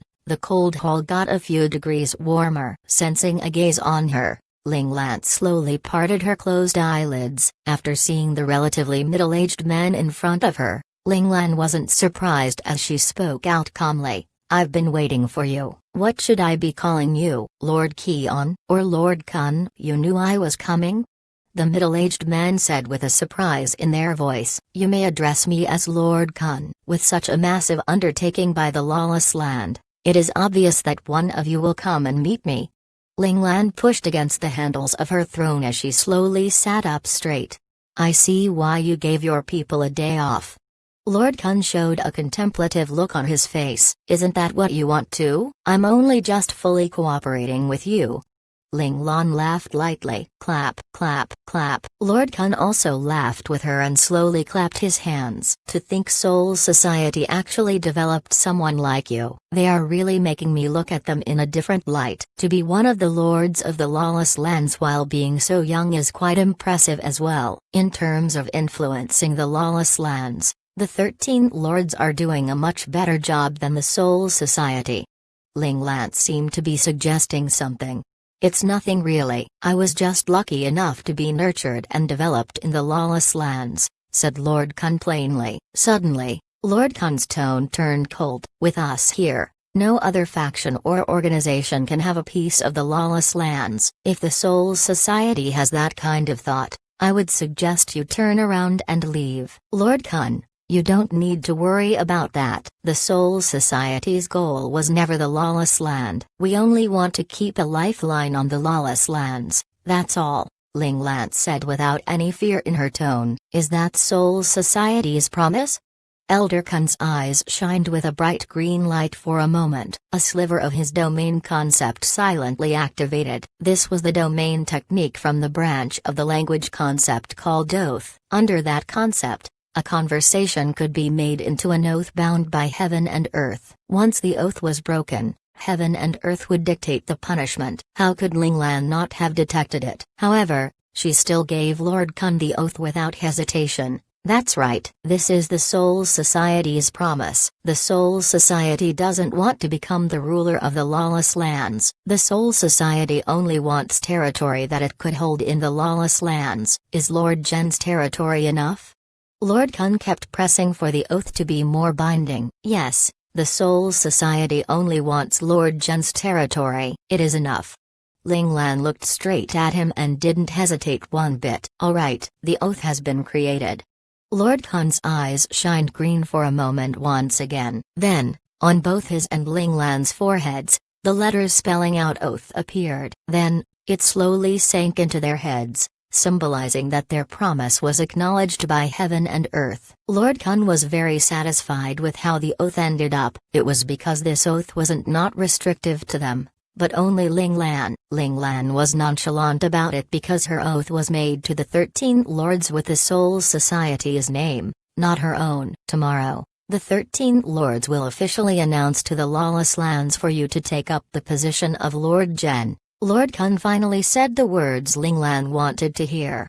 However, on the subject of supplies, you must satisfy our needs. Lord Kun immediately brought up his demands. We will be responsible for the supplies, but only when money comes to me, replied Ling Lan. In terms of supplies, Ling Lan wasn't actually worried. Firstly, she had the chaotic lands, along with Seoul Society's 18th district's governor, Zyakanyai, helping her to prepare and gather supplies. If Zyakanyai was smart enough, he would grasp this opportunity to acquire the Seoul Emperor's full support. That way, she would actually then be a real representative of the Seoul Society on paper. It would also make her deals with the Seoul Society become proper. Secondly, on the matter of acquiring high-end weapons and equipment, the Lingshan Independent Army would be able to resolve that if the chaotic clans and the Seoul Society were not able to.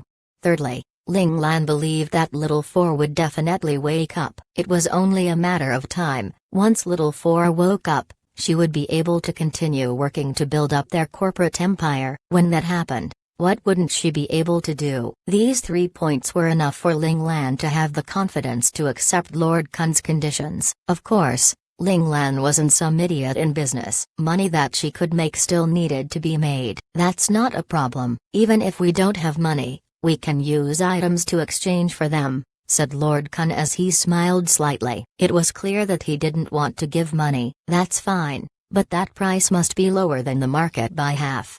Ling Lan mercilessly haggled down the price. No way, you're crazy. Lord Kun, of course, wouldn't agree. That condition was like squeezing him dry. We can't do business without money, Ling Lan said calmly. One trip to and fro, no matter if it is manpower or supplies, everything is doubled. The losses I suffered there can only be managed with the money you give me. Hadn't you already made money by bringing in the supplies?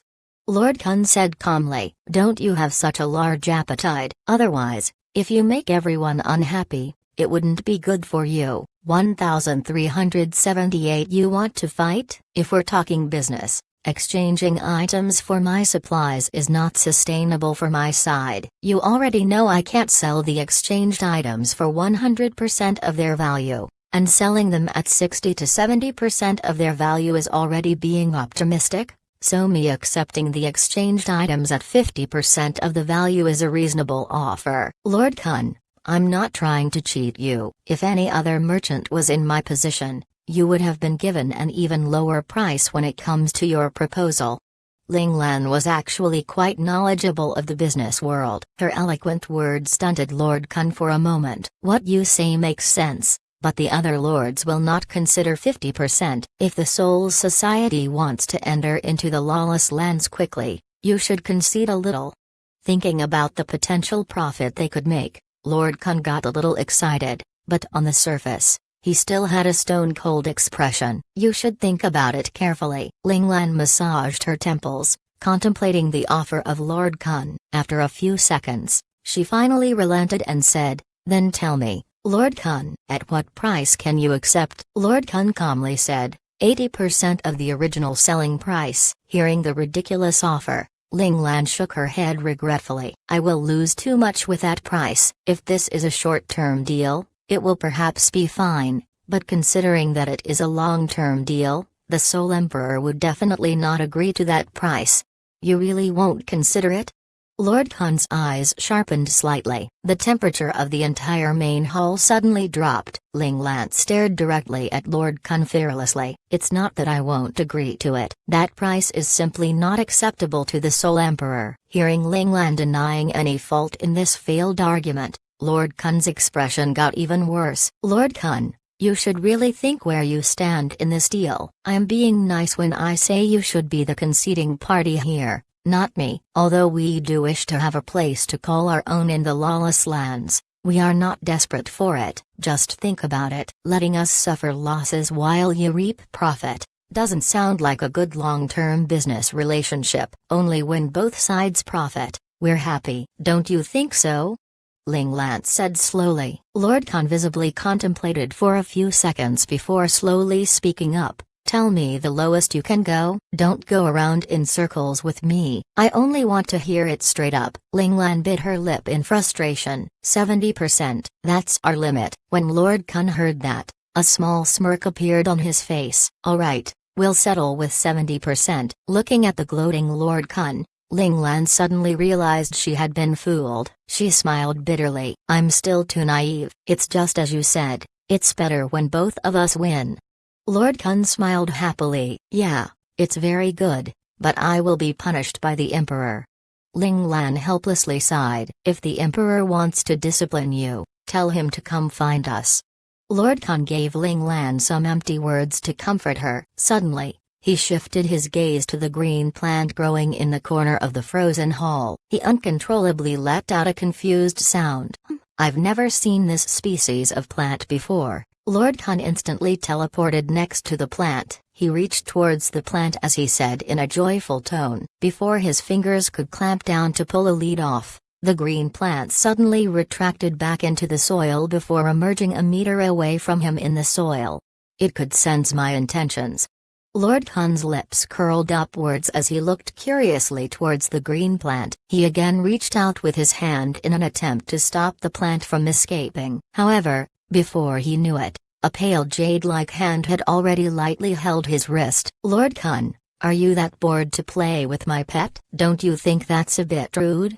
Ling Lan looked at him with raised eyebrows. Pet? Lord Kun looked at the green plant that had now vanished, with a shocked expression. The presence he felt earlier was clearly of the plant element. Could it be a plant that had a certain degree of intellect? Ling Lan wasn't nice enough to explain to Lord Kun, so she only looked towards Lord Kun indifferently, hoping that he would take his hand back soon. She didn't want him to annoy a little white's clone. What if I must? Lord Kun was a person who wouldn't stop until he got what he wanted, so he obviously wouldn't stop even if Ling Lan told him to stop.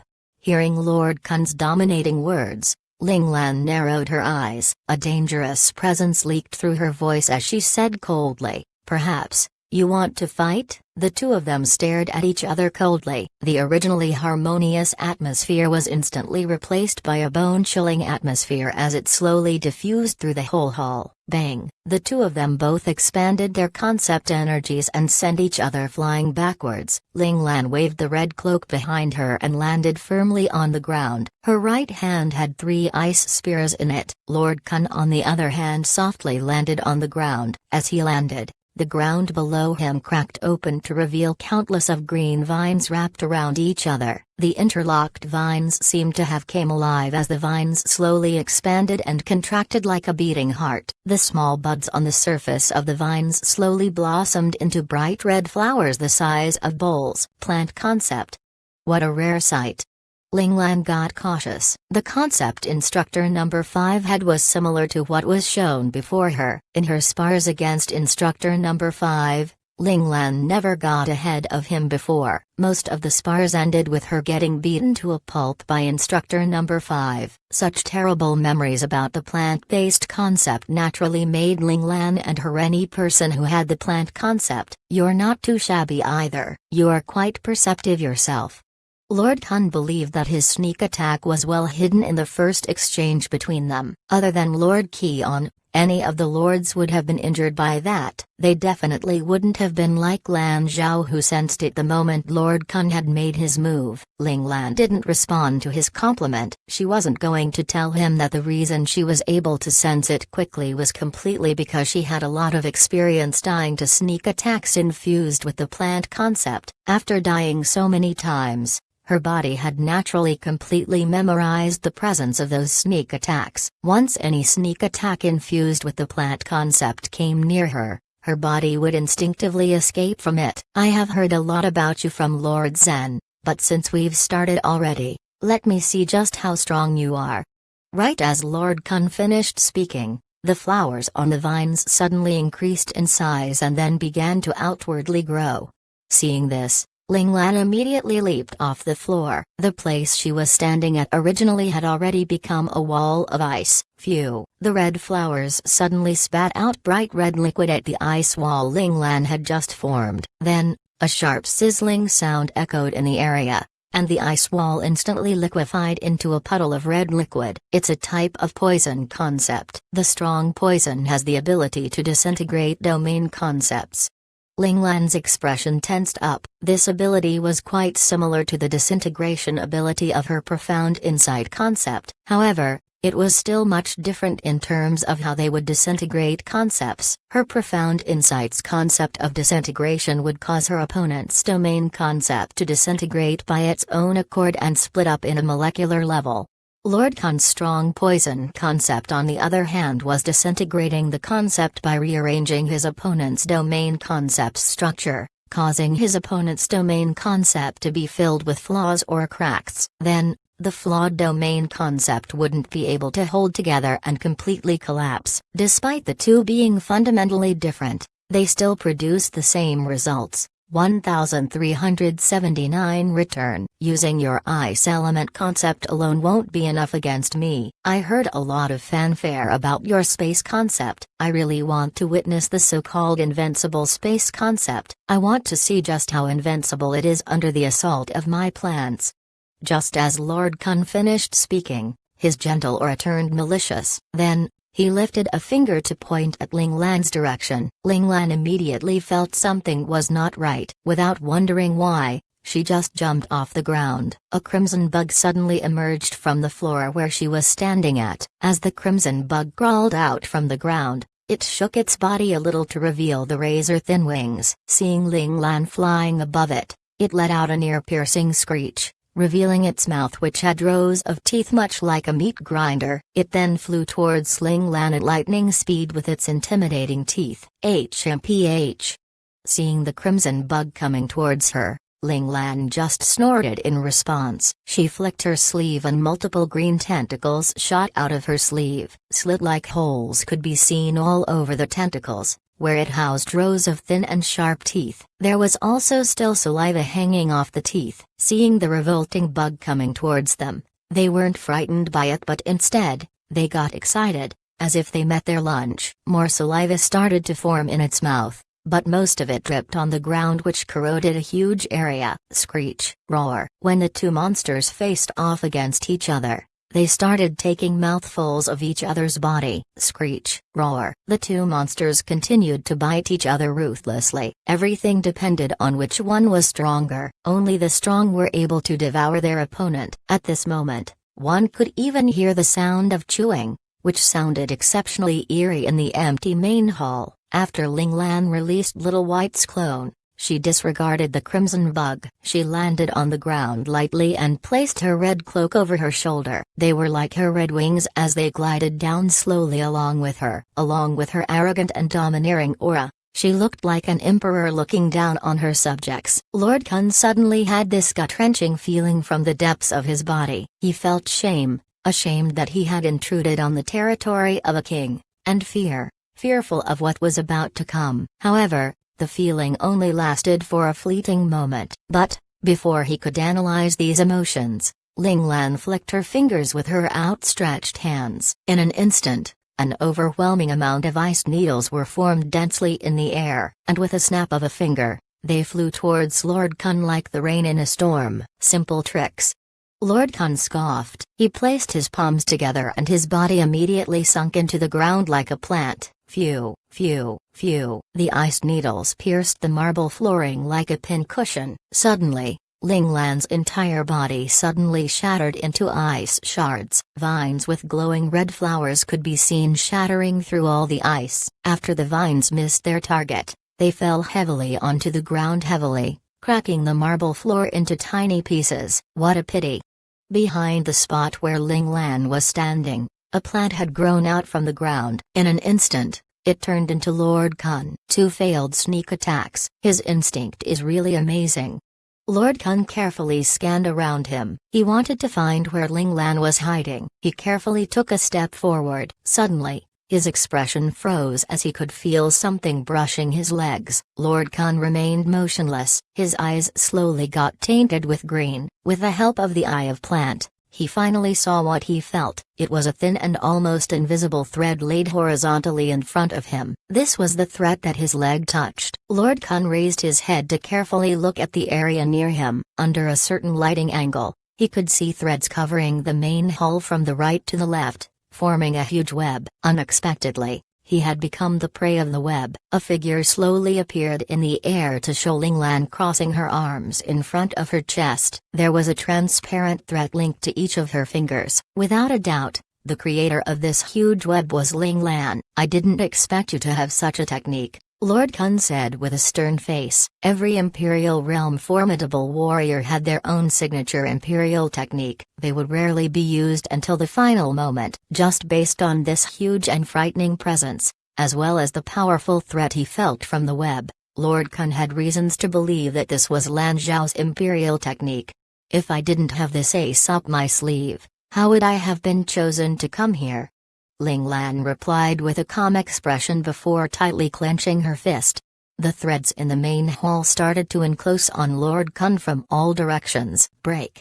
Lord Kun waved his hands and numerous vines burst out from the floor below him. Then, they attacked the threads crazily. The two parties started fighting bloodily. Either the red flower vines got minced by the threads or the threads were torn apart by the vines. The battle would only end when one party depleted all of their domain concept's energy. Ling Lan watched as her threads got lesser and lesser slowly. As for Lord Kun's vines, there seemed to be an infinite number of them. New ones kept appearing to replace the ones that died. This was an expected result as Lord Kun was more powerful than her. No wonder he was one of the figureheads of the 13 Lords. His strength was indeed a tier above the other members of the 13 Lords. One Lord Kun was already powerful. Then, how powerful was Lord Keon, who was rumored to be in the God Realm? The more she understood about the Imperial Realm, and the closer she got to God Realm, Ling Lan got a deeper understanding of how scary God Realm was. When she was young and naive in the past,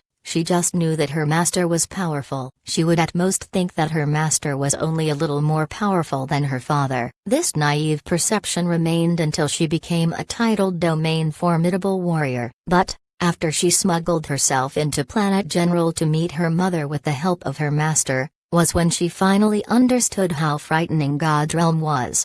At that time, even though her master was standing in front of her, she was completely oblivious to her presence. When he revealed himself, the sense of danger she felt then was terrifying. Her profound insight told her clearly that if her master was her enemy, she must run away immediately as far as she could. When an Imperial Realm formidable warrior met a God Realm formidable warrior, the only thing she could do was run. This showed how frightening God Realm was. The God Realm was definitely unbelievable in the range of human capabilities. Honestly, Ling Lan thought becoming an Imperial Realm formidable warrior was already an unbelievable feat, but at least an Imperial Realm formidable warrior could still die.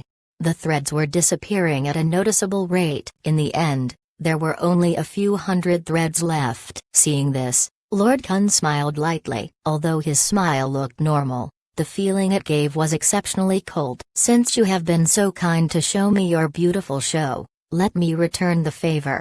Lord Kun waved his hand and vines erupted from the floor around Ling Lan. The red buds on the vines bloomed instantly. In that instant, a gentle breeze blew past the main hall. The petals of the flower seemingly couldn't withstand the wind as they detached themselves to be carried on by the wind. The main hall suddenly dove into a world of red petals. It was eerily beautiful. 1,380 calculated their steps. Witnessing such a beautiful sight, Ling Lan's heart trembled. Although a scene like this would usually invoke a feeling of admiration and appreciation within someone, it only invoked a feeling of dread in Ling Lan.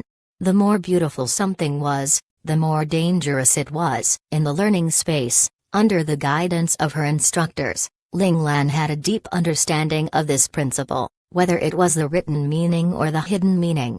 The petals suddenly seemed to have given a burst of life, as they naturally changed their direction to fly towards Ling Lan ferociously. At the scene, Ling Lan instantly understood what Lord Kun meant when he said he would return the favor. Without a doubt, He was returning her with petals like how she did to him with ice needles. Ling Lan placed her hands together and a giant ice dome congregated around her. Boom! The razor-sharp petals exploded as soon as it hit the ice dome. A dense red mist soon began to spread around the hall from the exploded petals. The emergency alarm in Ling Lan's mind started blaring furiously. Without a second to waste, she quickly held in her breath. However, Ling Lan immediately realized something had gone terribly wrong. As the red mist was slowly infiltrating into her domain concept, it was corroding her domain concept. Right at this second, Little White's clone, who was fighting with the Crimson Bug, finally devoured its opponent. It burped in satisfaction. The meal it ate today was very nourishing for its body. After it finished the battle today and had a good sleep, it would be able to advance. Suddenly, its body shuddered. It turned wild with joy as it looked at the thick red mist. It smelled something that was even more delicious. This red mist was definitely the tonics of tonics. Roar! Master, please let me eat it. Little White shouted agitatedly as the appearance of the red mist was a huge opportunity for it. If its master ate the red mist without sharing with it, it would cry itself to death. In Little White's eyes, anything that was good for it was good for its master too. Thus, in his mind, its master would like to eat anything that it liked to eat too. Fortunately, Ling Lan didn't know that Little White had this weird perception about her. If not, she would definitely give Little White some quality education to let it understand that there was a difference in the taste between humans and monsters like it. While Little White was being jealous of eating the good food by herself, Ling Lan was still thinking of ways to solve this danger that could erode her domain concept. Suddenly, she could hear Little White shouting with all its might. That's good too. Ling Lan decisively stopped using her ice element concept. Almost instantly, a slit appeared in front of Ling Lan. It slowly opened, revealing a deep and endless multi-dimensional space. It's really the space element. Lord Kun's expression turned serious. He carefully observed the multi-dimensional space that was opened. After the multi-dimensional space appeared, a huge suction force came out of it. All the red mist in the air got sucked into the multi-dimensional space. Little White was a pet that loyally protected its master. After the red mist was sucked into its belly, it noticed that Lord Kun still wanted to attack its master, so it got angry and it tried to bite Lord Kun. HMPH, Little White must be a qualified loyal pet that attacked without barking. Who instilled this thought into Little White? Please look for its razor, Li Lan. In Lord Kun's point of view, he could only see the multi-dimensional space extending and moving towards him. His gaze turned sharp. He waved his hands in an orderly manner and a patch of grass magically grew ground from the pulverized marble floor. Then, the grass grew out radically until it was like a giant wave of grass. With its immense momentum, it moved towards the multi-dimensional space with the intention to wrap itself around it. The giant grass wave covered the entire hole. Although the suction force coming from the hole was strong, the grass wave could still hold on as its ends were clinging on the edge of the hole, helping it to hold on with perseverance. No matter how much Little White sucked, it wouldn't go in. This stalemate was maintained for a few seconds. Little White soon realized it couldn't do anything to the grass wave, so it decided to stop. Snap! The multi-dimensional space closed up. The grass wave slowly fell to the ground without the suction force from the black hole. When it fell to the ground,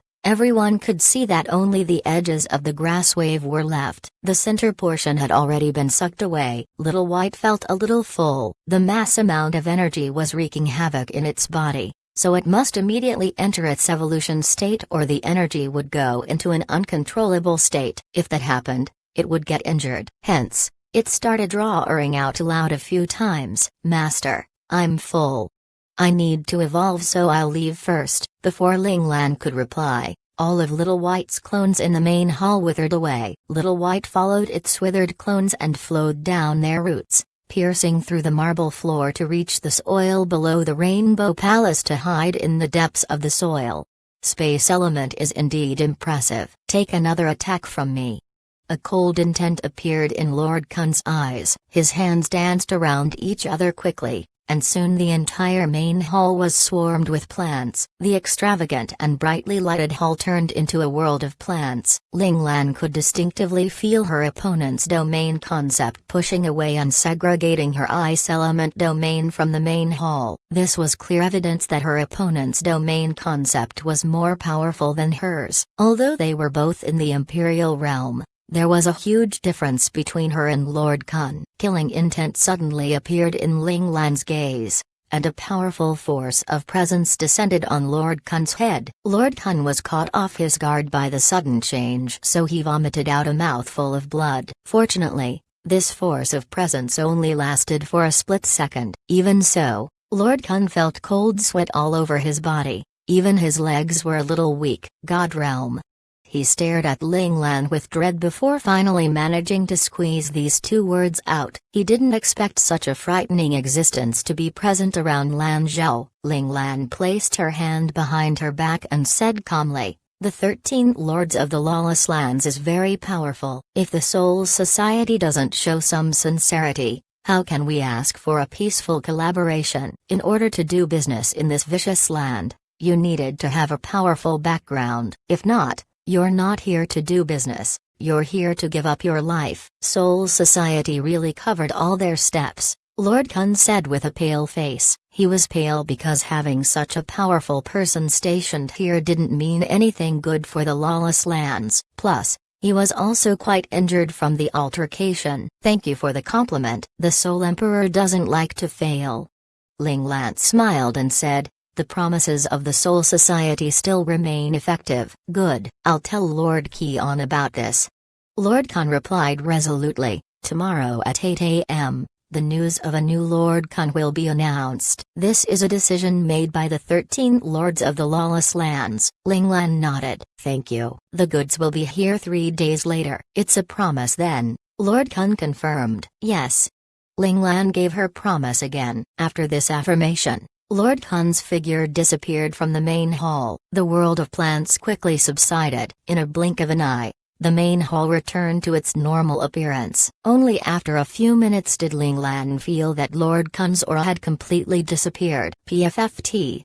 She finally spat out the blood that she had been withholding in her chest. 1381 Nothing. "He only took over my body for 1 second. But the backlash is already so severe." "Just how strong is Instructor Number 1?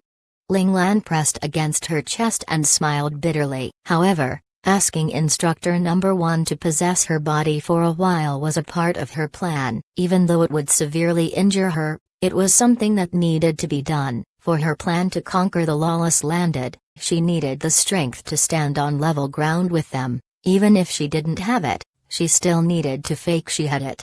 This should be enough to stall them for a while.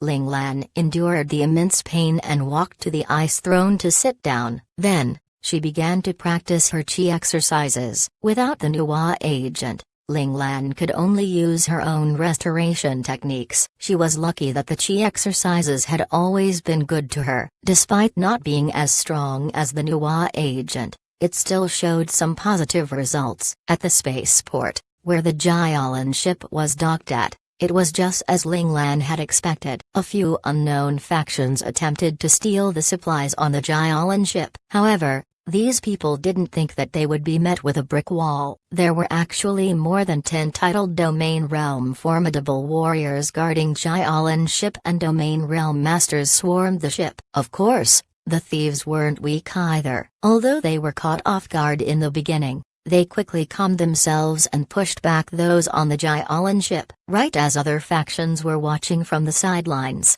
deciding whether they should join or not, the Jyalan ship finally revealed their fangs. No one expected the Jyalan ship to have an ace mecha clan of 2,000 soldiers, and most of them were peak-level ace operators. It should be known that an elite ace operator with a top-class ace mecha could easily deal with a beginner Domain Realm master. A peak-level ace operator with a top-class ace mecha would be able to fight against titled Domain Realm formidable warriors. It was just like if the Jyalan ship suddenly had 2,000 men who were just as strong as titled Domain Realm formidable warriors. Would any standard faction be able to fight against them? Unless it was a faction under the 13 lords. However, The factions of the 13 lords had made a pact with Ling Lan, so they definitely wouldn't take the risk of exposing themselves by sending their own ace mecha clans to join the battle.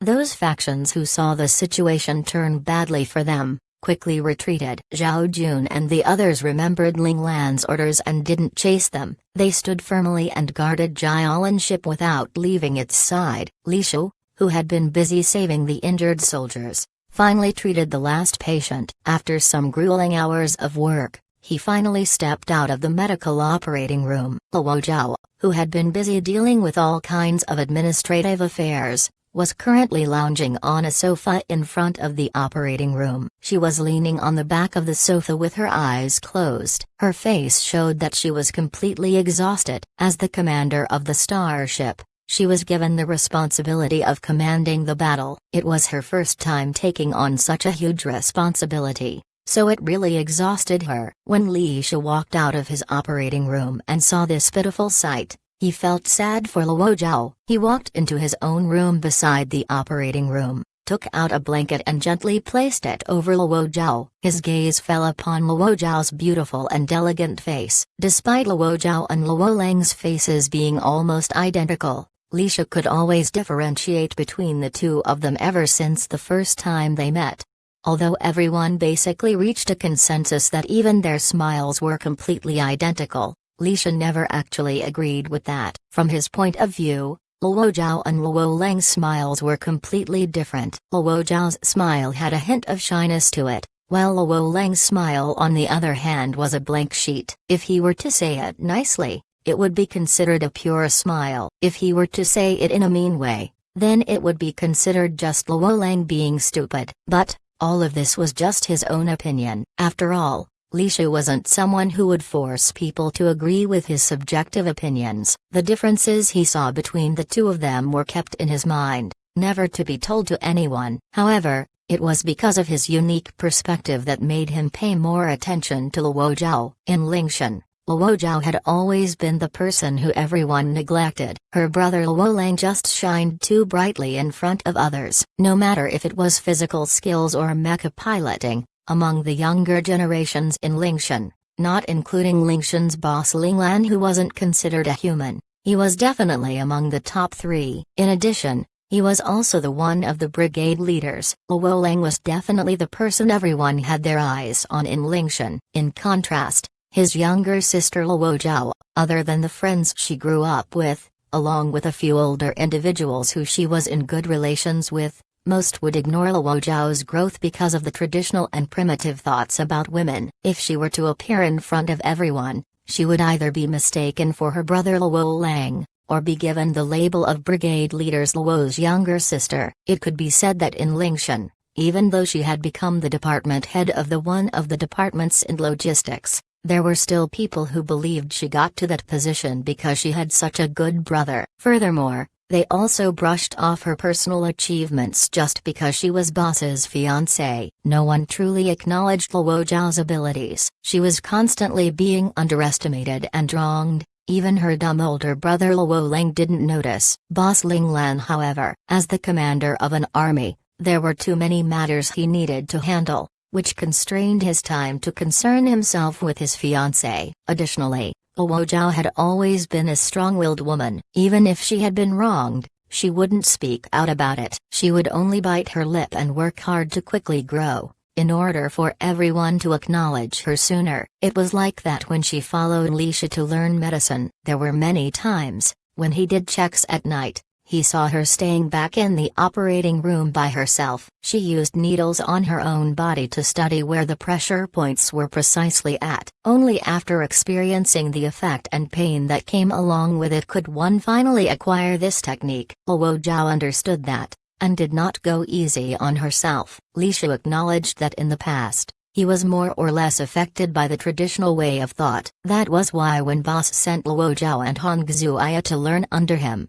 he only taught them some basic first aid for emergency purposes. He didn't want to teach them too much. However, Luo Zhao's perseverance and her willingness to improve made him acknowledge her, and all her drive to improve was because of one person. Wasn't he the same when he first set out to be a military doctor? It all was to help that one person who he treasured the most. Lisha understood Luo Zhao's thoughts because he was in her position before. After noticing her strong drive to improve, Lisha began to patiently teach Luo Zhao all of his learned medical techniques. He was willing to teach whatever Luo Zhao wanted. After Lingshan became an army and Luo Zhao left to become a department head within the logistics department, Luo Zhao finally felt she could hold her head up high. Luo Zhao faced the suspicions against her, worked hard and slowly proved everyone wrong. Others might not have seen all of her hard work behind her glorious achievements, but he saw it clearly. He knew the path Luo Zhao took was not an easy one,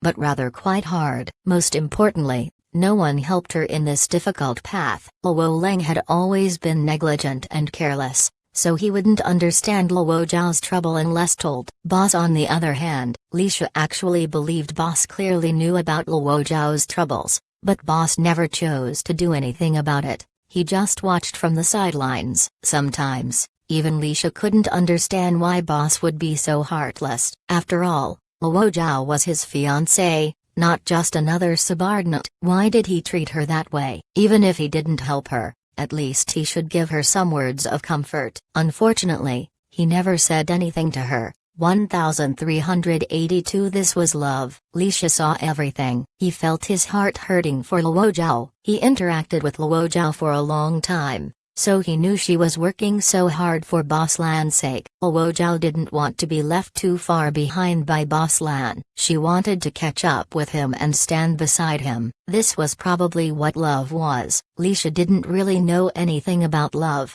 since he placed all his focus in his medical research, so he never really had the time to experience love before. However, after learning Luo Zhao's feelings towards Boss Lan, Lisha felt that her actions could only be explained by love. Actually, Luo Zhao just wanted to catch up to her idol.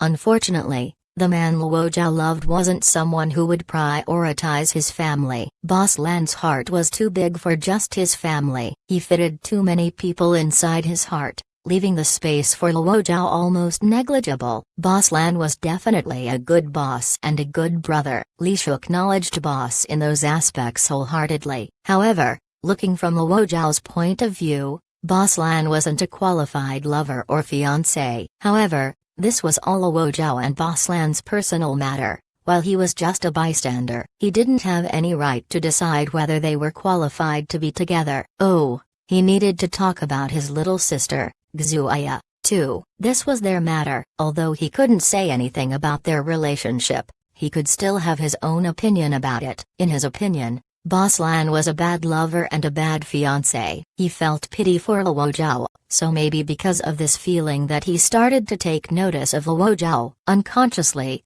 he started doting Luo Zhao as though she was his blood-related little sister. He hoped that Boss Lan wouldn't let down such a good young lady. He didn't want to see his beloved little sister getting hurt or cry because of love. If that day really came, he hoped that he would be able to provide Luo Zhao with a sturdy shoulder to cry on. Thus, when he heard that Luo Zhao wanted to lead the Jialan ship to reinforce Boss Lan, so as someone who was worried that she would get hurt, he decisively moved his surgery room onto the Jialan ship. Of course, this was only a small part of the reason. Most importantly, he was worried about Boss Lan. When Boss Lan left, he didn't bring many bottles of medicinal agents with him. Lisha was afraid that without him, based on how Boss Lan always disregarded his safety when he was fighting, Boss Lan would be severely injured. He was really afraid of this. Still, he didn't expect the first night at the Lawless Lands to be so dangerous. If the reinforcements didn't come in time, if there wasn't a Dr. Frankenstein like him stationed here, a lot of soldiers would have died. As the captain of the Jialan ship, Luo Zhao had a torturous night. Luckily, she managed to pull through it. Lisha's gaze landed on Luo Zhao's furrowed brows. She was frowning even in her sleep. Ever since Boss disappeared during the battle with Twilight, Luo Zhao's brows had never relaxed. Lisha was worried about Luo Zhao's state of mind. Impulsively, Li Shu raised his right hand and massaged Luo Zhao's brows lightly. He wanted to straighten the creases on her forehead. His little sister Luo Zhao was most beautiful when she was smiling. Suddenly, Luo Zhao opened her eyes with vigilance when she felt someone touching her forehead. Li Shu retracted his hand in shock. He looked at Luo Zhao, who opened her eyes, with a gaping mouth. He didn't know what to say suddenly. Brother Shu? Luo Zhao looked at Li Shu in surprise. She didn't understand why he looked so scared. Luo Zhao sat up, causing the blanket covering her body to slide down. Instinctively, she lowered her head and pulled it up. When she saw the blanket, she knew that Li Shu must be the one who placed it over her. She looked up and said gratefully, "Brother Shu, thank you for the blanket." Li Shu finally regained his senses. He said seriously, "Don't sleep like that in the future. The temperature here is a little low. It is easy to catch a cold here, especially when you're so tired." "I understand, Brother Shu," Luo Zhao replied obediently. She knew that Li Shu reprimanded her because he was concerned about her, so she accepted it readily. "Luckily, you're all right." Li Shu suddenly turned to walk into his room. After some time, he came out carrying a leather suitcase. "Brother Shu, where are you going?" Luo Zhao asked sternly. "They just fended off the thieves. It wasn't safe to go out now. I am going to see Boss Lan," Li Shu replied calmly. "Why, didn't Boss say he would come and find us?" Luo Zhao asked in confusion. "Boss sent everyone out yesterday. Why do you think he did that?" Li Shu asked Luo Zhao instead of replying to her. Luo Zhao started thinking seriously. After a moment, her pupils dilated in fear. "Boss is fighting too? Do you think that they will only mess with us?" Li Shu sneered. "If they wanted to uproot us, they definitely would not let Boss go." "Why didn't you say earlier?" "I'll call people over immediately," Luo Zhao jumped up and said agitatedly. "This is not the right time for them to go over," Li Shu replied in a composed manner. "Why?" Luo Zhao didn't understand what Li Shu meant. "Shouldn't they send help to Boss as soon as possible? Boss's fight isn't something people like us can take part in. He sent everyone here probably because he was afraid that his fight would implicate us. He is concerned about our safety." Li Shu's mind was as clear as day. As someone who was once an inheritor of the Li family, he had been groomed to become a family head ever since he was young. So his thought process was smooth and based on reason. If there wasn't already a better choice, the Li family would never bear to let Li Shu walk on the medical path. "I'm just worried that Boss might be injured and that he doesn't have enough medical agents with him. If he doesn't get the agents in time, it may affect his health in the future." Li Shu explained why he wanted to leave now. The thieves came and left quickly, so there was a huge possibility that Boss won his fight. "I understand. But I want to go too." Luo Zhao hurriedly caught up with him. "If you leave, what will happen to the Jialan ship?" Li Shu understood that Luo Zhao was worried about her fiancé, but as the captain of the Jialan ship, it wasn't right for her to leave. "It's all right. My brother is here." Luo Zhao gave a naughty smile. "Huh?" Li Shu was puzzled. What did this have to do with Luo Lang? Luo Zhao pouted. "HMPH. My brother always asks me to pretend to be him. This time, he can pretend to be me." "Huh?" This time, Li Shu was stunned. "Let's go, Brother Shu. I've already told Jialan to inform my brother." Luo Zhao hooked Li Shu's arm and smiled at him sweetly. "I see, you're Luo Lang now."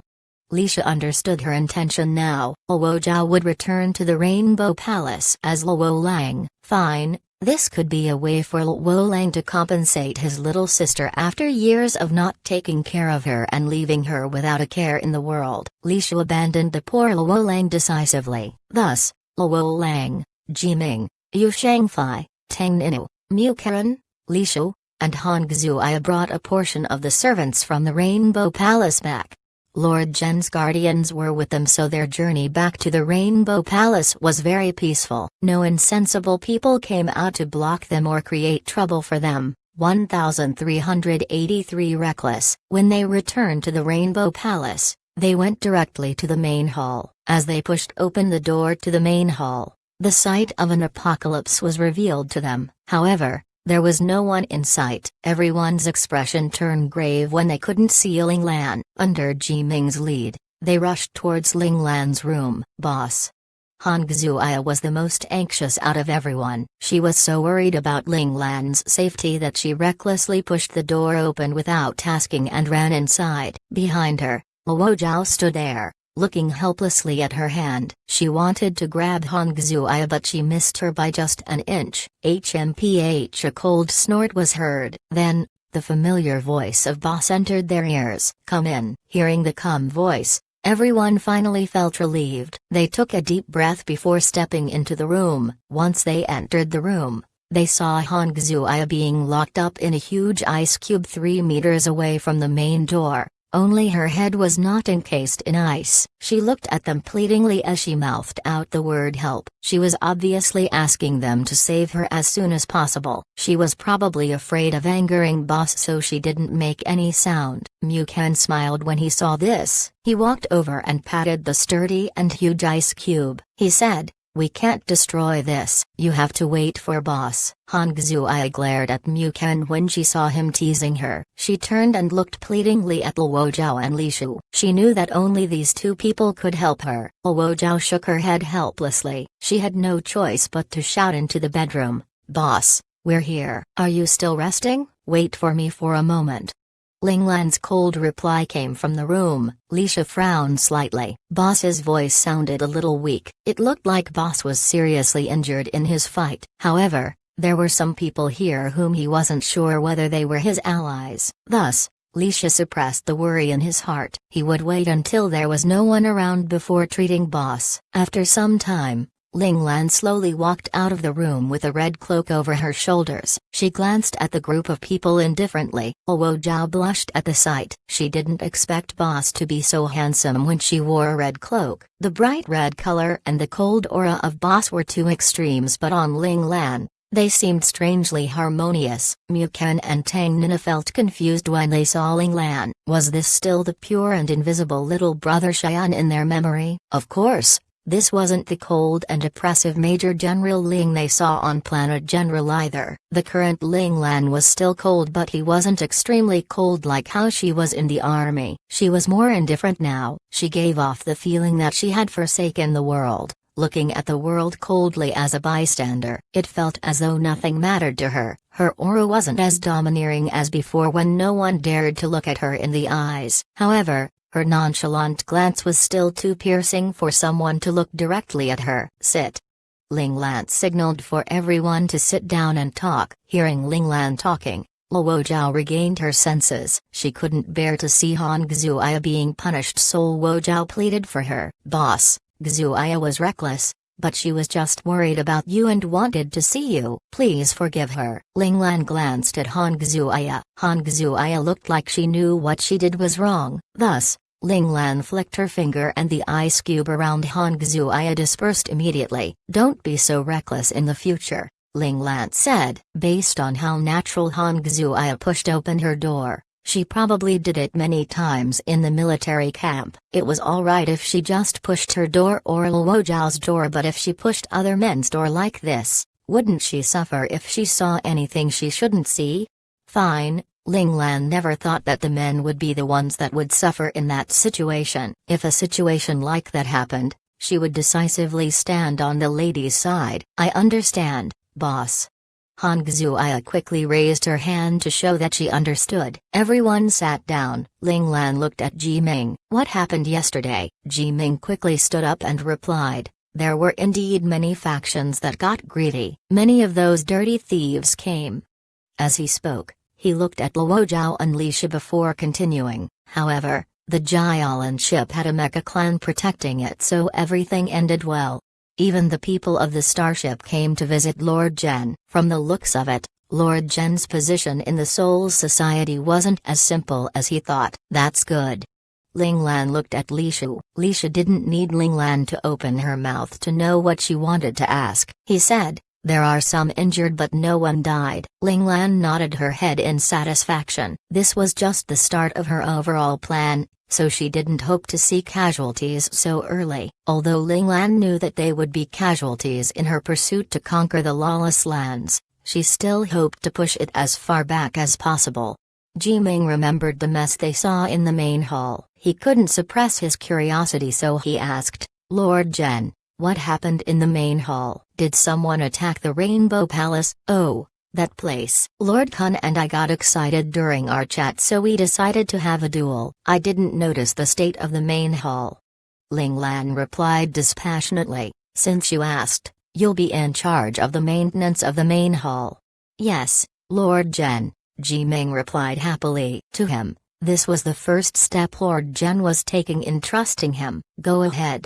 Ling Lan waved her hand. Ji Ming left the room and started getting busy with repairing the main hall. There were now only the people from Lingshan and the Flying Dragon Special Forces left in the room. Li Shi looked at Ling Lan and inquired whether these two people from the Flying Dragon Special Forces could be trusted. Ling Lan gave him a look to tell them that they were alright. Li Shi put down his worry and immediately rushed over to Ling Lan's side. He took out a small device and started inspecting Ling Lan with it. Luo Zhao and Han Xuya looked at Ling Lan worriedly as they noticed her pale face. Boss, why didn't you take the Nuwa agent? Li Shi was slightly furious. He detected that Ling Lan's old injury had flared up again because she fought before her old injury could recover. Hence, with the addition of this new injury seriously damaged her body. This kind of injury was the hardest to treat as it needed to be treated slowly. Once a mistake was made during the recovery process, there would be lasting implications. As a responsible military doctor, Li Shi hated this kind of patient. First, they were hard to treat, and second, they were irresponsible people who didn't take care of their bodies. I finished it, Ling Lan said calmly. You finished it? Li Shi exclaimed in surprise. Boss only left them for a few days and he already finished all the Nuwa agents he brought along with him. Those were life-saving agents. Did boss drink them for his 3 meals? Yeah, I almost died so I used all of them.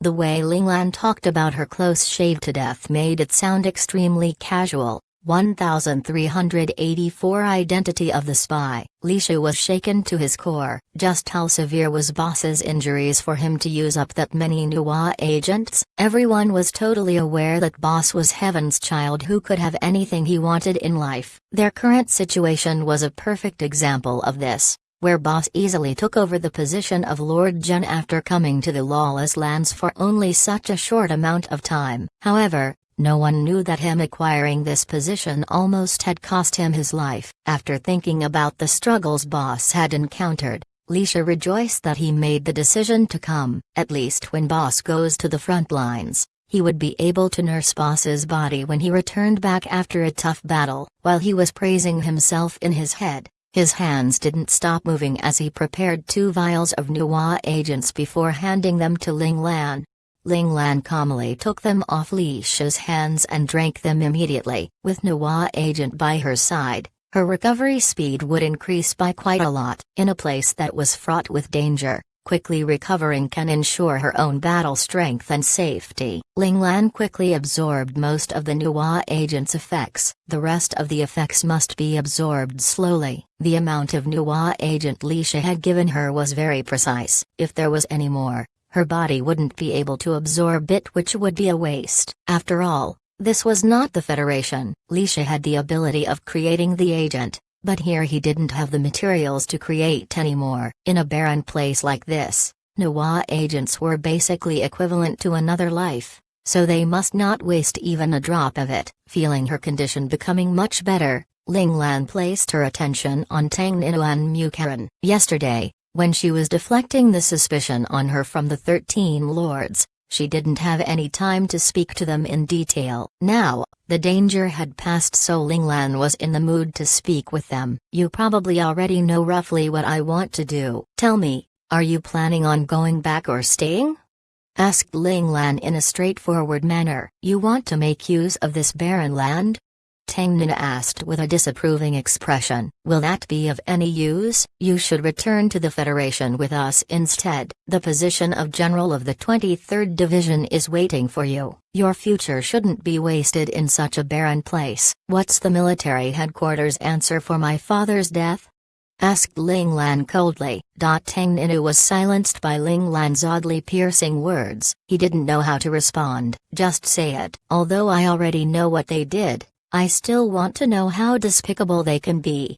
Ling Lan pulled on her sleeves as her expression turned colder than normal. Looking at the sight before them, Tang Ninu and Mu Kan felt that the icy cold Major General Ling from the past had returned. Tang Ninu and Mu Kan looked at each other with vigilance. Then, in the end, Mu Kan bit his lip as he said, taking on the enemy without being given any orders to engage. Dealing with private matters over performing his duties. Great, great, great. Haha. Ling Lan laughed angrily. Her malevolent aura quickly exploded outwards. Ugh. Tang Ninu and Mu Kan's chests felt as if a fist had ruthlessly struck them. A mouthful of blood instantly came out from their mouths. Luckily, Ling Lan only fully let go for a slight moment. Otherwise, the two of them wouldn't be just spitting out blood. On the other side, Li Shu, Han Xuya and Luo Zhao were not even one bit affected. Despite being overly angry, she didn't lose her rationality. Her force of presence was still controlled perfectly. It was only sent towards Mu Kan and Tang Ninu. Haha, that's the military headquarters for you. In the Twilight Empire, which one of the steps that my father took wasn't after careful planning and thought? If it wasn't for their devious scheme, why would he leave a winning battle to come and save me? Ling Lan laughed out maniacally. Even though it is all their fault, they not only push away all responsibility for their crimes, they even dirty the name of my father. Tell me, what can I do against a completely corrupt military headquarters? If I go back, I probably would become a puppet that they can toss back and forth. However, you can't resolve General Ling's grievances by being here, shouted Mu Kan. He didn't want Ling Lan to walk a crooked path. The stronger Ling Lan became, the more afraid he was that she would walk the wrong path. If that day were to come, it would be the end of the Federation. I can't now, but it doesn't mean I can't go back in the future. Ling Lan regained her composure and said in a calm expression. The anger she had festering in her body seemed to have disappeared. Tang Ninu and Mu Kan stared blankly after hearing those words. Mu Kan recovered quicker of the two. You want to take over the Lawless Lands? That's impossible. Only by becoming the king of the Lawless Lands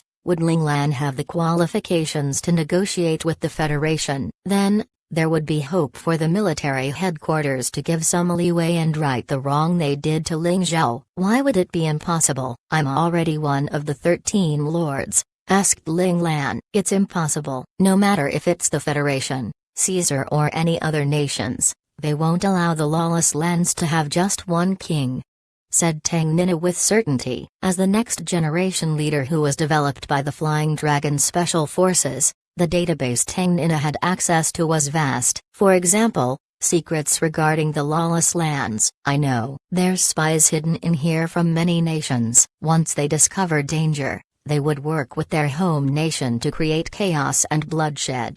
During the time on the Lawless Lands, Ling Lan had been reading through the documented events on the Lawless Lands. She had more or less discovered some patterns. Tang Ninu's mouth moved, but in the end, no words came out of his mouth. In his mind, the Federation wouldn't resort to doing that. I also know that some of these spies have risen quite high here, for example, being the guardians of the 13 lords. While Ling Lan was speaking, she was also focused on Tang Ninu's expression. Some may even have become one of the 13 lords. After those words were said, Tang Ninu's eyes twitched a little. Despite it being hard to detect, how could it escape from Ling Lan's sharp eyes? Seeing that, Ling Lan narrowed her eyes and smirked. It was just as she had expected. In the past few days, Ling Lan had been thinking about an issue. It was clear that Lord Qian and Lord Kun were strong, but why had he never thought about unifying the Lawless Lands? With the strength of the Lord Qian and Kun, it was definitely possible, unless Lord Qian wasn't in the God Realm like the rumors said. However, all of the documented information showed that the possibility of Lord Qian had entered the God Realm was highly likely. Lord Kun, who just fought with Ling Lan, was clearly halfway into the God Realm. Someone who could be respected by someone who was halfway into the God Realm, other than an actual God Realm individual. There was no other exception.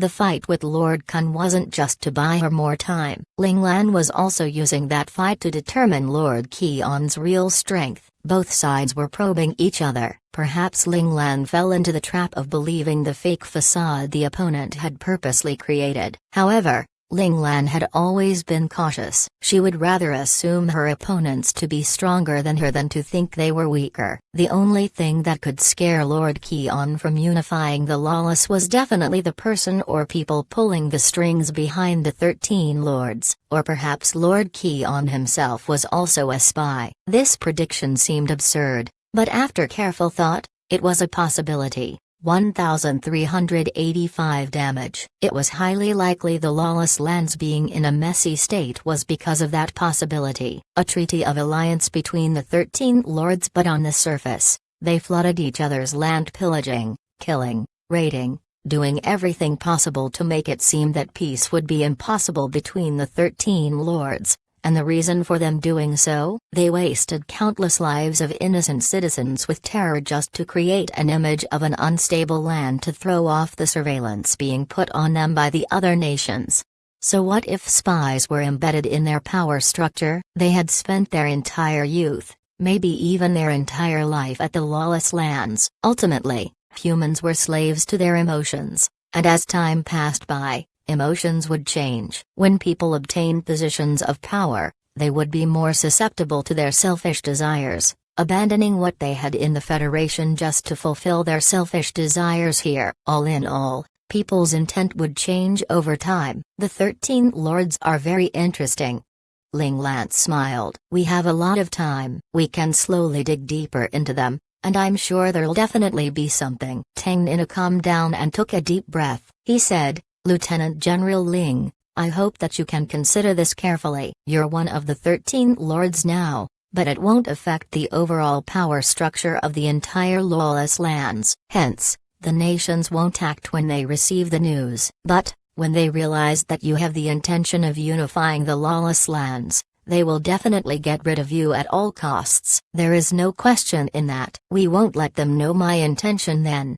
Ling Lan smiled at Tang Nina and Mukan ambiguously. Are you planning to tell them what I said to the Federation? Tang Nina pursed his lips tightly. The emotions in his gaze were complicated. He couldn't decide what he should do in that instant. After remaining quiet for some time, he finally replied, the order I received is to protect you. The spies have nothing to do with me. In the end, he still lost to his feelings for Pei Xian. He only interacted with Pei Xian for a short 1 month and met with his real identity a few times after that. By right, he shouldn't have such a deep emotional attachment to him. However, in the depths of his mind, the innocent smile and the eyes that trusted him fully would always appear in his mind whenever he tried to ignore him. Because of this feeling of guilt, he was unable to do anything harmful to the real identity of Pei Xian. Forget it. He should just pretend that he didn't know anything. He was supposed to watch over the Ling Lan,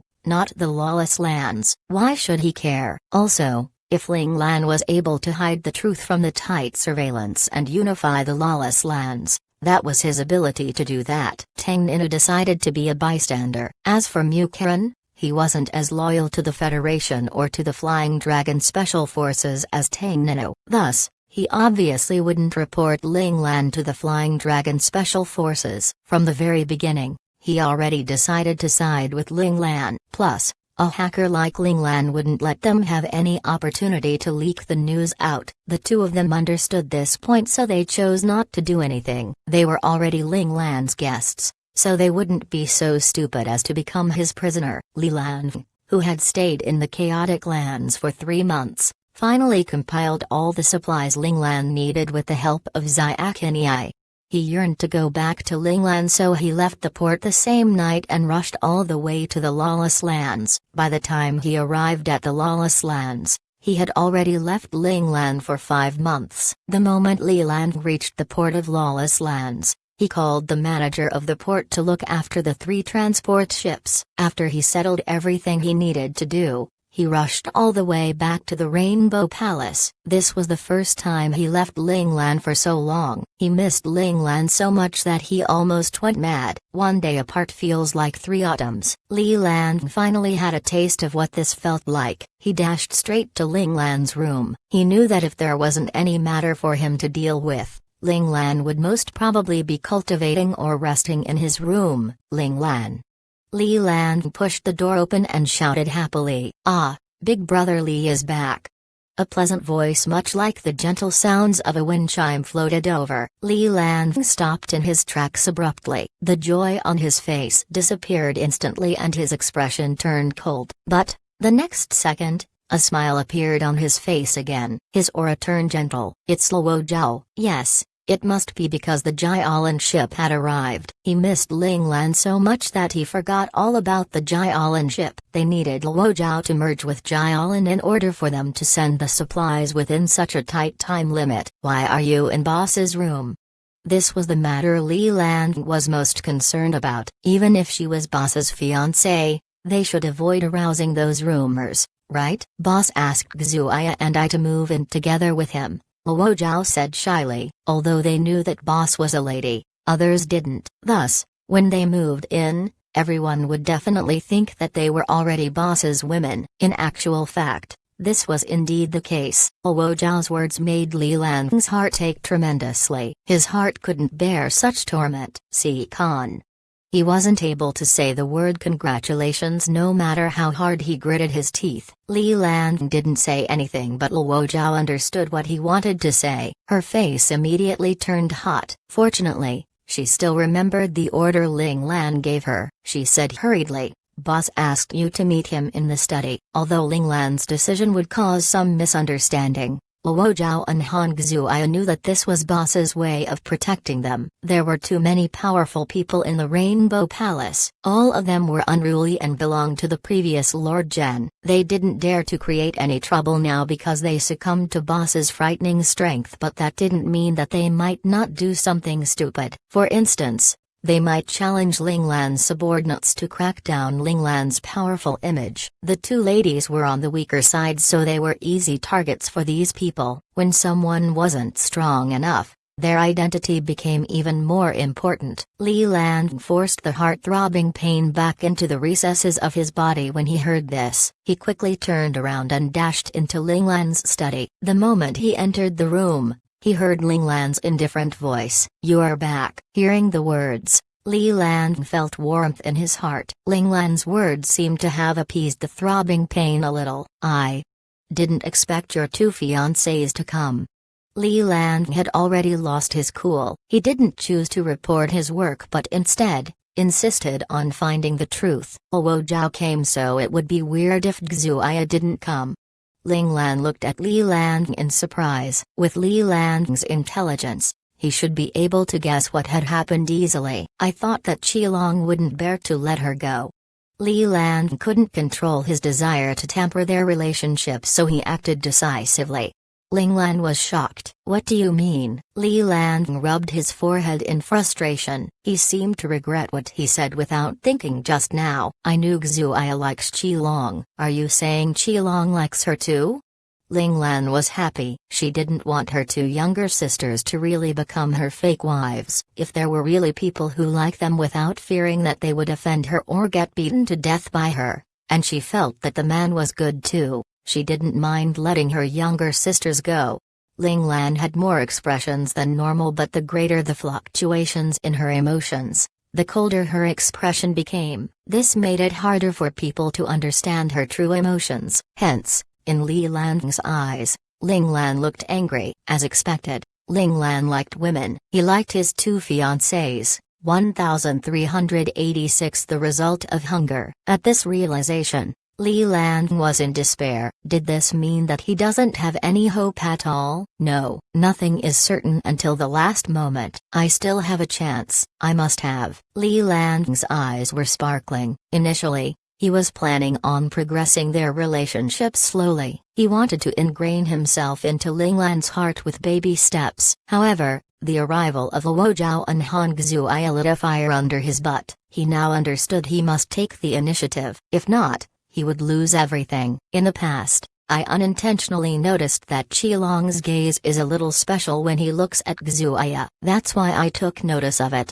The moment Li Lan decided to take the initiative, he wouldn't be soft-hearted. Qi Long has been hiding it from me very well. Ling Lan controlled her urge to roll her eyes as she spoke calmly. It was no surprise that they were starting to look for love since they were now adults. She still remembered in the past when Hong Xuya confessed to Qi Long. That brat rejected her directly with the reason of wanting to focus on becoming stronger. I think he's just afraid of offending you. After all, Xuya is your woman. Even if Qi Long really likes her, he won't dare to say it.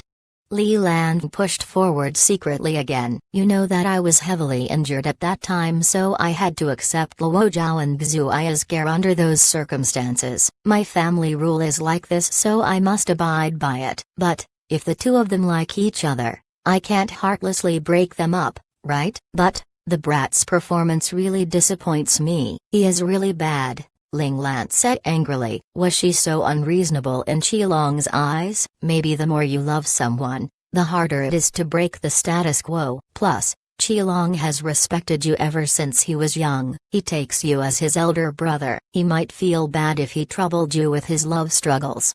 Li Lan pretended to be speaking up for Qi Long. I have to thank you for telling me this, Li Lan.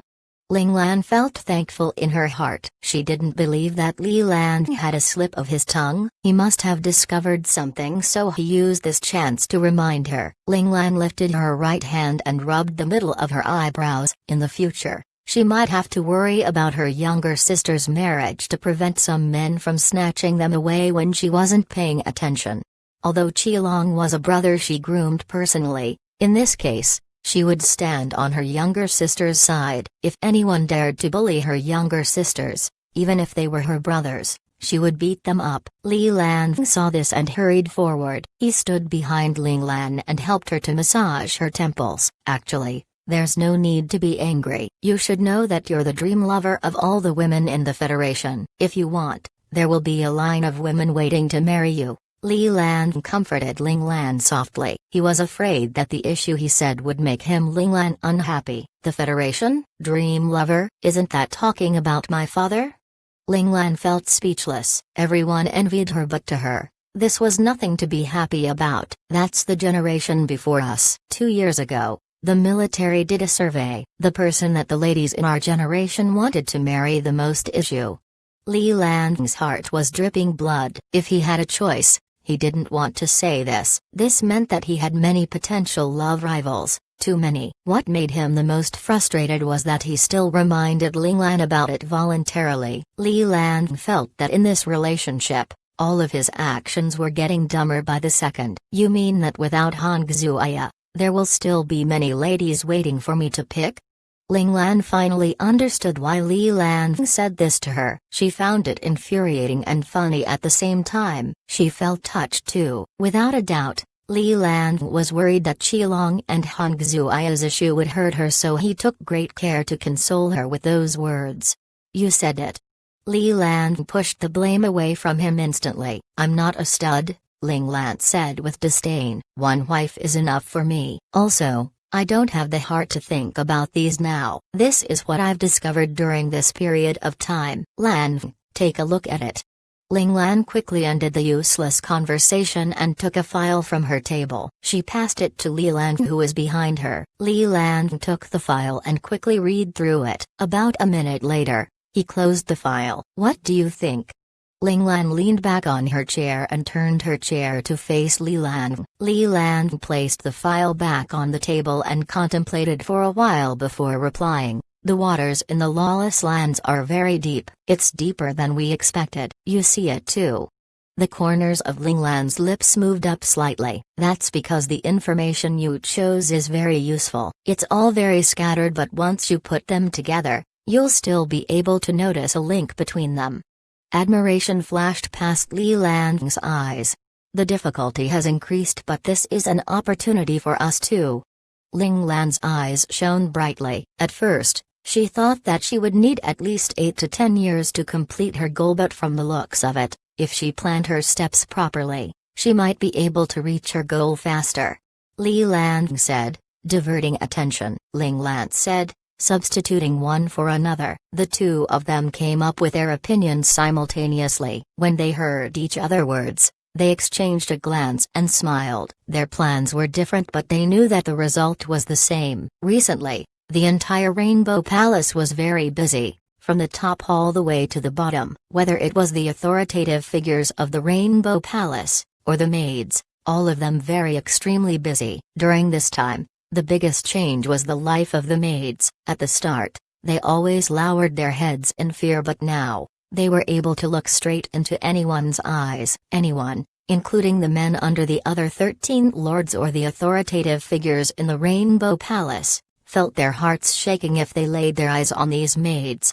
The maids were able to be so confident. Yes, and it was all because they were the personal guards of Lord Gen's wives. That's right, those maids who didn't have any pride, the maids that could be bullied by anyone in the past, were gathered by the two wives of Lord Gen. Out of boredom, they gathered the maids to train them into their personal guards. The two wives even set a rule: the maids had to come to training every morning. All their work would be shifted to the afternoon. No one was supposed to disturb them during their training. What about those team leaders, managers, or guardians who didn't have anyone serving them? Nothing would happen. If they couldn't accept this, they could find Lord Gen for their maids. This was the oppressive reply the two wives gave them. Such actions undoubtedly ignited people's anger. So unsurprisingly, the infuriated group of guardians and managers went to look for Lord Gen to give them an answer. They looked for a long time and finally found their Lord Gen in the kitchen. When they saw him,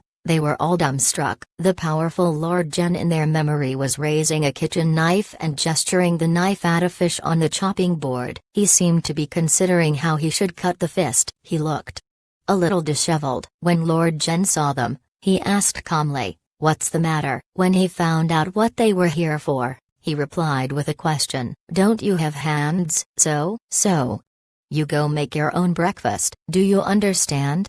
Lord Gen growled furiously at them. He looked like a malevolent devil coming from the depths of hell. No one dared to protest anymore. After everyone calmed down and analyzed the situation, they instantly understood that the malicious gaze from their Lord Gen was because he was too hungry. 1387 What to do? Ling Lan laid lazily on her soft couch. She felt like she received a new life. At the side, there were no leftovers on the plates. A pair of slender and beautiful hands were tidying the table carefully. "I didn't expect your cooking skills to be so good."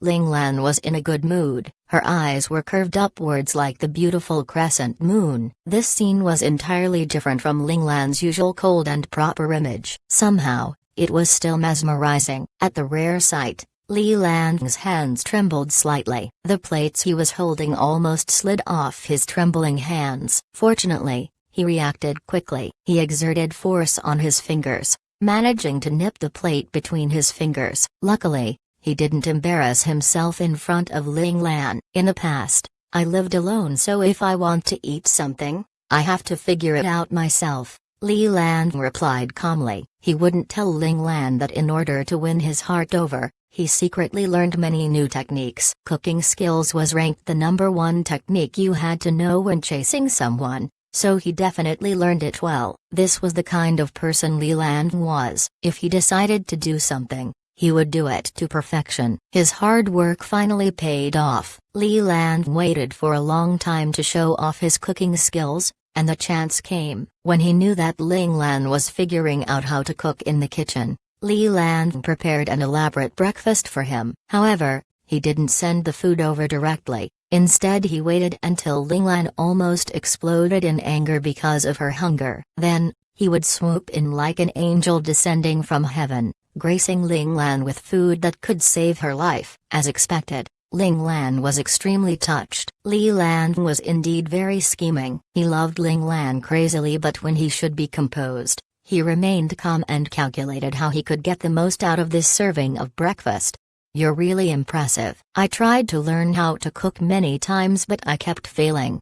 Ling Lan looked at Li Lan in admiration. She had already realized that her talent in cooking was close to nil. She reckoned she inherited this gene from her mother. Luckily, her father's cooking skills were amazing. "You don't have to worry about such small matters. It's a waste of your effort." Li Lan smiled. "In the future, I can be in charge of your breakfast. lunch, and dinner. That'd be great, thank you as always, Lan. Ling Lan smiled in satisfaction. This would really solve her greatest difficulty. These past few days, she was really very hungry. Mind you, she had a huge appetite ever since she was young. If you stopped her from eating, she would really turn berserk. She didn't know how Luo Zhao and Hong Xuya came up with the idea to train the maids. Ling Lan couldn't help but recalled what happened a few days ago. Boss. Luo Zhao and Hong Xuya rushed into her study room excitedly. What the matter? Ling Lan put down the things she was doing and asked them with her raised head. We thought of what to do, Hong Xuya shouted happily. For the past 3 months, they could only stay in Ling Lan's room. If they wanted to go out, they had to make ample preparations. Ling Lan had to send a few powerful guardians to protect them or send Zhao Jun or Luo Lang to do it. There were just too many dangers in the lawless lands. No one knew what would happen if they went out. Plus, Ling Lan was still reorganizing the various factions in Lord Zhen's territory. Where there was suppression, there would be resistance. At places where they couldn't see with their eyes, the battles never stopped. Ling Lan had to be careful. 1 or 2 days were easy to bear, but once they stayed here longer, Hong Xuya and Luo Zhao got bored. Of course, they were people who were able to restrain themselves. They knew they shouldn't create trouble for boss at this time, so they didn't say anything to her. However,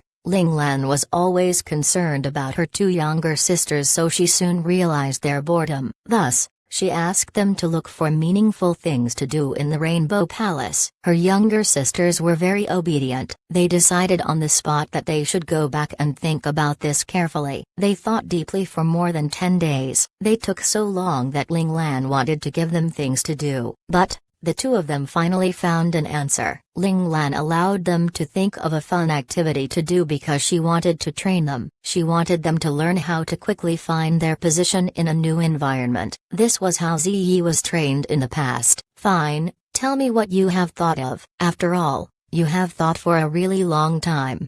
Ling Lan put down the documents in her hands and teased them. Luo Zhao glanced at Hong Xuya. Hong Xuya opened her mouth and said, "Boss, we have been studying the ranking system of the lawless lands. This is a place where strength determines your status. Powerful people will have a better life. In an organization, they will be able to sit in high positions and enjoy more authority and benefit. Just like the nations in the central region, ladies are at the bottom of the social status. Their lives are probably worse than the ladies living in the central nations. In the lawless lands, the lowest beings, the maids, are women. Women can be sold and killed whenever people want. They are treated like animals."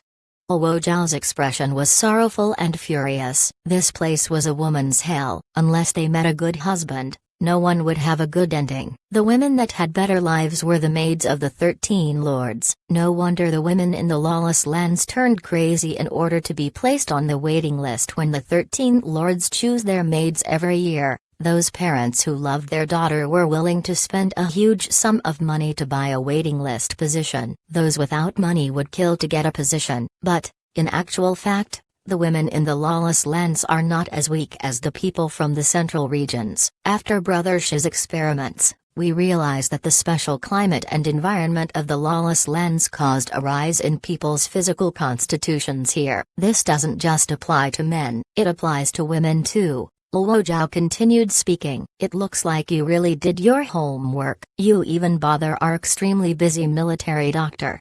Ling Lan smiled mysteriously at Luo Zhao. Only she was able to ask Li Shi for a favor. If you asked who's the person who doted on Luo Zhao the most in Lingshan, it wasn't her. It wasn't Luo Zhao's blood-related brother, Luo Lang either. Instead, it was their military doctor, Li Shu. He had always loved her like his blood-related younger sister. I didn't. Brother Shu was already analyzing the special environment of the lawless lands. He knew that I needed it, so he gave me the result of his research. Luo Zhao replied hurriedly. She just went to find Brother Shu and coincidentally, the thing he was researching on was what she needed. I'll believe whatever you say then.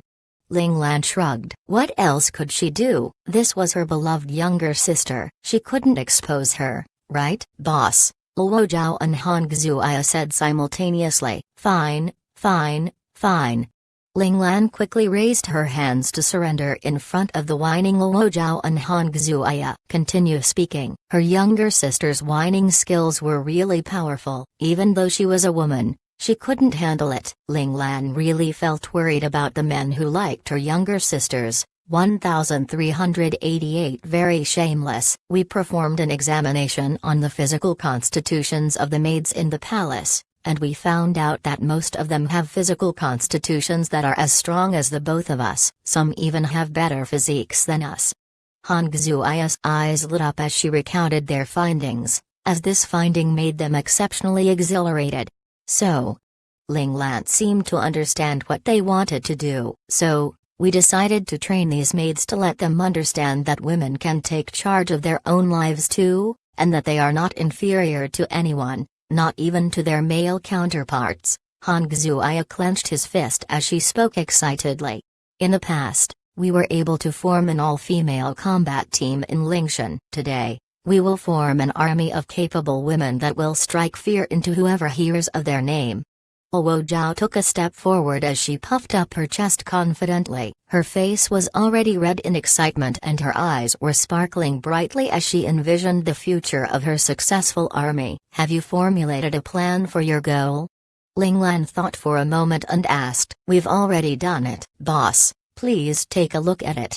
Han Xuaya quickly took out the proposal they prepared and passed it to Ling Lan. Looking at the nervous and anticipating faces of Han Xuaya and Luo Zhao, Ling Lan let out a wide smile like a proud mom would and said, "You really made ample preparations. You even have the proposal ready." Han Xuaya scratched her head and smiled foolishly in reply. Ling Lan carefully read through the carefully written and well thought out words and snickered a little. "It looks like you didn't just use my military doctor, you even brought in my strategist."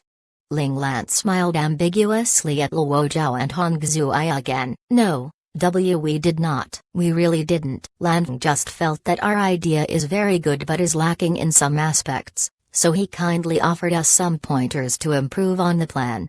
Han Xuaya wiped away the cold sweat off her forehead. In reality, they really did use boss's name to ask many of her loyal subordinates to help come up with this meticulous plan. It's fine. Anyways, the proposal is very detailed. The timeline is thoroughly planned out and segmented well too. If you can persist with this plan, you might really see some great results.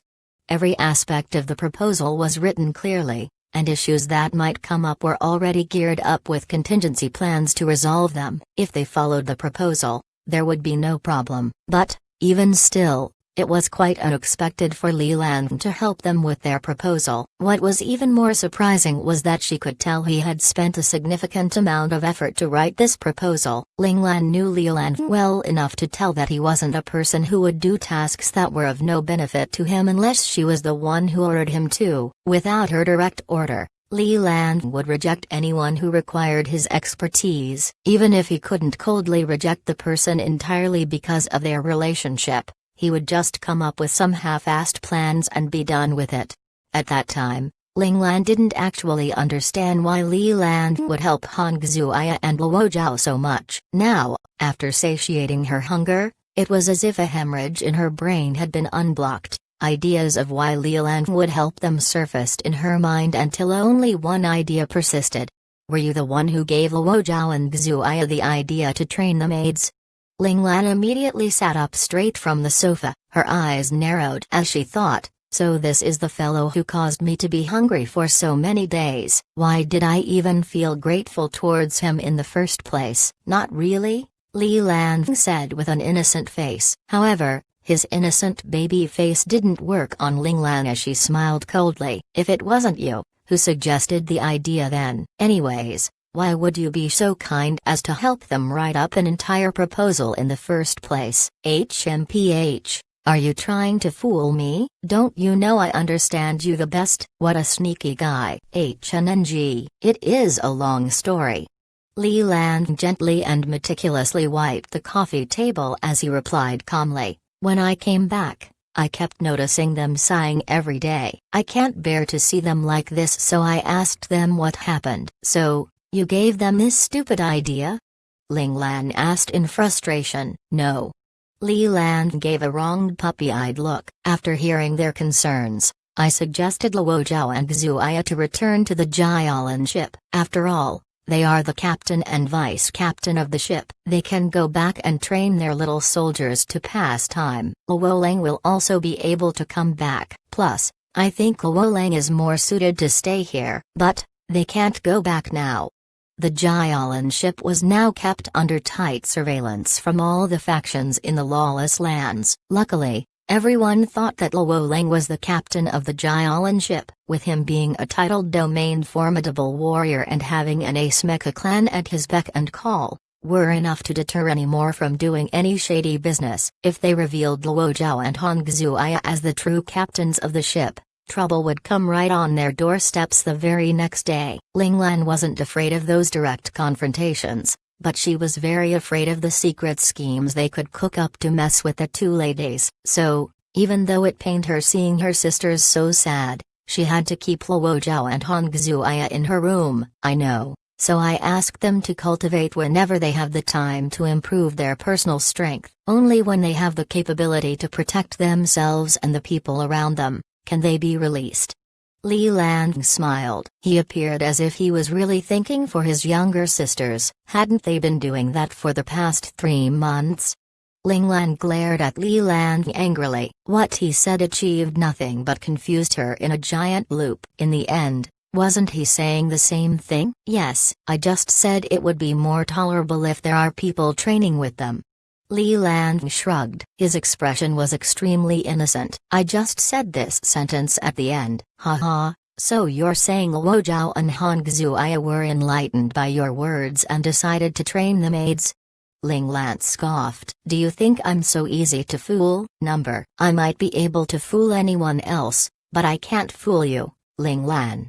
Li Lan sighed. Aren't you the one who understands me the most? Ling Lan just looked at him coldly. Fine, I concede. I did say something else.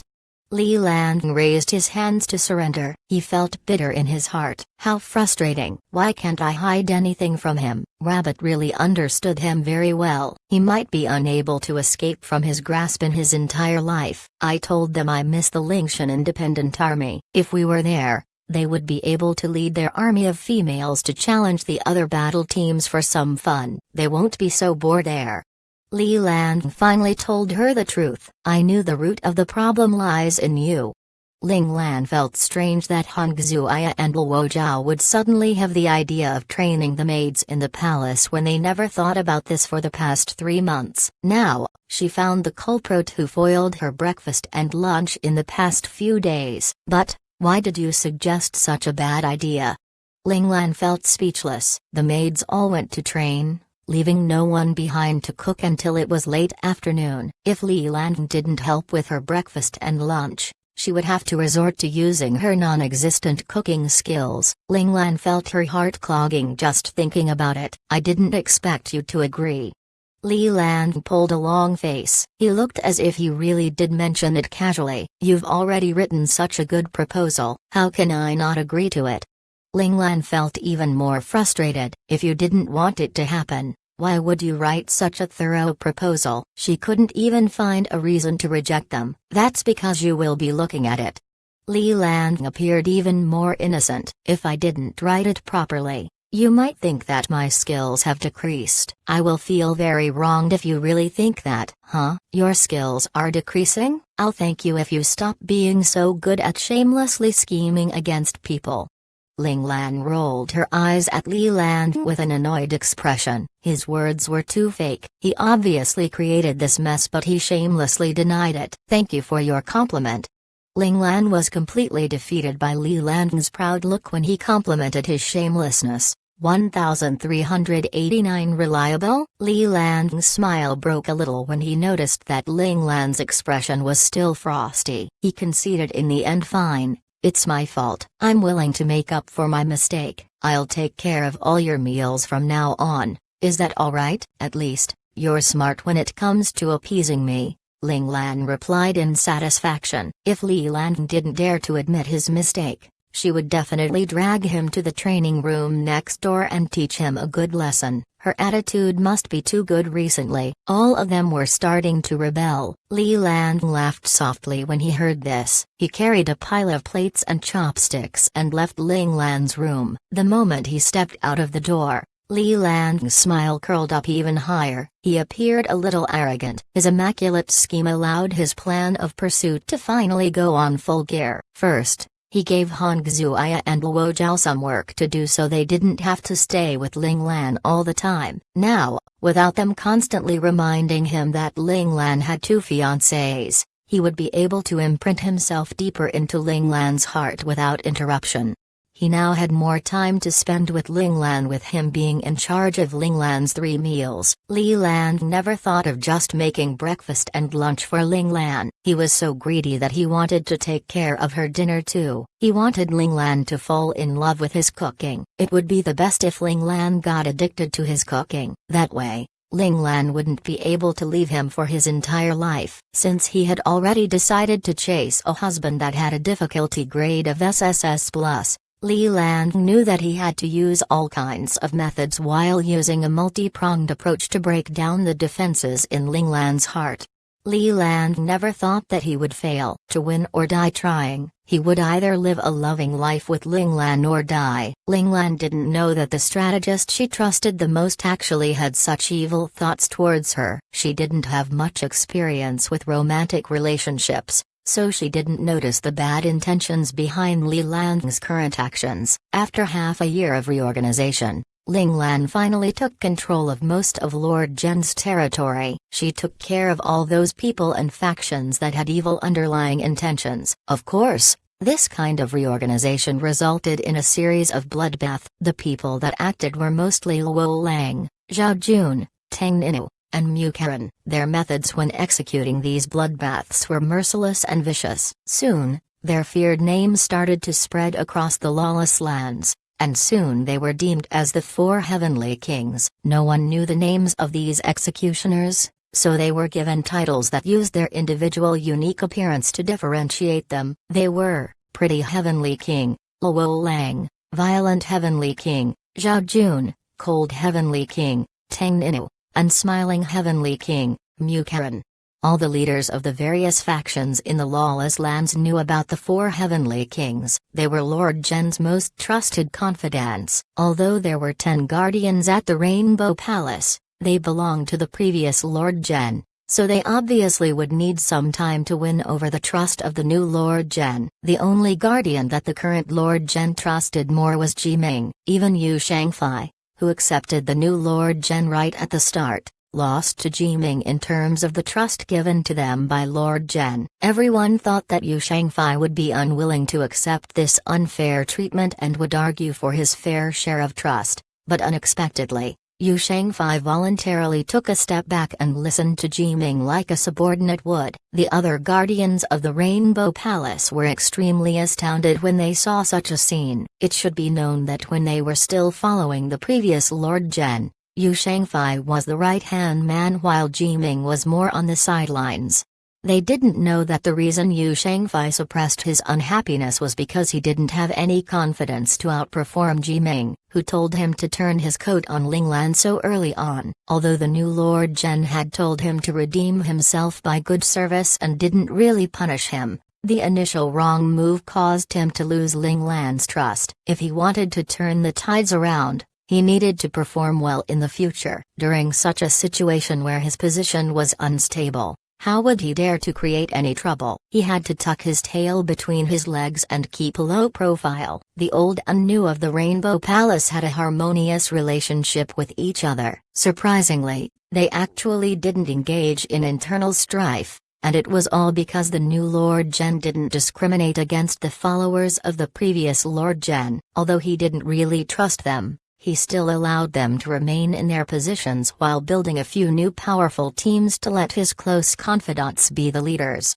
When distributing miscellaneous missions, he still used the old guards. When he needed to strike hard and suppress those restless factions, he would use his confidants. Since the 4 heavenly kings were really young, everyone including the other 12 lords, were waiting to see them make a laughingstock out of themselves. They wanted to see Ling Lan failing and embarrassing himself. However, Although these four young men were young, their strength were on par with titled domain realm formidable warriors like them. Not only did they complete the missions Ling Lan assigned to them, they also earned a feared name for themselves. The people that didn't take the new Lord Zhen to heart didn't dare to underestimate him anymore after seeing the performance of these four young men.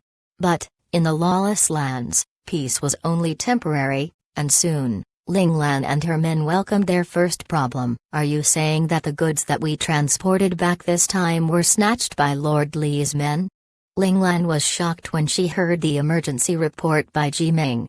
Ji Ming nodded. Based on the timeline, it's time for a battle royale. Hearing the term, Ling Lan remembered the information she tidied up a few days ago. She raised her eyebrows and said, a scuffle every 3 months, a battle every 6 months. And battle royale every year? Yes. In the past few months, because of your new position, our people suppressed themselves very much. Hence, the scuffle didn't happen.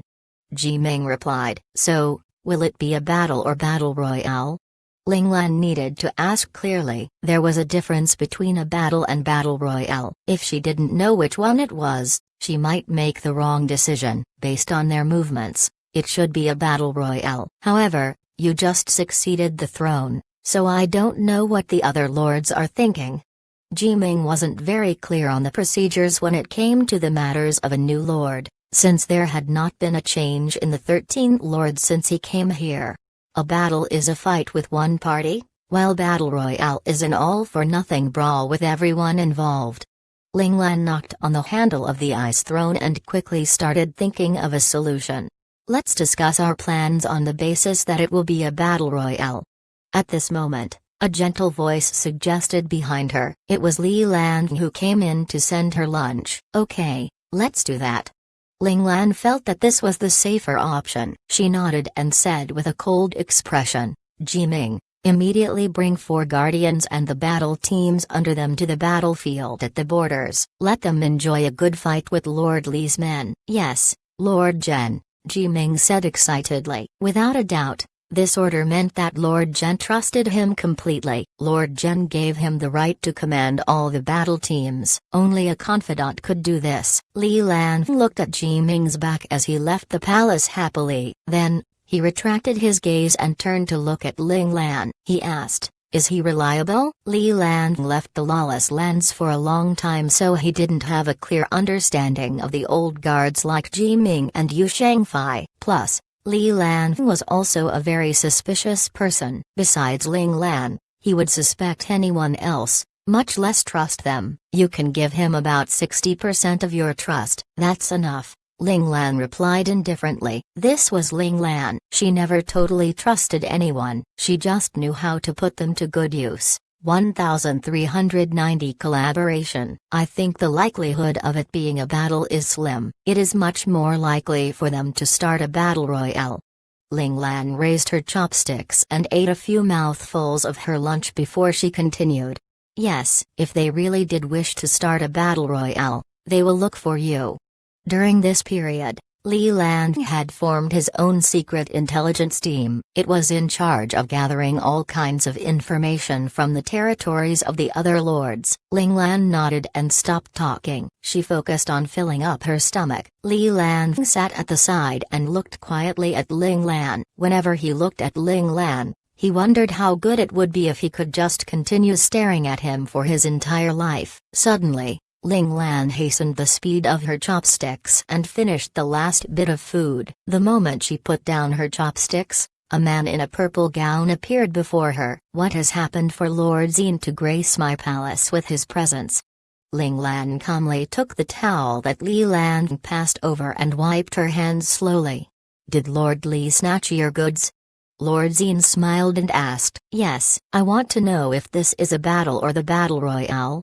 Ling Lan raised her eyebrows. In order to create the impression that the lawless lands were in chaos, the 13 lords collaborated with each other to create many games that were built on top of numerous corpses and pools of blood. As long as they were able to achieve the results they wanted, they didn't care how many injuries or casualties were caused. When Ling Lan realized this, She felt pity for the lowest dregs of the lawless lands as their fates were being in the hands of these cruel lords. However, now, she needed to be involved with those cruel lords. She really hated this feeling of helplessness. She felt contempt towards the 13 lords as well as those who feared the potential of the lawless lands. "You're indeed a smart person," the other lords were wondering if we should inform you, but Lord Keon and Lord Kun said that you would have known about it already, so we don't need to make the extra effort, Lord Zen lamented. "I'm just surprised. Since the 13 lords are already basically on the same side, why don't you just form an alliance and develop the lawless lands properly?" Ling Lan asked. Her clear and transparent eyes made Lord Zine unsure if Ling Lan was testing him or if she was really curious about it. He contemplated for a moment before answering slowly. "Humans are hard to predict. No one can know when they will be backstabbed if they form an alliance." "I see. None of you completely trust one another." Ling Lan nodded. Ling Lan's straightforward and direct answer stabbed right into Lord Zen's heart. "Could we still have a friendly conversation? Do you trust us?" Lord Zine refuted. Ling Lan pondered carefully before replying. "I really can't." Lord Zine felt frustrated by the reply again. This fellow wasn't even willing to pretend to be friendly. He was really bad. "Did you come because I am collaborating with you for this battle royale?" Ling Lan noticed that Lord Zine didn't have the interest to chat further, so she went straight to the point and asked for his purpose of his visit. "Clever. You understood everything without any explanations from me." Lord Zen gathered his composure. Maybe this youth was still young, so he hadn't learned how to be slick in his speech. He shouldn't make people feel so stifled when talking to him. "Who is our opponent?" Ling Lan asked curiously. She wanted to know how the 13 lords choose their enemies for a battle royale. "This time, Lord Li and Lord Demon are on the same side," Lord Zen replied. "This time?" Ling Lan immediately caught the main point. Lord Zen looked at Ling Lan meaningfully. During all their conversations, this youth was able to catch the main point of his sentence every time. This sharpness was rarely seen among the younger generations he knew. Lord Zine already didn't plan to hide, so he nodded and said, "We drew lots." "And you chose me?" Ling Lan smiled ambiguously. It looked like the other 12 lords admitted her identity as Lord Jen on the surface, but deep down, they still discriminated against outsiders. They didn't even call her during such an event and just let her fate be decided by random lots. "Actually, as long as 6 lords have gathered, we can start drawing lots." Lord Zine explained why she wasn't invited. Ling Lan didn't know if he was speaking the truth or not. "Is it a 2 versus 2 battle royale?" The documents kept in the Rainbow Palace didn't explain the battle royale clearly. Thus, Ling Lan still had many questions regarding it. Since she had the chance to clarify her doubts now, she wouldn't miss it. She would ask everything she needed to ask. Not really. There would be 6 teams. Besides the team which had been decided right from the start to be our enemies, we can still form other relationships with the other teams, Lord Zen replied. "Form relationships? They can be your enemies or your friends, right?" Once again, Ling Lan detected the hidden meaning behind Lord Zen's words. Lord Zen was speechless. He was already so obscure with his words, but the other party was still able to accurately catch the important point. "I understand. How do you want to fight?" Ling Lan replied. "Together."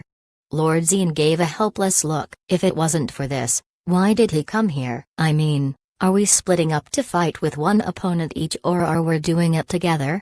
Ling Lan felt helpless too. In Lingshan, she didn't even need to talk. One look was enough for her comrades, whether it was Han Jijian or Li Lanfeng. Even people like Qi Long, Zhao Jun, and Ziyi were able to understand her intention and made the necessary arrangements. She didn't need to go into so much detail. Of course it's together. Based on Lord Li's temper, he won't likely split up. Lord Zine understood the other lords very well. Lord Li had a fiery temper. He liked to gather together and attack his opponent with all his might. As for Lord Demon, she didn't like to make any decisions, so normally, she would listen to what her partner preferred. "Is Lord Li very bossy?" Ling Lan asked when she noticed that Lord Xin only mentioned Lord Li but said nothing about Lord Demon. He's a little bossy, but that's because Lord Demon doesn't care about anything. Lord Xin smiled as he explained the reason. Really?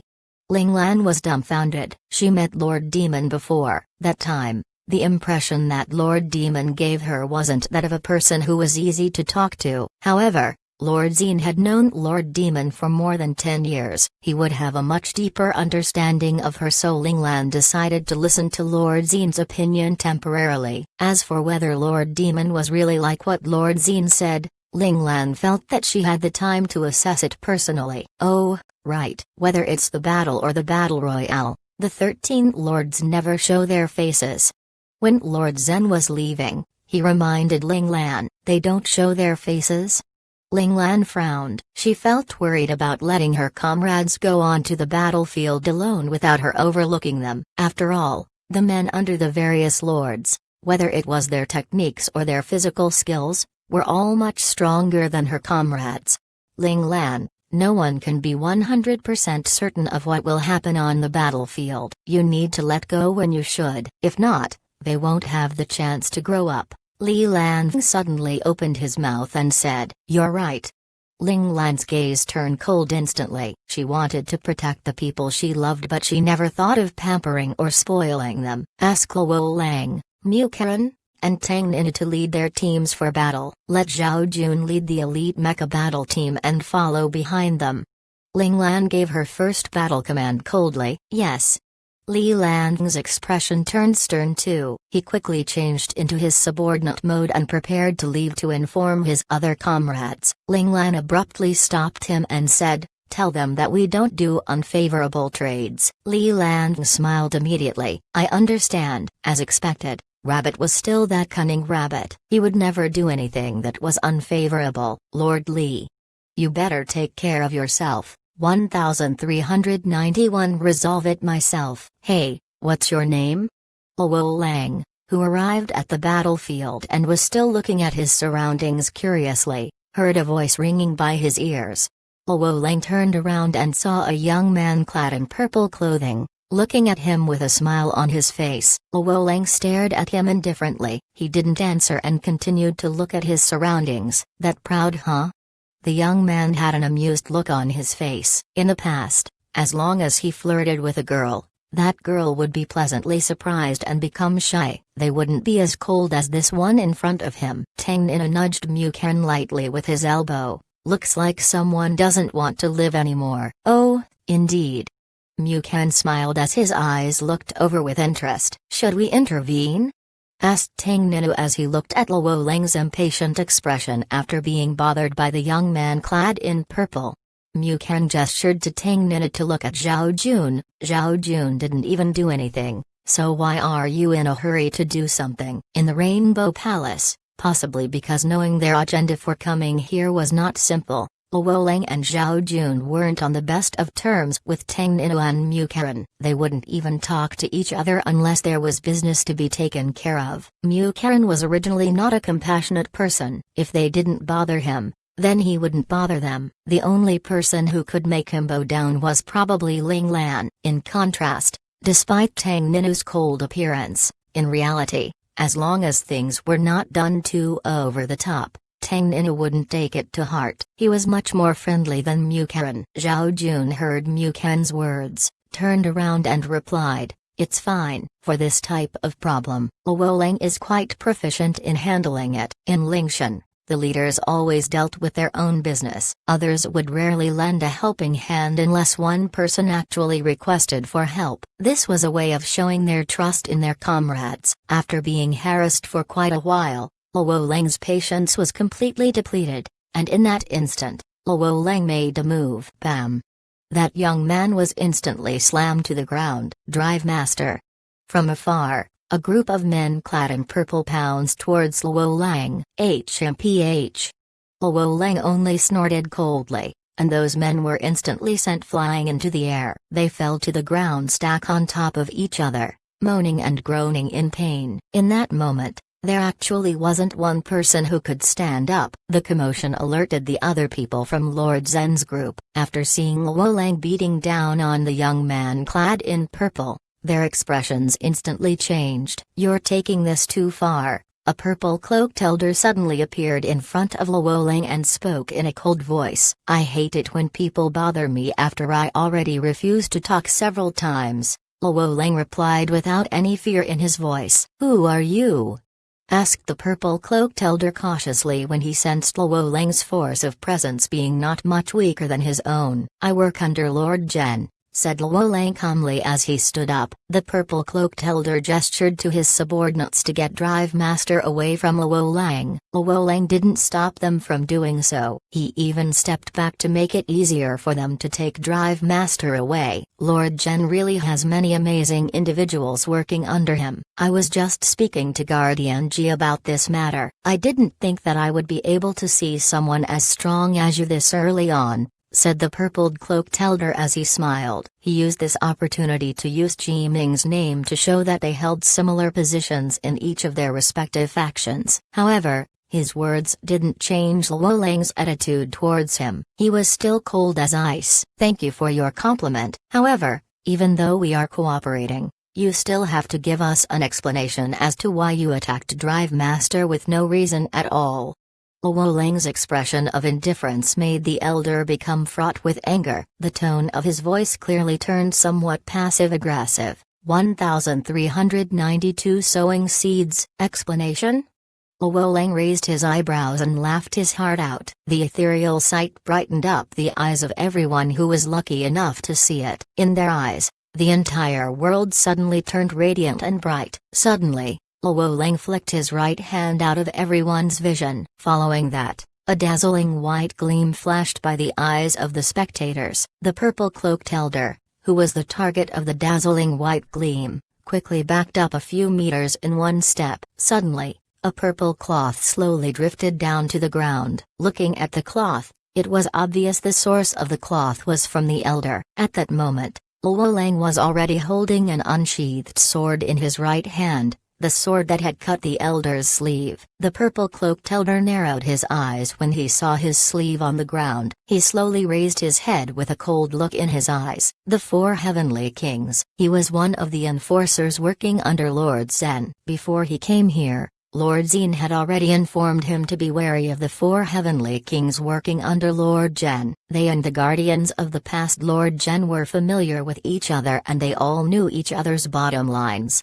so rarely would there be any quarrels. However, they had never met the new four heavenly kings. Although they had heard from their subordinates about their appearances, the images they had in their minds were still blurry. Not to mention knowing their temperaments or bottoms lines. Lord Zen was telling them to be wary because he was afraid they might make a mistake and cause a scene with these four. After all, in this battle royale, they were allies. If there were any quarrels, it wouldn't be beneficial for either of them. They were quite cautious in the beginning. However, no matter how cautious they wouldn't know that among the four heavenly kings working under Lord Zhen, there would be someone who actually had the appearance of a young woman. It was even his dumb grandson who disturbed that person. One mistake could perhaps spiral into creating a rift between the two groups. Why was the purple-cloaked elder so sure of Luo Lang's identity? Individuals at their level could easily sense the strength of someone just from that one move. The purple-cloaked elder knew very well that this ethereal beauty standing before him wasn't any weaker than himself. Being a stranger who was no weaker than him,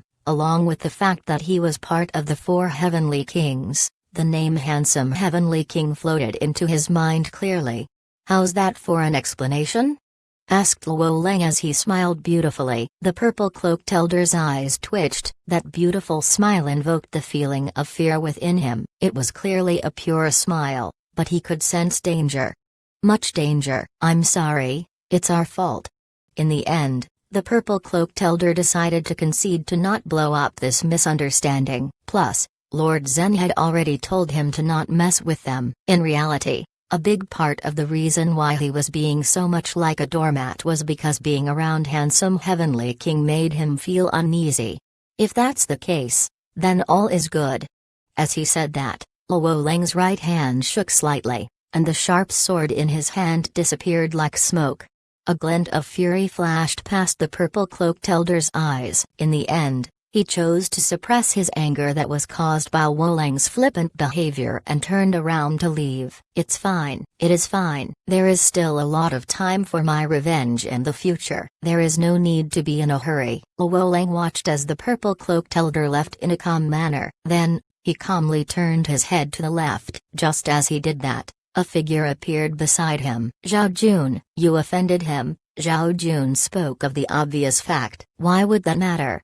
Wolang glanced at him indifferently. "Being totally not cute. In the past, you were never this temperamental."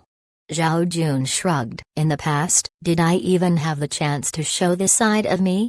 Wolang snorted coldly. "It was all handled by Ziyi." After saying that name, Wolang felt his heart ache. That was the truth. In the past, he would just focus on training while those annoying matters around him would be given to Ziyi to handle. After being saved by Boss in the military academy, it seemed that he wasn't put in any troublesome situation because of his looks. Even if there were, Ziyi would have resolved it for him before he could say a thing. Back then, he felt Ziyi was just being a good brother. He knew what he hated and helped him resolve it beforehand. Now that he thought about it, were those only just things a brother would do? Wolang felt his thoughts were in chaos. Ever since Ziyi said he liked him in his last moments, it turned Wolang's world upside down. Now whenever he thought back to how they spent time together in the past, the things he took for granted now felt as if there was something more to them. "Forget it. If I can't make heads or tails of it, then I just won't think about it." Wolang shook his head and tossed aside those messy thoughts. "I'll wait until Ziyi returns and clears up everything." Ever since he returned to the Lawless Lands, Boss had been hinting that there was a possibility that Ziyi might not have died. This possibility definitely brightened up Wolang's dark and gloomy mind. Although Linglan also said after that it hadn't been confirmed yet, Wolang still completely trusted Linglan's words. He was sure that Ziyi was alive and would definitely come back to them. "You're right." Zhao Jun thought of the Ziyi, who was always around Wolang, and nodded in agreement. It was just that he never expected them to ever be so helpless in a situation, so much so that Ziyi had to sacrifice himself to turn the situation around. Luckily, Boss told them that Ziyi should be fine, otherwise, he would have wanted to return to the Federation, barge into the military headquarters and force them to give him an explanation. Zhao Jun wanted to say some more, but a sudden energy burst alerted him. He and Wolang looked at each other and vanished almost simultaneously. Similarly, Tang Ninu and Mukan followed suit. In the next second, the four of them stepped onto the front lines of the battlefield simultaneously. They stood in a fan-shaped formation behind Jiming and the other guardians. In front of them, 12 other people stood on the opposite side of them while staring at them with emotionless gazes. The 12 people were seemingly split into two groups of people, as two distinctly different colored uniforms were within the group. One group donned themselves in all black, while the other group wore some mildly blinding rainbow-colored uniforms. Knowing that the four of them weren't familiar with the Lawless Lands, Jiming quietly explained it to them. The group in all black were 6 out of the 12 magistrates working under Lord Li, while the blindingly colorful ones were 6 out of the 12 succubi working under Lord Demon. 6 succubi. After hearing those words, the four of them couldn't contain their raw expressions. Just think about it. 6 men, wearing such bright-colored clothing and calling themselves succubi. It indeed could make people shudder at the thought. Are they only sending these 12? Tang Ninu was still the best at controlling his wandering thoughts and was the first to ask Jiming about the battle. Who knows? Jiming shook his head. It's possible that it's just a smokescreen for their real plans, or it could be just the 12 of them. Actually, the problem isn't that. Look behind the 12 of them. Jiming pointed behind the colorful group of people. They saw many human-like figures standing motionless there. Despite it being far away from them, they were still able to see them clear. Those are mechas. Zhao Jun's eyes froze for a moment. With his calculation, he guessed that there were probably no less than 5,000 mechas. Yeah, you actually thought this battle royale would involve us? said Ji Ming. "It's still mostly based on the mecha battle. We are just here to supervise those mechas. At the same time, it will be convenient for us to resolve any issues with others." Only 5,000 mechas?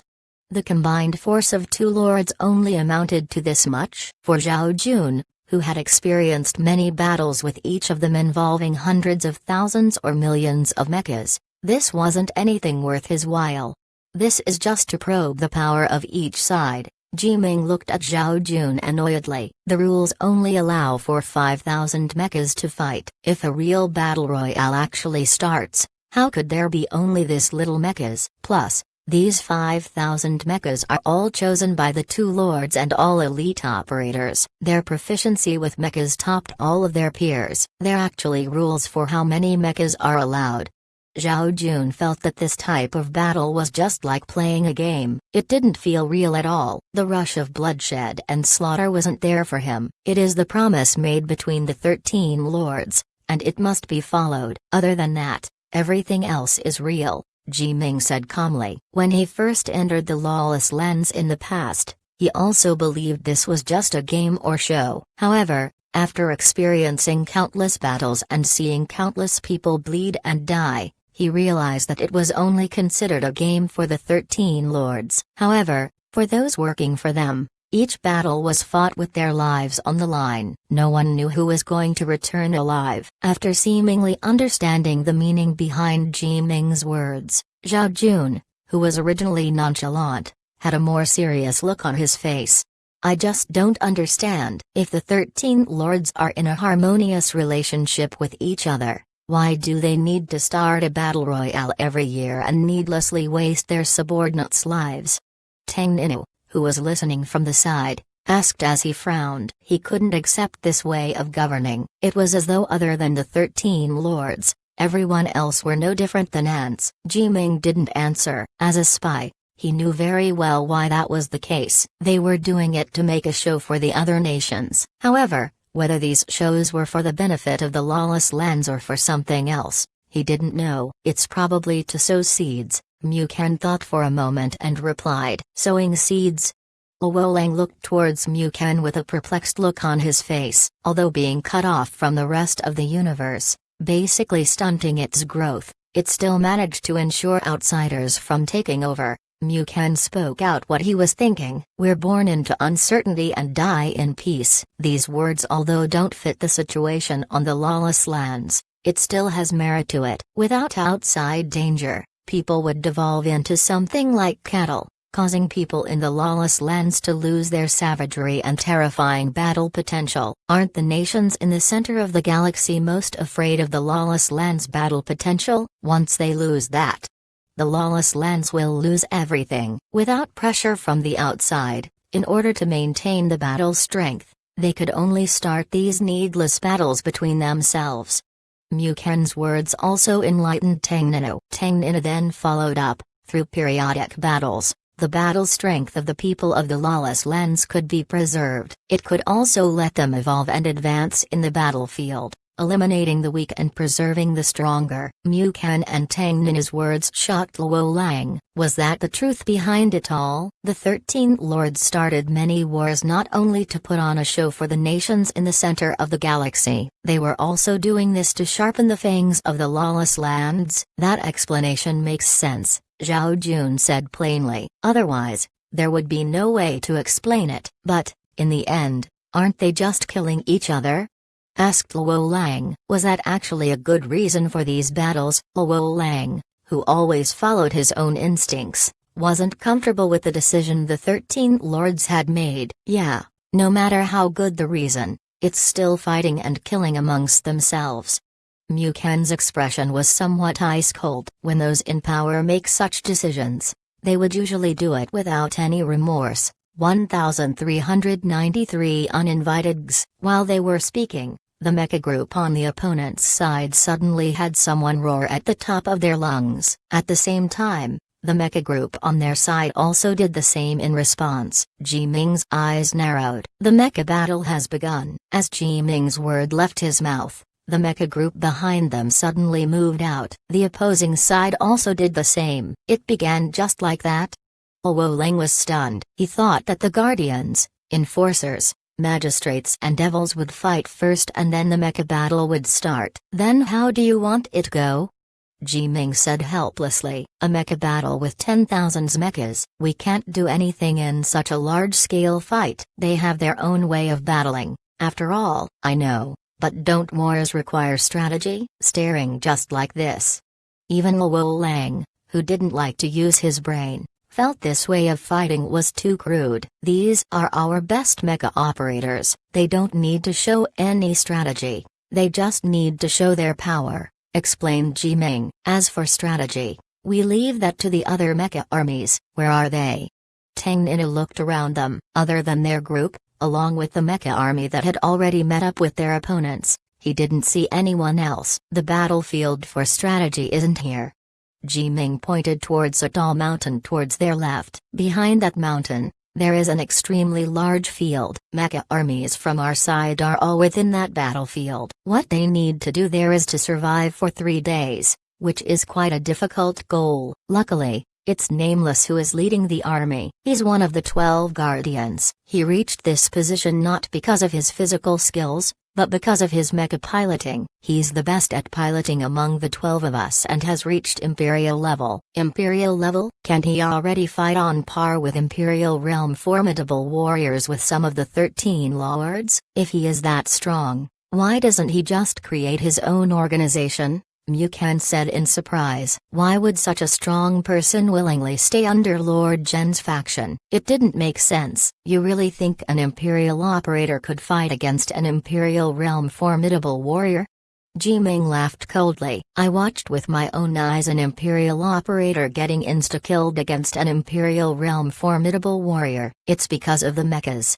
Zhao Jun could guess the reason why. Correct. The mechas in the lawless lands are essentially crap. The true source of an Imperial operator's strength is their mecha. Without their mecha, they are just an empty husk. Plus, for an Imperial mecha to fight on par with an Imperial realm formidable warrior, they would need a top-class Imperial mecha. Fighting without one would just be a matter of how long can they hold for. Jiming sighed. The other 3 finally understood the meaning behind Jiming's earlier words. On an equal playing field, the two could indeed fight on par. However, in the lawless lands, it was impossible. This was why the 13 lords could sit calmly on their thrones. Even if a mecha operator was strong, without mechas to facilitate them, they still wouldn't be able to stand on the same level as the 13 lords. This explained why this nameless Imperial operator was among the 12 guardians of the Rainbow Palace. It wasn't because he didn't want to leave, but rather he didn't dare to leave, especially after having a new Lord Gen. They still didn't know Ling Lan's real personality. None of them knew whether she was a merciless individual who would rather destroy them than to give them their freedom. While they were speaking, the mixture of magistrates and succubi finally couldn't wait anymore. Blind bitch G. Come out. A 40-year-old or so black-cloaked man with a cold expression on his face suddenly called out Jiming. Jiming immediately raised his head and instantly laughed. Oh hey, it's Black SHT. I previously said one of these days I will take your life, and I'm telling you now that that day has come. Come out and die. The black-cloaked man named Black Dirt had a huge grudge against Jiming. From the way they called each other nicknames, it showed that they were already unable to handle each other's presence. It was just that in the past, when the 13 lords were in good relations, they didn't have the chance to resolve this grudge. However, today, as enemies, they finally could start this life or death battle. Hey, I can say the same to you. Jiming's eyes narrowed. He stepped forward and reached the center area. Black Dirt flashed forward and appeared in front of Jiming. Their killing intent is very strong. Zhao Jun frowned. Are they really fighting to the death? Of course, they wouldn't stop until one side dies. Yu Shangfei, who had been silent for the entire time, began explaining it for them. I always thought the numbers of guardians, enforcers, magistrates, succubi and others are always set in stone. They would fight and at one point, they would stop. After all, you all are considered the most trusted subordinates of the lords. They wouldn't let you die easily. Woleng was surprised. Indeed, The amount of guardians doesn't change. If someone dies, there would just be someone new to replace them. There are so many capable and strong people below us who are all wishing that we would die sooner, said Yu Shangfei. This was the real situation with working under the 13 lords. No one knew when they would die in the battlefield. Even the 12 guardians couldn't escape an outcome like that. Luolang and the others could feel the mercilessness of the lawless lands from Yu Shangfei's words. If these people were in the central galaxy, with their capabilities, even if they couldn't become leaders of an organization,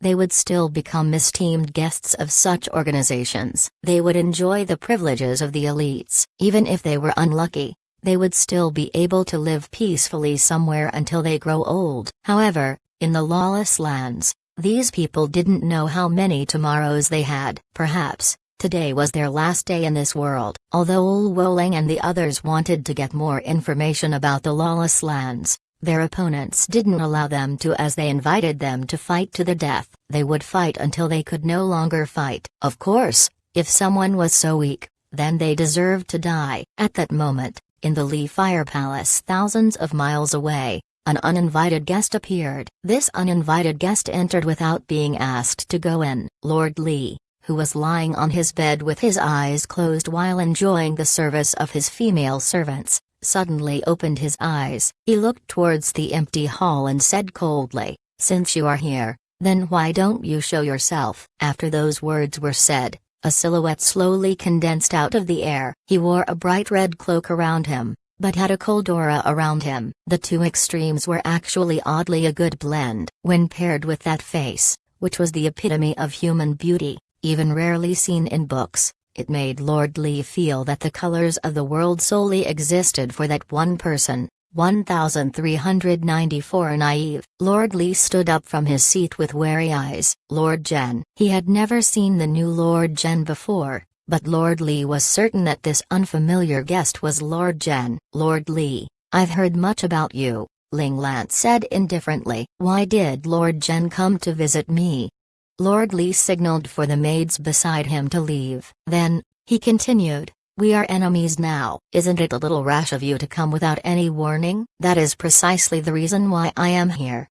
A majestic ice throne slowly condensed behind Ling Lan. She flicked back her gown and sat down cross-legged on the throne, giving off the impression that she was the owner of this palace. Her sudden movement did shock Lord Li a little, but after he realized what she was implying by her actions, he felt a little infuriated and humiliated. He really abhorred those who didn't have manners. Once the battle royale starts, the result will be decided on the battlefield. Even if you come and find me now, I can't do anything. Lord Li suppressed the anger in his heart and spoke with an unfriendly tone. If he had a choice, he wanted to kick this impolite brat out of his palace. "I have no interest in this matter," Ling Lan replied coldly. "I came because I want to ask you when you're planning to return my goods to me." Lord Li was stunned. In a blink of an eye, he laughed loudly. "Ha ha ha, Lan Zhao, don't you know that once the battle royale starts, everything you take becomes your spoils of war?" "I honestly didn't know that," Ling Lan answered calmly. "Now that you know, you can leave." "Pardon me for not sending you out." Lord Li stood up and waved his sleeve nonchalantly. "There's no need to hurry." Ling Lan completely ignored Lord Li. "What else do you want?" Lord Li replied furiously, "I've already made myself clear. Plus, I don't welcome you here. Didn't you say that once the battle starts, everything you take is your spoils of war?"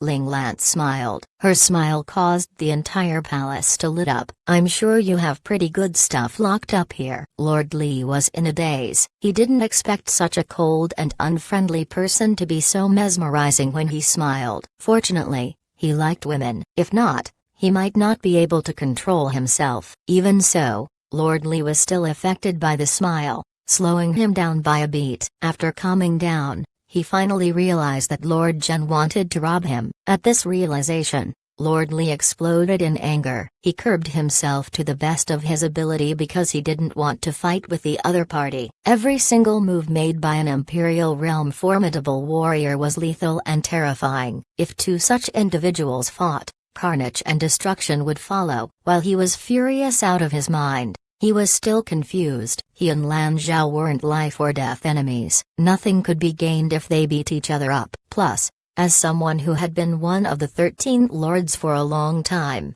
Lord Li treasured his life. How could he take the risk of dying? However, even though he feared the possibility of death, he couldn't possibly let Lan Zhao step all over him like that. When need be, he would fight to the tooth and nail. Ha ha ha. You are pretty confident, huh?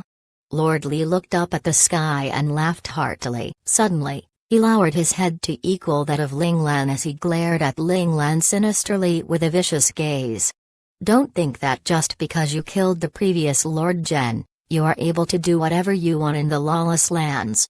Ling Lan softly yawned as her eyes stared into Lord Li nonchalantly. There weren't any fluctuations in her emotions when she heard what Lord Li said. It felt as though everything Lord Li said was bullshit. 1395. You read Reaming. The atmosphere between Lord Li and Ling Lan turned viscous. It seemed a huge fight was imminent. Suddenly, both of them jumped up from their thrones simultaneously. A long whip appeared in both of their right hands and they slashed the whip at each other viciously. One red and one blue. Two long whips with two different colors cracked at each other forcefully in midair. Smack! A loud ear-piercing sound was let out. Sparks of two different colors could be seen as the whips slashed along each other. Seeing that their initial attack was a failure, the owners of the two whips flew back and landed on the ground. Ling Lan twisted her waist and her neck to let out some tension in her body. She flicked her right wrist and the blue whip cracked in the air once again, rushing towards Lord Li ferociously. Seeing the vicious whip, Lord Li just snorted in derision. He shook his wrist and his red long whip welcomed the blue whip. Smack! This time, an even higher pitch sound pierced their eardrums, and more sparks filled up their vision. Ling Lan stretched her right hand out and caught the long whip that bounced back right in her hand. Then, she did a spin, spinning her red robe as well. She did this spin to counteract the force coming back from the whip. Lord Li grabbed a hold of his whip too, but he chose to take 2 steps back to eliminate the force. Ling Lan stabilized her body and looked at Lord Li in a composed manner. She said, "Maybe that can make you change your mind." A red light flashed past Lord Li's face. His gaze turned sharp and killing intent exploded from his body. In the face of the overwhelming killing intent, Ling Lan's expression still remained indifferent. She already had facial paralysis for more than 20 years of her life. If Lord Li was planning to affect her with that little amount of killing intent, well, it would be quite difficult. Lord Li frowned when he saw Ling Lan's ever unchanged expression and gaze. The next second, the killing intent disappeared. "You want to continue this farce?" Lord Li asked coldly. "That'll depend on your decision. If you want to fight."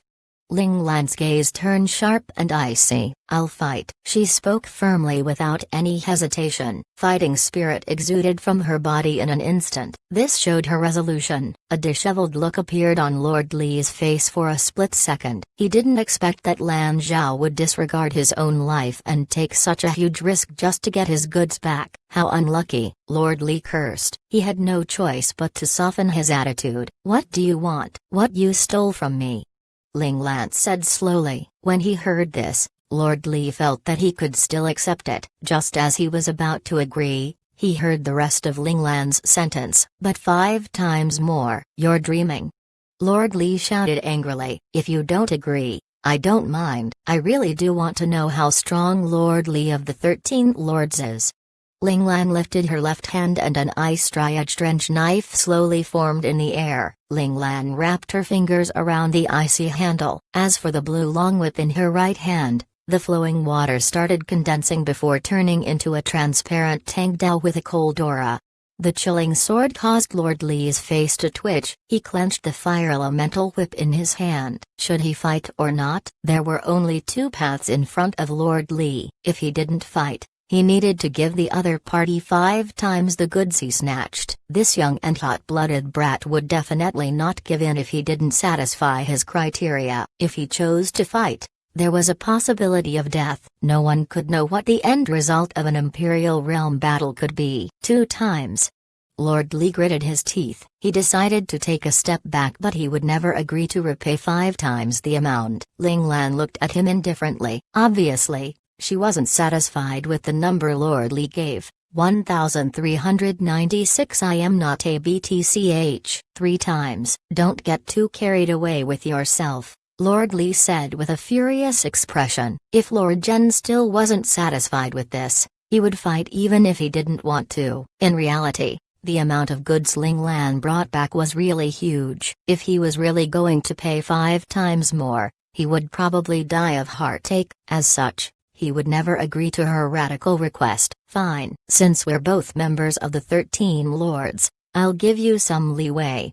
Looking at Lord Lee's heartbroken expression, Ling Lan knew that she was close to his bottom line. This was the only reason why she agreed to settle for 3 times the amount. Actually, Ling Lan didn't care how much compensation he gave. After all, there were 2 huge powers behind her helping her to gather her supplies. The only issue on her hand was time. The reason why she wanted 5 times the amount of compensation was to make an example out of Lord Lee. If she didn't punish Lord Lee for what he did, the other lords might think of her like a doormat who they could steal off of with no repercussions.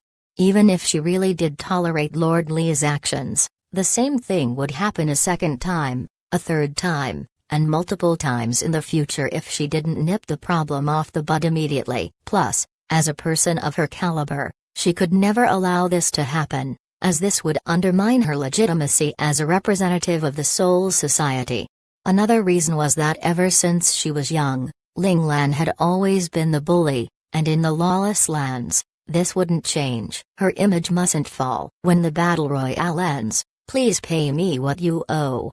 After resolving the issue, Ling Lan gently opened her hands, letting the Tang Dao and the tri-edged wrench knife fall to the floor before dissipating them into a ball of cold mist.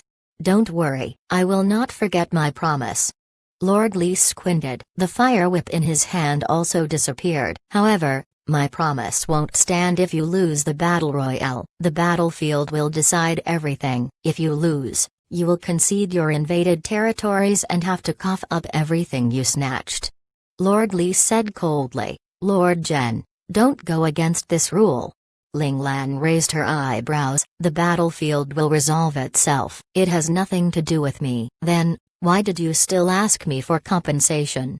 Lord Lee asked angrily. This was his rightful gains from the battle royale. Why was this fella shameless enough to ask for it back? Ling Lan tidied her gown and looked up. She sneered. Because I'm not a BTCH. After she finished speaking, her body slowly merged with the background and disappeared. Only Lord Lee was left in the palace. Lord Lee stood still for a moment. Then, he went back to his bedroom to lay on his bed. He crawled onto his bed, placed her hands above his stomach and shut his eyes. More than 10 seconds later, Lord Lee suddenly snorted and laughed. That fellow is really not afraid of anything. He actually became an example to warn the other lords. This fact infuriated Lord Lee. However, there was nothing he could do, unless he was willing to risk his life just like the other party and accept the battle. But he was too old to take such risk anymore. Plus, life just became more valuable the more you lived it. He really didn't want to risk his life just over some stolen goods unless there was no other choice. Let's wait and see. Let me see if you can still be so arrogant after the battle royale ends,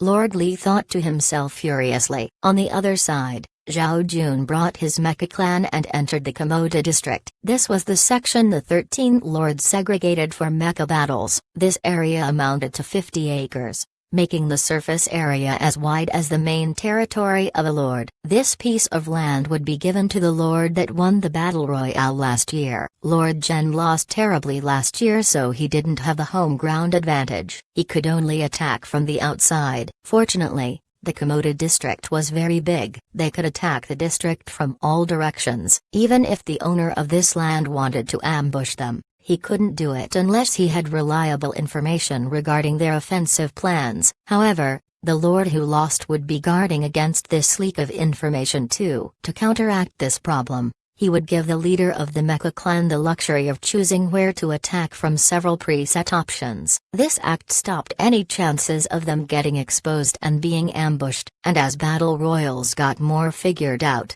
no one had the interest to do such an arduous and fruitless job anymore. 1397 Bloodpath. This time, honestly speaking, Zhao Jun's mecha clan only had about 2,000 people. Among the tens of thousands of mecha operators on the battlefield, his mecha clan didn't seem significant at all. Hence, when the mecha clan Zhao Jun led disappeared secretly from the waiting zone of the battle royale, no one noticed their disappearance, including Lord Zen's subordinates who were supposed to be in the same group as them.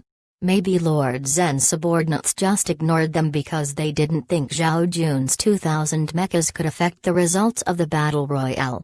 The Komoda district consists of a bunch of various environments, simulating various environments an army might encounter which they should get used to, making it a perfect battlefield to train the people of the lawless lands. The area consisted of flatland, highlands, deserts, grasslands, a jungle, an endless swamp, a lake thousands of square kilometers wide, and, of course, a continuous stretch of mountains. With the known fact that fights frequent the area, the citizens of the lawless lands never really settle in the area. Only people who were driven into a corner and with no place to go back to would take the risk and live here, hoping for a slim chance of survival. Regiment Commander, there's a mecha clan in front of us with more than 10,000 mechas. The leader of the scout team reported his newest findings. Zhao Jun asked, "Do you know who they belong to?" "We saw the symbol on their chest. It's a lightning bolt. They should be under Lord Zen." Soon, the team leader sent the video clip they recorded to Zhao Jun. "Ignore them, we'll go around them," Zhao Jun ordered calmly. "Yes, Regiment Commander."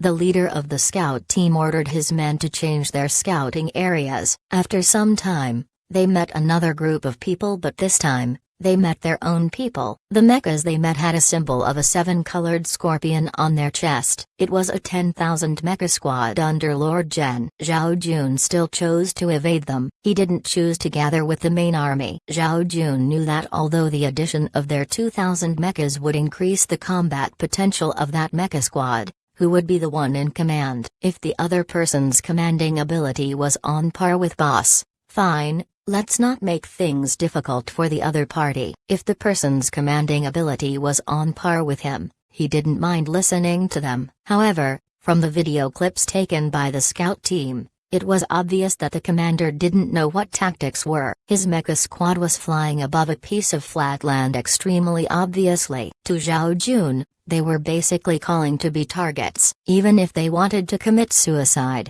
they shouldn't do it so obviously. Of course, Zhao Jun wouldn't be a busybody and remind the other commander kindly. Maybe his kind reminder might be viewed as a provocation instead. If the situation wasn't handled carefully, disputes could happen easily. After all, he was the new Lord Zen's men. The new and old guards already had a grudge, and he didn't want to magnify it. Actually, Zhao Jun didn't understand why boss didn't take bold and drastic measures to reorganize the confidants left behind by the previous Lord Zen, but instead, left them alone. To prevent them from being discontented, he didn't interfere with them at all. The new guards only formed a new clique by themselves, separating themselves entirely from the old Lord Zen's clique. They were like two parallel lines, no one would meddle with each other. Based on boss's usual brutal and cold-hearted methods, he would definitely create a huge bloodbath in order to be able to control the entire Lord Zen's territory. Zhao Jun was already eagerly waiting to fight with boss. But, unexpectedly, boss's attitude towards them changed 180 degrees, turning into a gentle lord before them. If he didn't understand boss well, he would have suspected if the ruthless version of boss was an illusion from his nightmare. But, his puzzled mind was soon resolved when Li Lan came to pass him boss's order before they left. Based on this order, Zhao Jun knew that the cold and vicious boss was still there. He just hid his intentions well, only revealing his fangs when it was the right time. Zhao Jun appeared rash and impatient, but he was actually an extremely calm and calculating person. Just like what Li Lan said, Zhao Jun was the best at protecting himself. If his interest wasn't affected, he would choose to be a bystander. You could say that he was cold-blooded. It was this trait that allowed him to have a good relationship with all the brigade leaders. Now, they were all regiment commanders, of Lingshan. Even Li Yingji, who didn't have a good reputation, had a good relationship with him. Thus, even though he knew that this mecha clan might suffer heavy losses when they would eventually get ambushed, he still ordered his mecha clan to move away from them as far as possible. He wasn't interested in becoming a life savior, especially when he still had to carry out the important mission boss gave him. He mustn't make such a dumb mistake at this critical juncture. The 2,000 mecha operators slowly moved away from the flatlands and entered the jungle zone. Most wouldn't choose to enter this zone, as everyone was well aware that a jungle with a lot of trees was the easiest place to lay an ambush. If you entered recklessly, you were looking for death. However, to Zhao Jun's mecha clan, the jungle wasn't really dangerous to them. They only needed to have good mecha piloting skills to maintain their speed as they passed through the forest. That was because to increase their chances of success, Qilong sent over the most powerful batch of modified mechas. All the specs of these mechas had reached the fundamental requirements for Imperial mechas. Moreover, they were all equipped with the Chameleon system. They were able to get the Chameleon system all thanks to Boss. When he was still the commander of Lingshan, he forced the chief of staff, He Xueyang, to give him these systems. It was said after that, He Xueyang ran to find General Ling Zhao because he wanted to retire from his position. But, in the end, he got persuaded to stay by General Ling Zhao. As for how General Ling Zhao persuaded him, this had always been one of the secrets of the 23rd Division. Interested parties could search for the answer themselves. The moment the mecha team entered Komoda, they activated their chameleon system and maintained a steady speed which suppressed the noises of their mechas. Regiment Commander, the two mecha clans we met all had around 10,000 people. I feel that in this place, the default for a mecha clan is 10,000 people. The secondary commander, Ban Dongwu's voice sounded on Zhao Jun's team channel. Yes, that should be right. Zhao Jun had the same thought too. Once we meet our opponent, it will be a little tough for 2,000 of us to fight with 10,000 of them. Pan Dongwu frowned slightly. Although he believed in the abilities of his clan members and felt that they could fight with 3 opponents at once, fighting with 5 opponents was still too frightening. Once there was too much pressure on his clan members, they might not be able to perform to their best, and this could cause a huge number of casualties. It was a consequence both he and Zhao Jun couldn't handle. If we don't even have the courage to do this, why are we here? Zhao Jun replied calmly. A part of his mecha clan consisted of his original team members, but most of them were experienced mecha operators moved over from the other mecha brigades. Moreover, they were the most powerful batch of mecha operators that moved over. Many of them were veteran mecha operators from the original 250 mecha clan. They knew that Boss was in trouble, so they voluntarily agreed to be moved. Some were the mecha operators who used to be stationed at Base 013. They managed to survive due to the protection from Boss. Yan 3 was a public figure, so he couldn't move here. If not, he might have fought with Zhao Jun for the position of regiment commander. All in all, Zhao Jun went through a whole series of struggles and fights in order to clear a blood path to come to the lawless lands. 1398 hate fighting. In the conference room of the Rainbow Palace, Li Lan, Luo Zhao and Han Xueya were busy with their work. Ling Lan sat in the main seat of the room, holding her head with her hand with her eyes closed. Han Xueya, who was using the newly invented optical supercomputer to receive signals, had a look of joy on her face as she received a signal. She immediately deciphered the signal and walked beside Linglan after organizing the information. Boss, this is the first battle report from the battlefield on the front lines. Han Xueya handed over the document in her hands. Ling Lan opened her eyes and took the document. She looked at it and her mouth instantly pouted. What's wrong? Is there a problem? Li Lan, who was sitting beside her, was studying the map of the area of Komoda. Even though he was not looking at Ling Lan, he could sense the change in pressure coming out from Ling Lan's body, so he immediately raised his head to ask her what was wrong. Yeah. Zhao Jun and one of Lord Li's mecha teams encountered each other. Ling Lan handed the document in her hand to Li Lan. He decided to face them head-on. Zhao Jun always fights like that. Plus, if they've already encountered each other, if they don't fight head-on, It will make us look weak." Li Lan smiled as he gave an explanation for his friend. "He is in the jungle area." Ling Lan sent a side glance at Li Lan. It was as though she wanted to see just how much Li Lan could make the situation sound better. Li Lan's smile instantly froze. Luckily, he was someone who was adept at being shameless. It's because of the mindset of everyone in the jungle that gives him an inherent advantage. While everyone is setting up ambushes in the dark, he would crush them through brute force in broad daylight. Perhaps there will be a surprise. Okay, I'll wait to see that surprise you mentioned.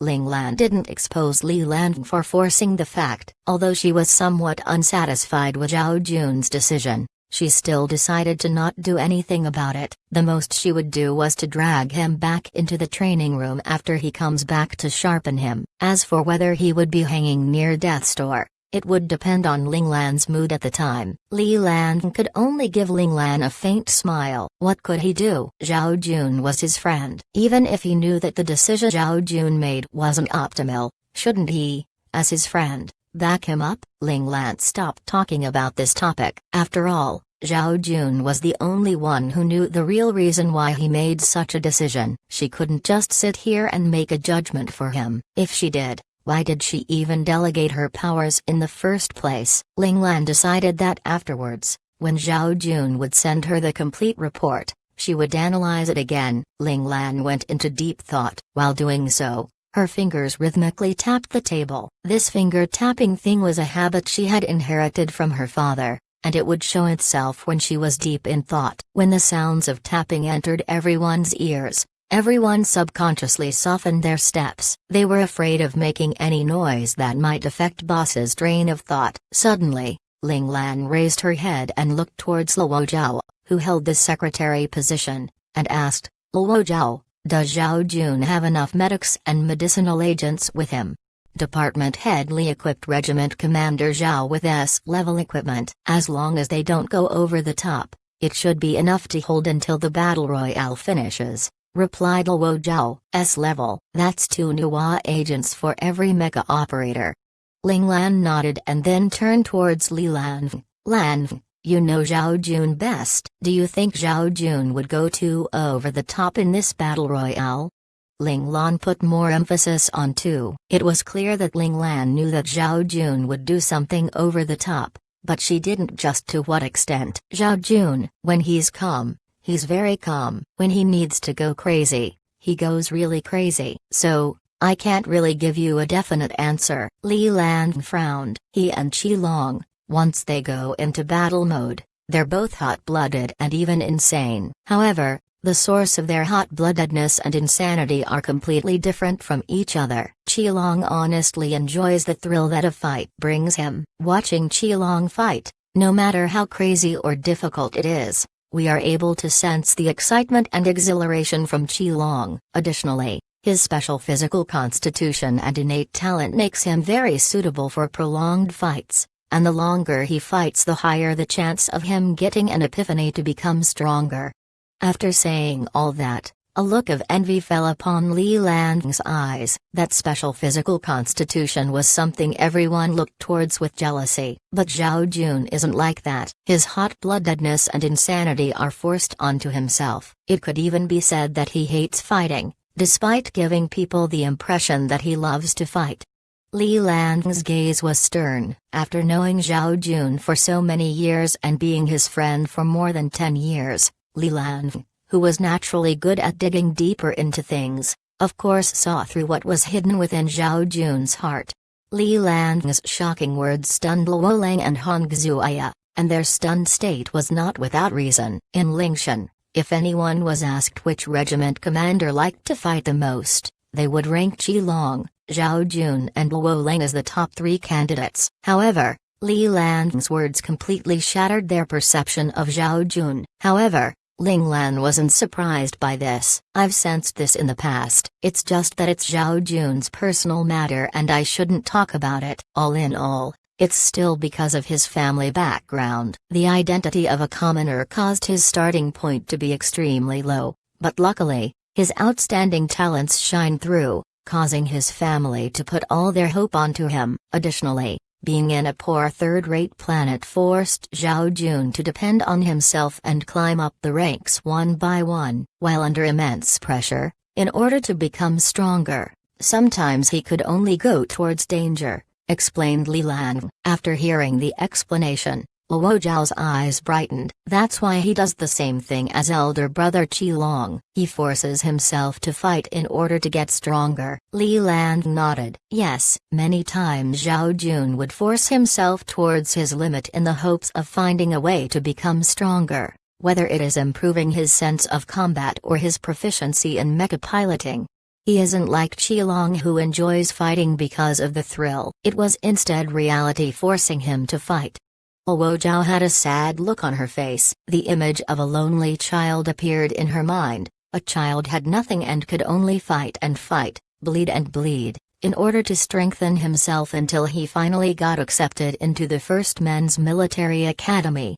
This is the reason why he couldn't control his titled domain-level technique yet. Forcing himself to fight would in the end become the devil in his heart, Ling Lance said calmly. Perhaps this battle royale will give Zhao Jun a chance to rid himself of that problem. Li Lang's eyes instantly brightened. Really? Ling Lan nodded. There are opportunities. I protected you guys too much in the past. Although you guys were safe, it also decreased your chances of growing on your own. When Zhao Jun understands the burden of bearing the responsibility of the lives of thousands of people on his own shoulders, the problem with the way he does things will be resolved. 1399 Judging. Zhao Jun held the control stick tightly in his hand. Sweat was coming out of his hand continuously before evaporating in an instant. Zhao Jun was nervous. There seemed to be a huge problem weighing down on his heart. At first, he thought that there was nothing he was frightened of. However, when he had to give the order for his team to fight with a mecha clan that vastly outnumbered them,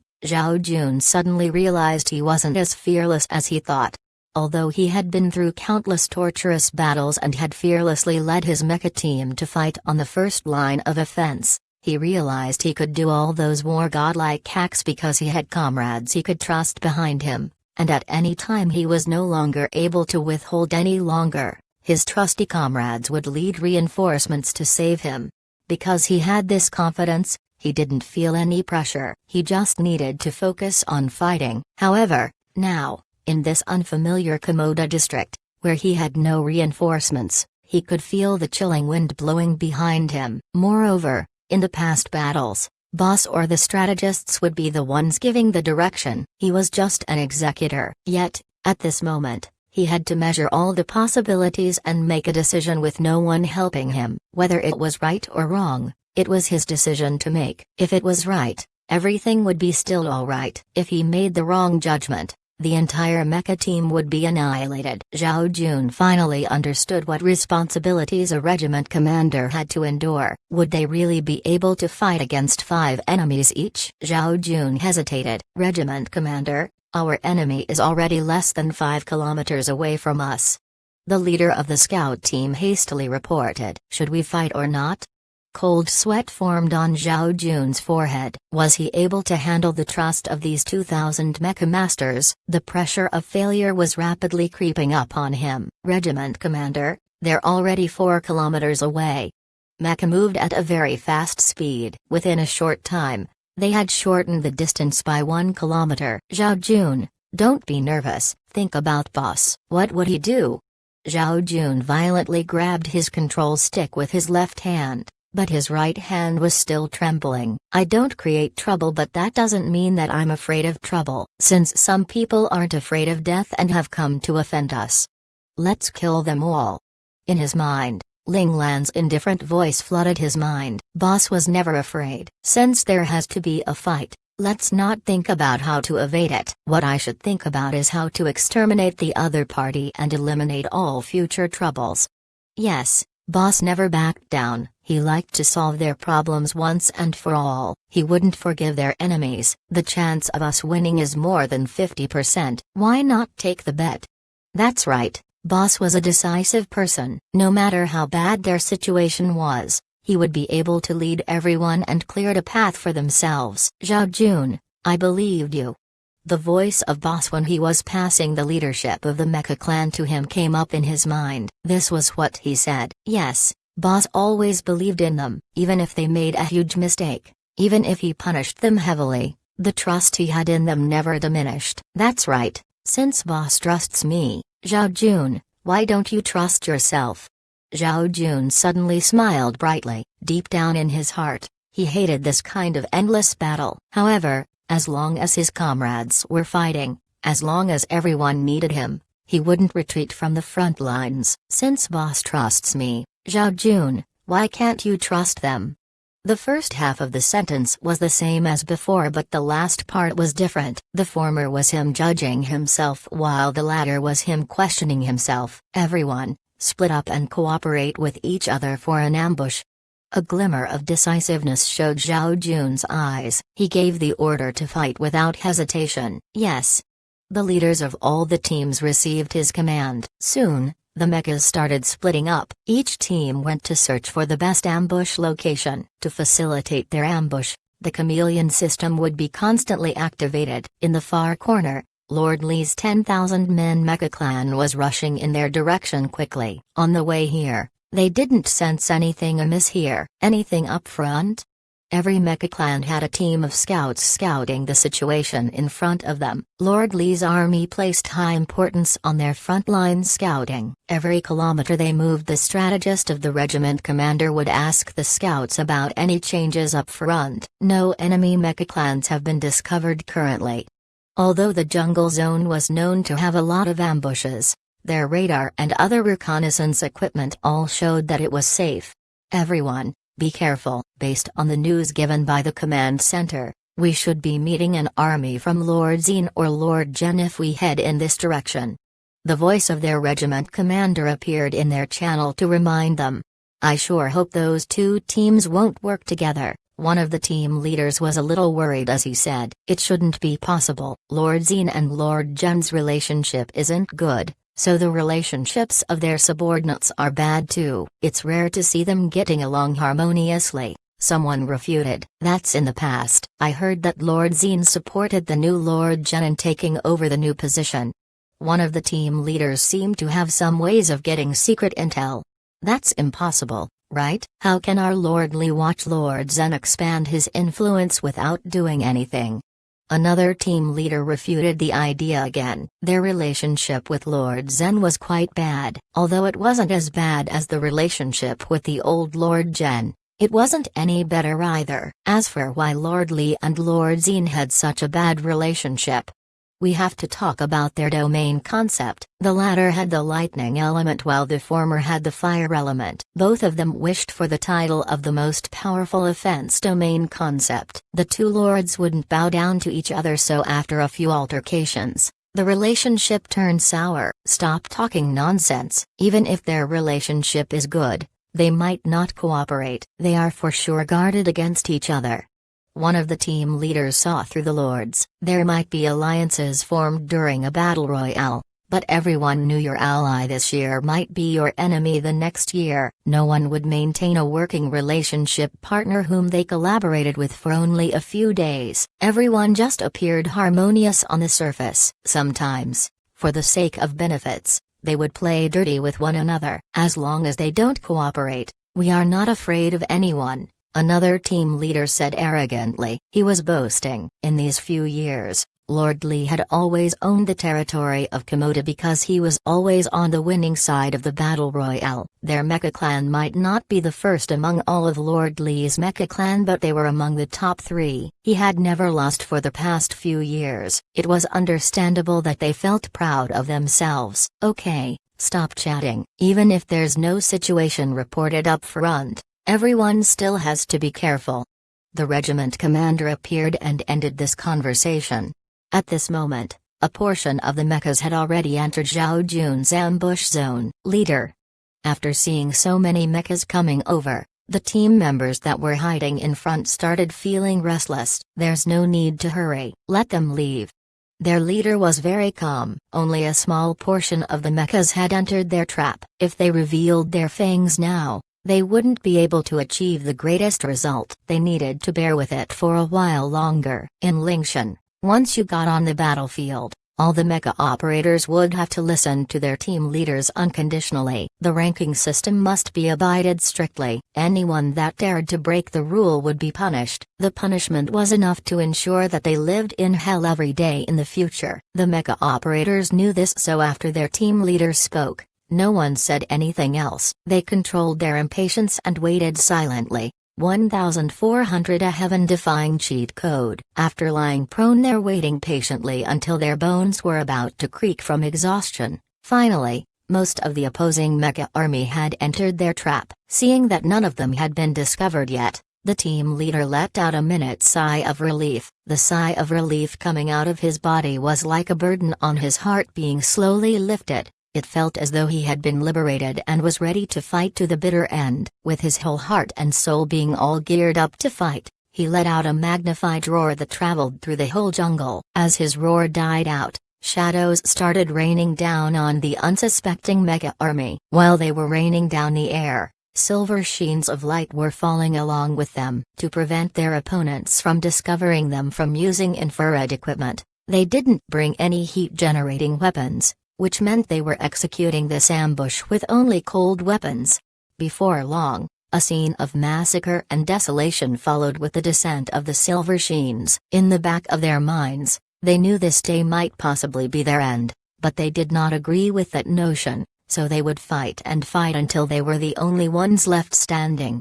Regiment commander's orders: once the Nuwa agents are finished, we will retreat from the front lines.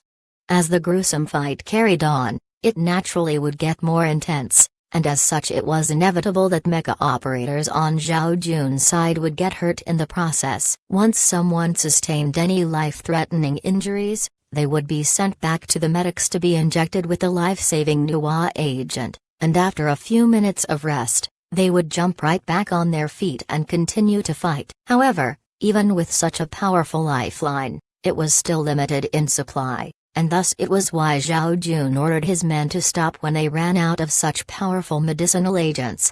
Although Zhao Jun's mecha clan was outnumbered by the enemy by 5 times the amount, they still managed to grasp the overall tempo of the fight as they were able to get the jump on the enemy first. Moreover, with their powerful combat ability and with the help of the Nuwa agent, they continued controlling the tempo of the fight within a tight grasp, and thus the situation started tilting in Zhao Jun's favor.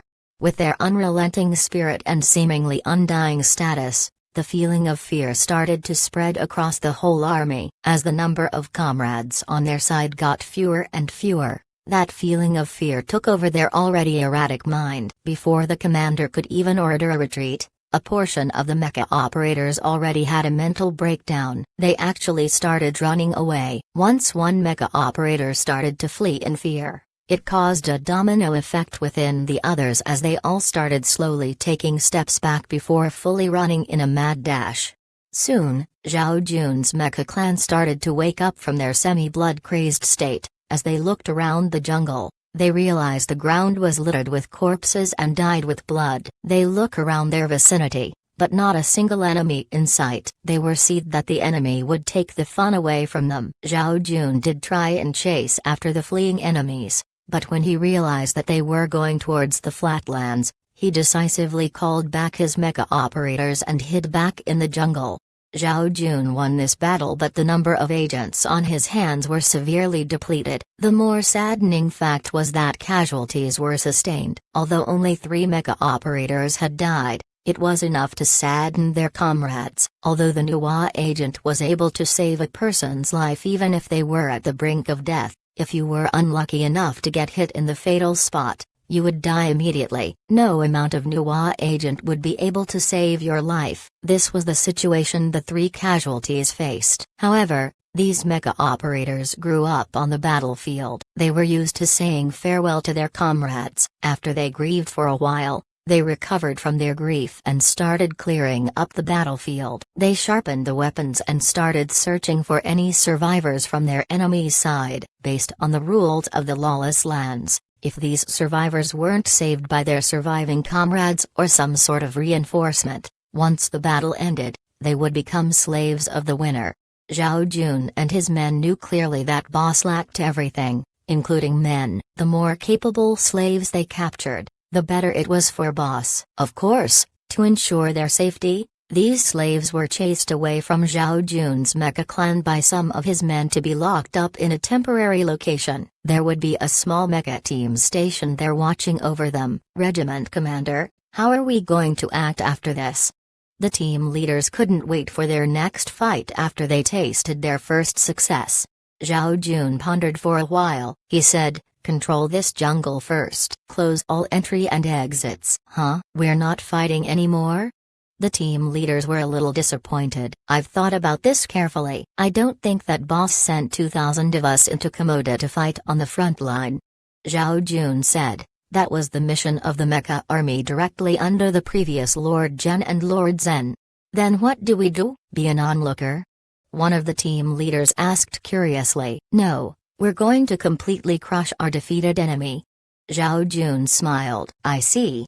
Anyone that was able to become a team leader wasn't stupid." Hence, the team leaders instantly understood Zhao Jun's ambiguous words. When both sides suffer heavy losses, it will be the time we act. Excitement was seen in Zhao Jun's eyes. Fortunately, he got enlightened just in time. If not, he might have died to pay for his mistake. "Boss," news finally came back from Zhao Jun's side. Han Xuya, who had always been waiting for the result of the fight, jumped up in excitement immediately when she received a report back from Zhao Jun. Li Lan, who had always been calm and composed, couldn't control himself either. He stood up and shouted, "Hurry up and say it." "We won completely. We destroyed more than 4,200 enemy mechas and gained a total of 4,577 prisoners. 2,800 mechas escaped. But 3 mecha operators on our side died." When she read the last past, Han Xuya's voice sounded slightly dejected. However, she regained her composure quickly. Compared to what they had gained, these deaths were negligible. Luo Zhao, who was worried at the start, gave a bright smile when Han Xuya read the result of the fight. It looks like Zhao Jun didn't fight with his opponent directly. He at least used tactics. Li Lan smiled as he said, "Based on Zhao Jun's intelligence, he should have thought about using tactics, but there was still the possibility of Zhao Jun going crazy and ordering his men to fight the enemy head-on. But, luckily, that didn't happen." The only person that remained indifferent was Ling Lan. When she heard the result, there was no change in her emotion. She just asked calmly, "Ask Zhao Jun what he plans to do after this." Han Xuya immediately sent Ling Lan's inquiry over to Zhao Jun. Within 1 second, Zhao Jun gave his reply. "Wait and see. Bear the fruits of other people's labor." After hearing Zhao Jun's reply, Ling Lan gave a light smile. It looked like Zhao Jun had understood how to become an outstanding regiment commander. "Very good, Li Lan."